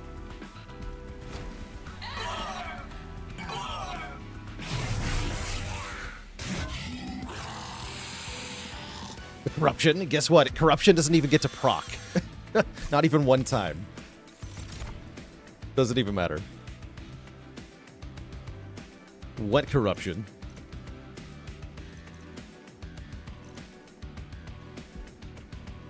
Skip, honestly? I think keep skipping.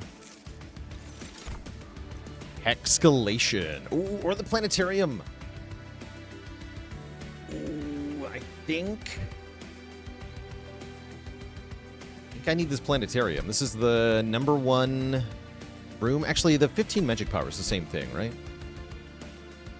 Not if I get an extra slot. Okay, we'll take planetarium. Yeah, we'll take planetarium.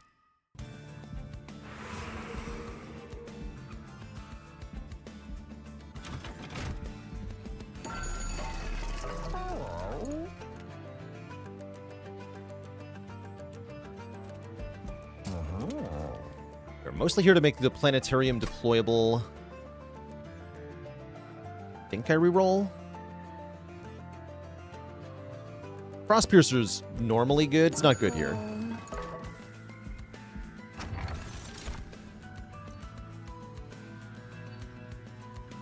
Let's draw a card. Yeah, it's kind of nice on the rage guy. True.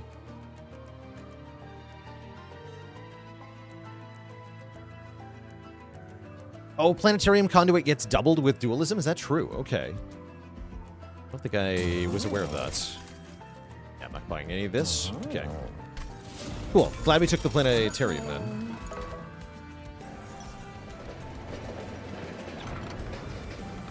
Reduce Spire to 1 health. No thank you. Let's get 25 more Pyre health. Thanks. Is done. Cool. It has been done. All right, you know what else is going to be done is removing some cards. Your banned. You're banned. You are also banned. Right. Ever taken Unstable there? It's really good if you're already on low Pyre health and you haven't clicked on the heal thing in the room yet. So I've had a couple separate times where I've gone down to 1 health and then just taken a Pyre Remains and healed back up and had better units for it. It can quite be worth it. Definitely can be worth it.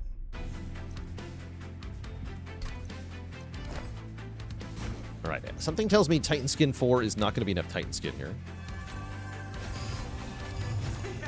Okay, that's what I thought. It's only 15 conduit. Yeah, dualism does not double planetarium.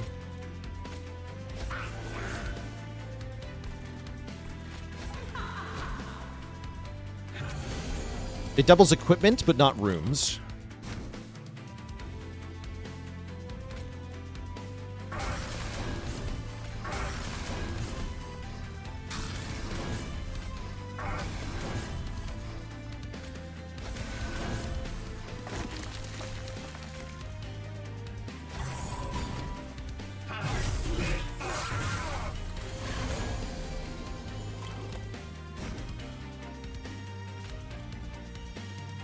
You die.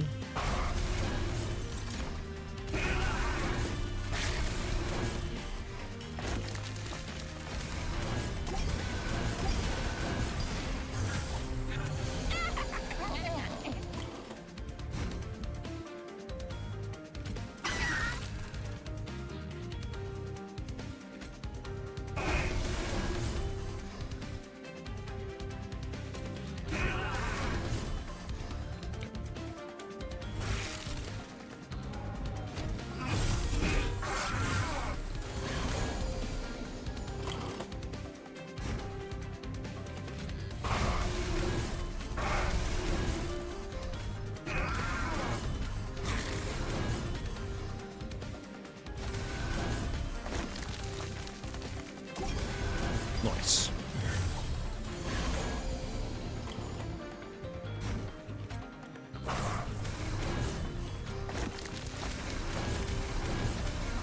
I like that all of our spells can still be played even if there's no enemies left. Seems quite advantageous.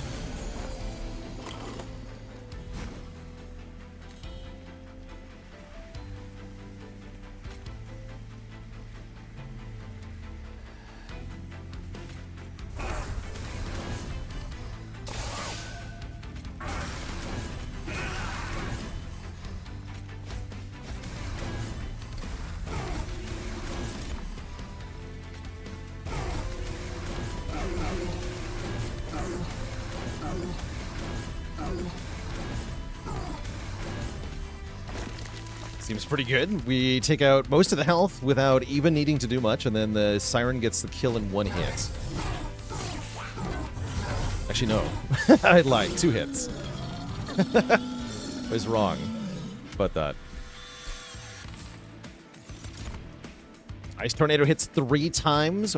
Perfect card. Get in here. Escalation, welcome back. Oh yeah, we're cooking now. We want to keep going to the Merchant of Magic. Merchant of Magic is definitely the best thing we can go to. We can buy more consume upgrades, which will earn me even more money. As well as, more importantly, upgrading, like, other stuff about our spells. Wick.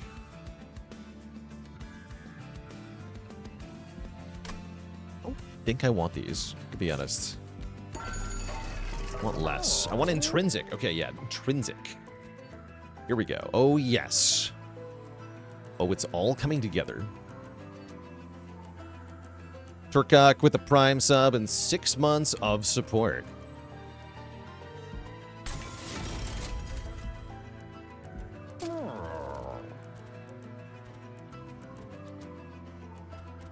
Do I care about spells costing less? I actually don't. I actually just don't.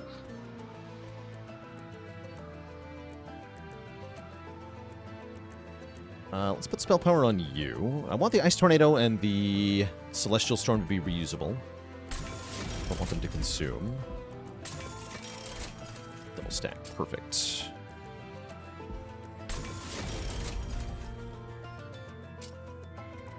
Slap consume on this bad boy. And magic power on the reusable Celestial Storm. Permafrost on Celestial Storm? Sure.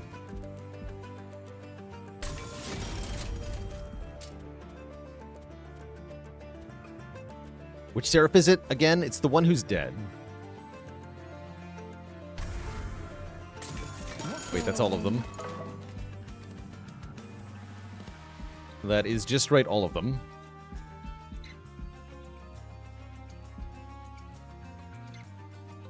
How many dupes can I get? Only one, huh? Noted.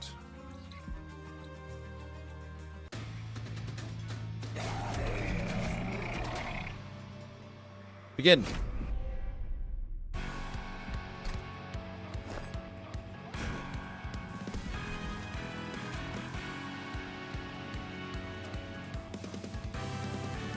I don't know if this is right.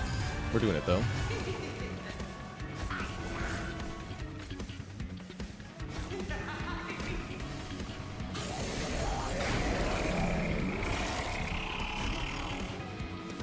Okay, we can retain this. It's a good retain.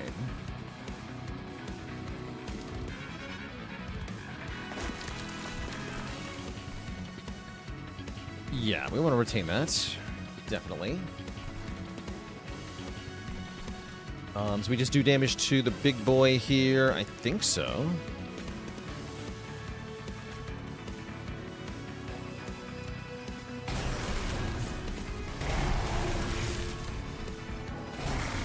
Nice.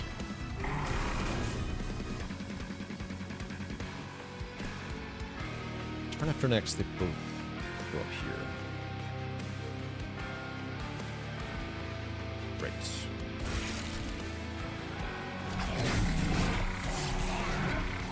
Oh yeah, should be ascending our own Siren. That is an option, actually. I'm thinking about using the spell weakness on enemies, but yes, ascending the Siren is totally an option here. To get more conduit.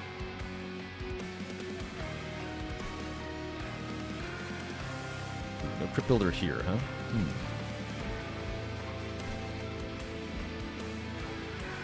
Maybe I just go for it.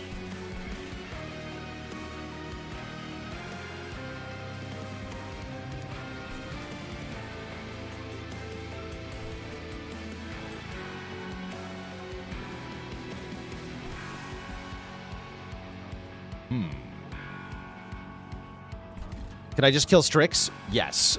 that's what I'm hemming and hawing about. I can actually kill either of them. I can kill Hallow or Strix. I think if I could only kill one, I want to kill Strix, though.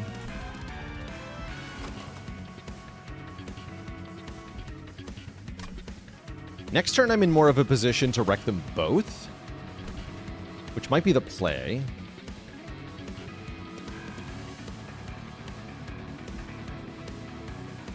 But I can't retain this Crypt Builder is the main problem. So if I don't draw the other Crypt Builder, we miss our window.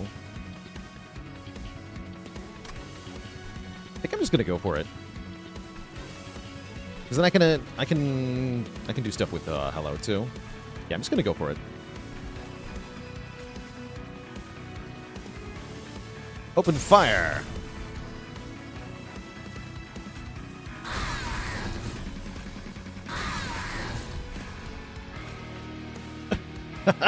Oh my.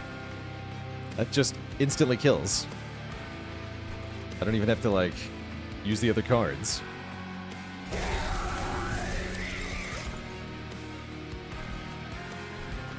Kablam. Let's hit this guy.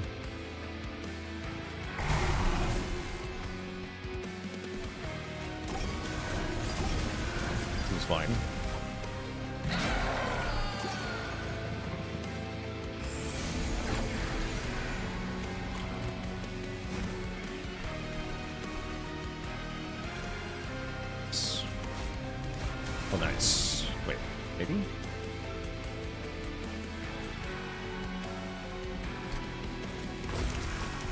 Actually playing that.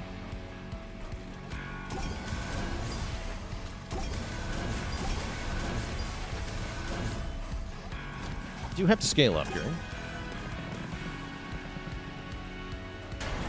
Well, have to's a strong word.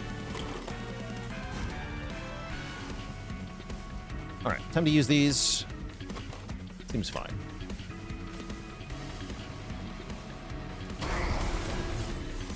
Get our money.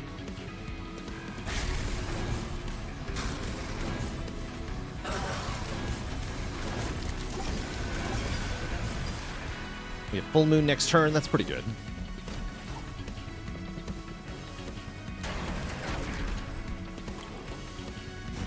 Perfect. Yeah, that does send him to the top of the train. So don't use Hexcalation here on the boss. Don't even think about it. Think about this.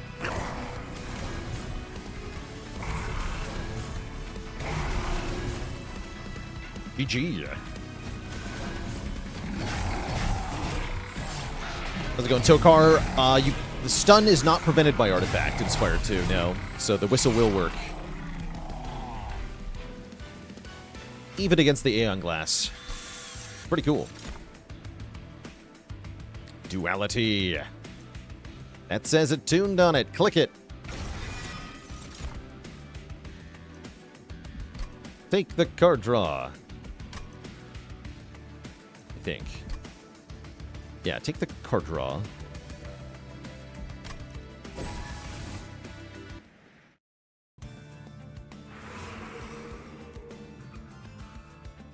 More of a bombastic game than Spire, but does it get old? If you mean the visuals and theming, I actually have come to love them.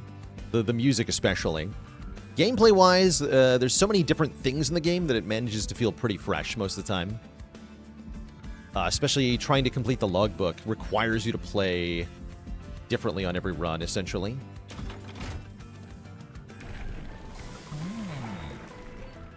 Oh, this goes to Conduit 12. That's a lot of Conduit. How's the learning game for this coming from Spire? More stuff to learn up front. There's more keywords, more mechanics. But overall, I would say it's somewhat easier than Spire. So once you get the basics down, you'll do quite well.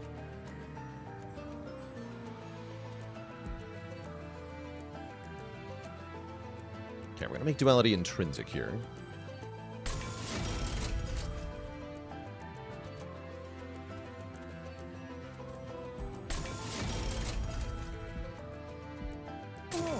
Funny that I don't care about the cost reduction on essentially anything. Spell chain intrinsic duality. That sounds pretty good. Is that actually as good as 20 magic power, though? I don't think it is. Not with what I'm planning on doing. So make something else spell chain. Phase Blessing spell chain is pretty good, but that won't help me do the thing. Gotta do the thing.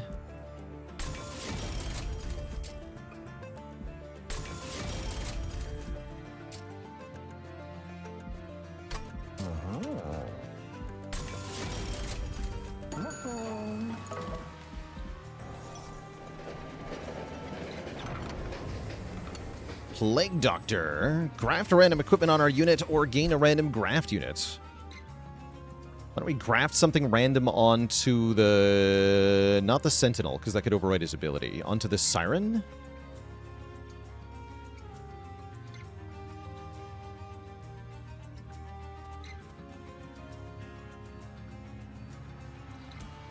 Yeah. Onto the Siren.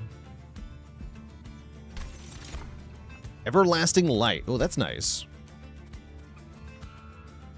That's going to apply Valor to friendly units, and it's going to apply more because of our dualism. That's a pretty good one. Then I'm going to remove another card here. Getting very close to greatness here.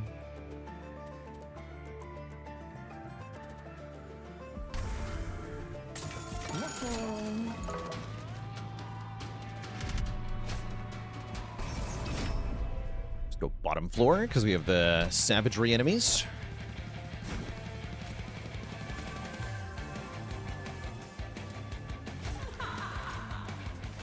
Ha ha ha ha. That makes Hexcalation kind of useless in this fight. That's fine. Yeah, it's fine. Whatever.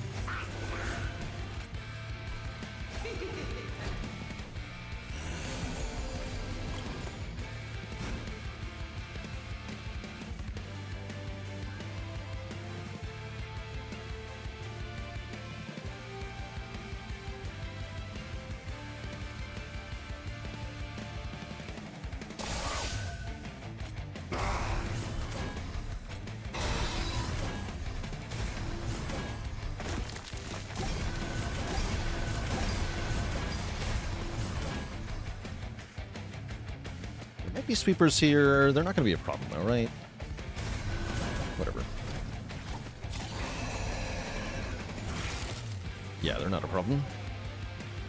They are super not a problem.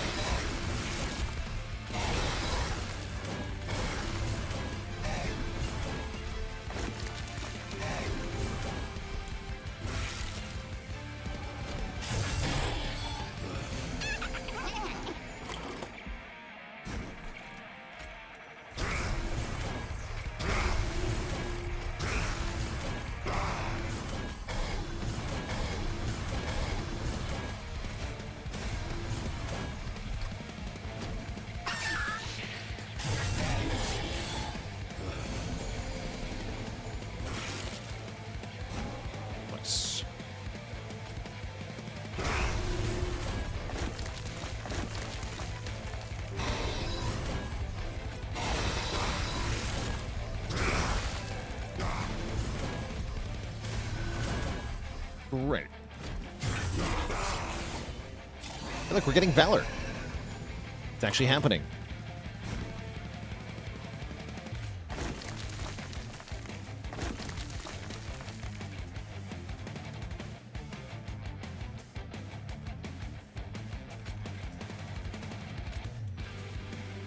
I guess I need to Celestial Storm if I want to wipe this floor. Sure do. Okay.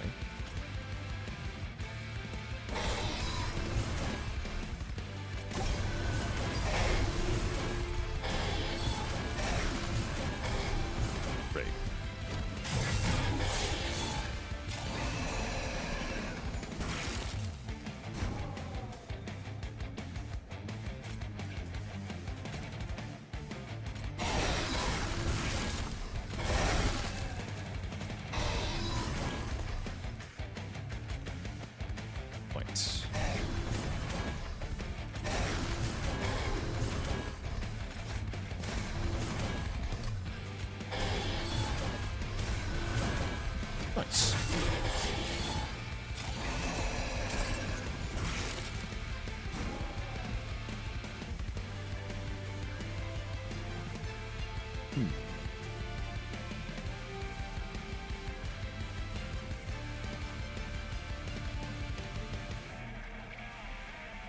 Okay, we'll just use our spell weakness now. The floor. And then we can keep playing spells that do absolutely ridiculous damage and make me money. Because that's how we roll. GG. Kill all my own units. Who cares? Wait, I care. Wait, no, I can't actually do that, can I? No, hold on. Undo that. Wait. Oh, we got it. Great.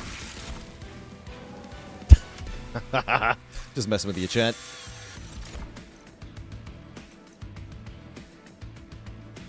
Ice and Pyre. Yes, actually. More of this. Never didn't have it. Alright, we're going for the dupe here. We're going for the dupe here. Yes. So I get Merchant of Steel.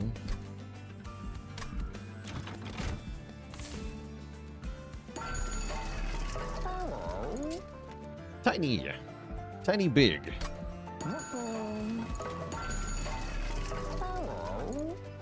Units get an extra upgrade slot. Wait, that's actually a thing.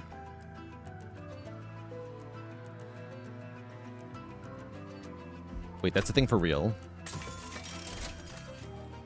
And then I don't care about these. Is this tiny duplicated siren for more conduit? Potentially. Yeah, potentially. Spell weakness, yes. Remove buffs, sure. I don't think I care about Icicle Fracture. Midge you. Then dupe you.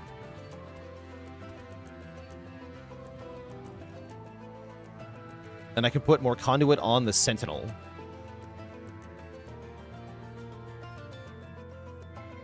Oh, no, or we just put... No, we just put another conduit on the Siren itself. We get another 10. That's also valid.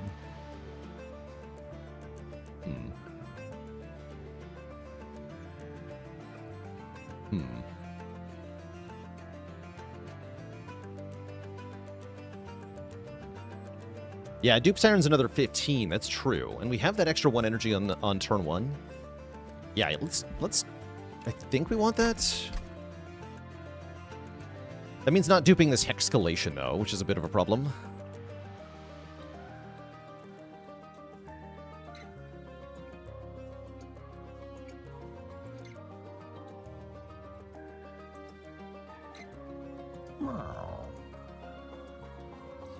Yeah, I think I want the Hexcalation.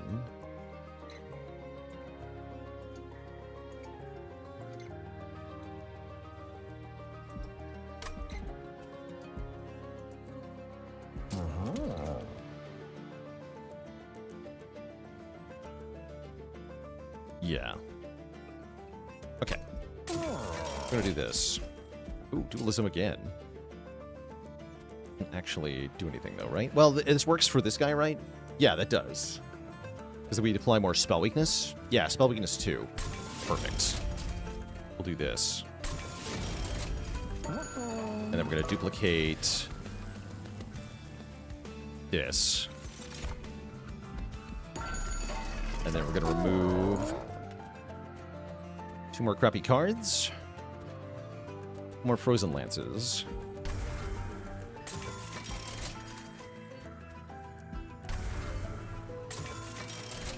You're scared for your points? Well, guess what? You should be.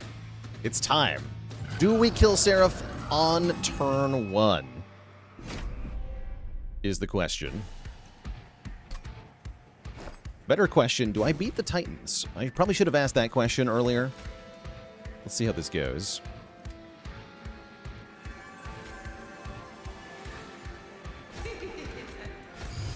Hee 25 conduit here, 17 conduit here, 5 conduit here. I guess you can go here. Guess maybe I want to Hexcalation you, but I'm probably not doing that. Okay, we do get a Crypt Builder. So, what's our best spell? Yeah, it's Crypt Builder, right? So we go Spell Slam, Hexcalation, Hexcalation, Crypt Builder for 4,500 damage. Not bad. Oh, I draw the other Crypt Builder. Oh, I'm sorry, chat. I think it's over.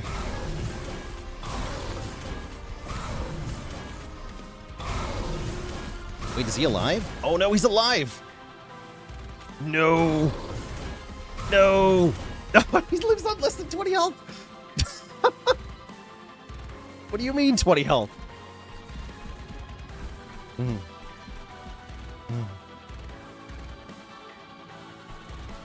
That's all I got. Duplicated Siren might have done it, actually. With the just with the attack damage. We already used our Spell Slam.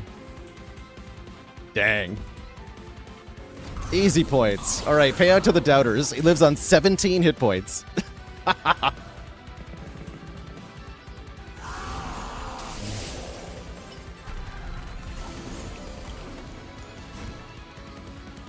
It's tough. It's tough.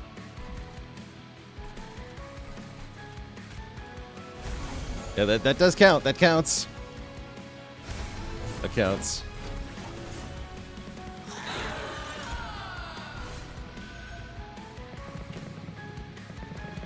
He lives.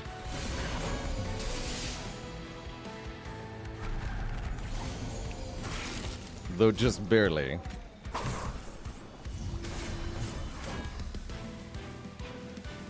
GG. One more Hexcalation would have done it. That's all I needed.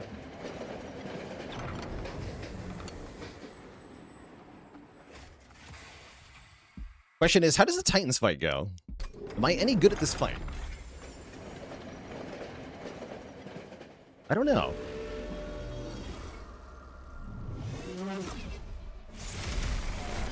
Seems hard to imagine going badly, right?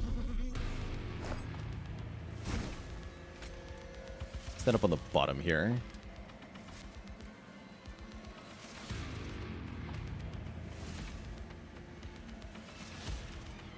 Savagery is going to be a problem. What if I ascend him twice on turn 1 and bring him to the top floor? Let's set up on the top floor and just double ascend Savagery.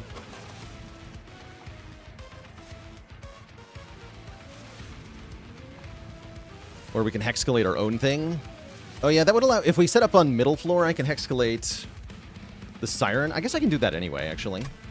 Although she'll die.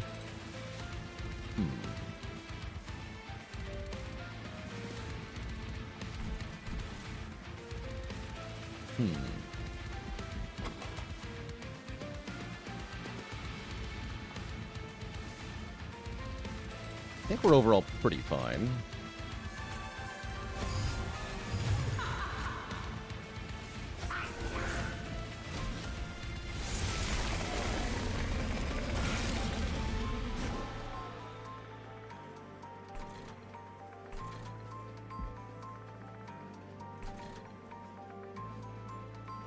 Actually don't have a good spell. Well, I have duality, right? That's what duality's for.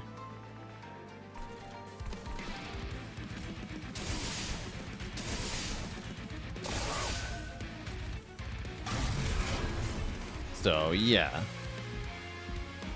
Great.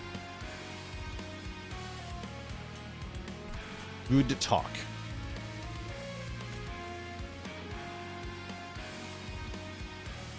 Assault Ice Tornado here. Perfect.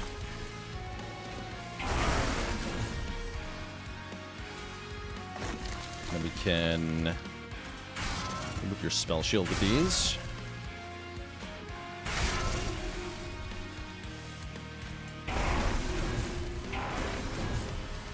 Great. Maybe we wanted to freeze the Siren there? Maybe.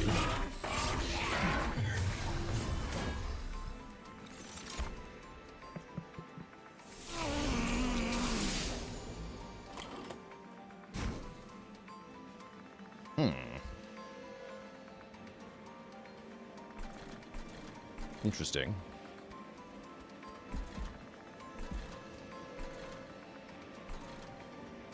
But also irrelevant.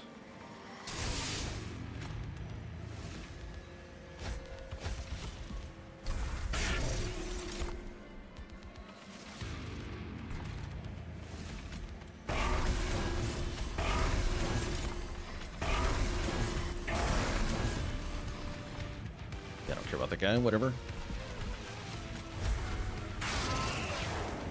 Is this up here? Sure.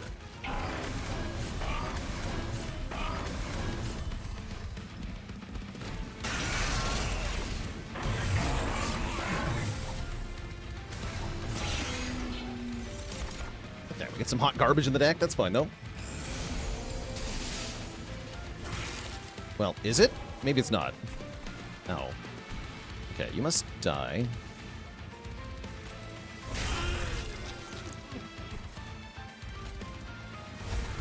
Really care about sap, thankfully. Hey. Rude.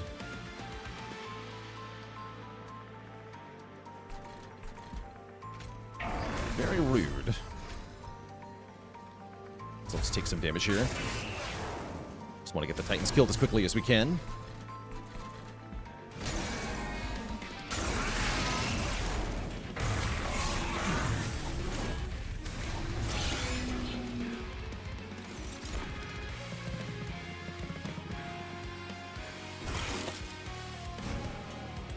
More hot garbage.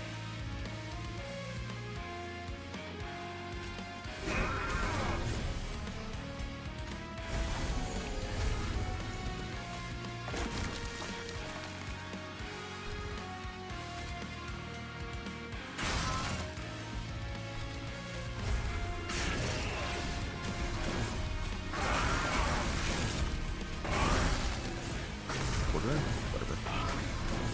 Really matter.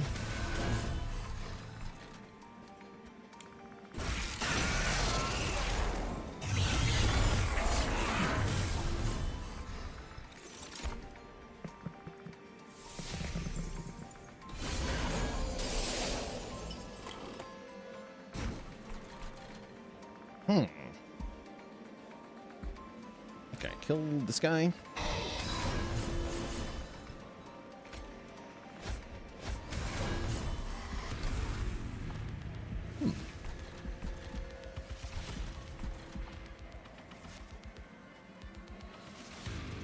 Escalating the assassin actually doesn't seem that bad. What about escalating Dominion? It's also an option.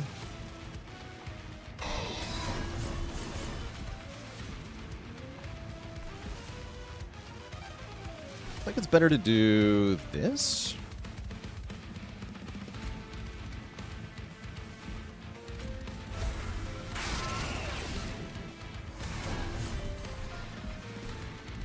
Yeah, we ascend you. Then we... escalation on you?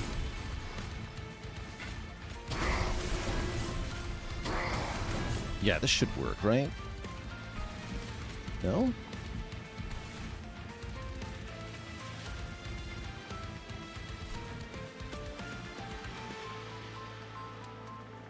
It's not making a bonus turn against Dominion? Interesting. They attack together. Okay, but we win at the start of next turn. That's fine. I think there might have been a kill this turn with a slightly different playline. Definitely one that takes less pyre damage. Oh, we didn't actually kill Entropy either. Any tips for getting into Monster Train other than go play it? I would say focus on like one mechanic per run. You don't have to engage with all of the different things that your clan does every run to win. It's usually more about finding one thing that you can break and just doing that really well. Oh, you healed. I was like, what? Get up here. GG. G freaking G. Yeah, I've also got a like an introductory video to Monster Train. That one's fairly old for the first game, but that can also help you, potentially.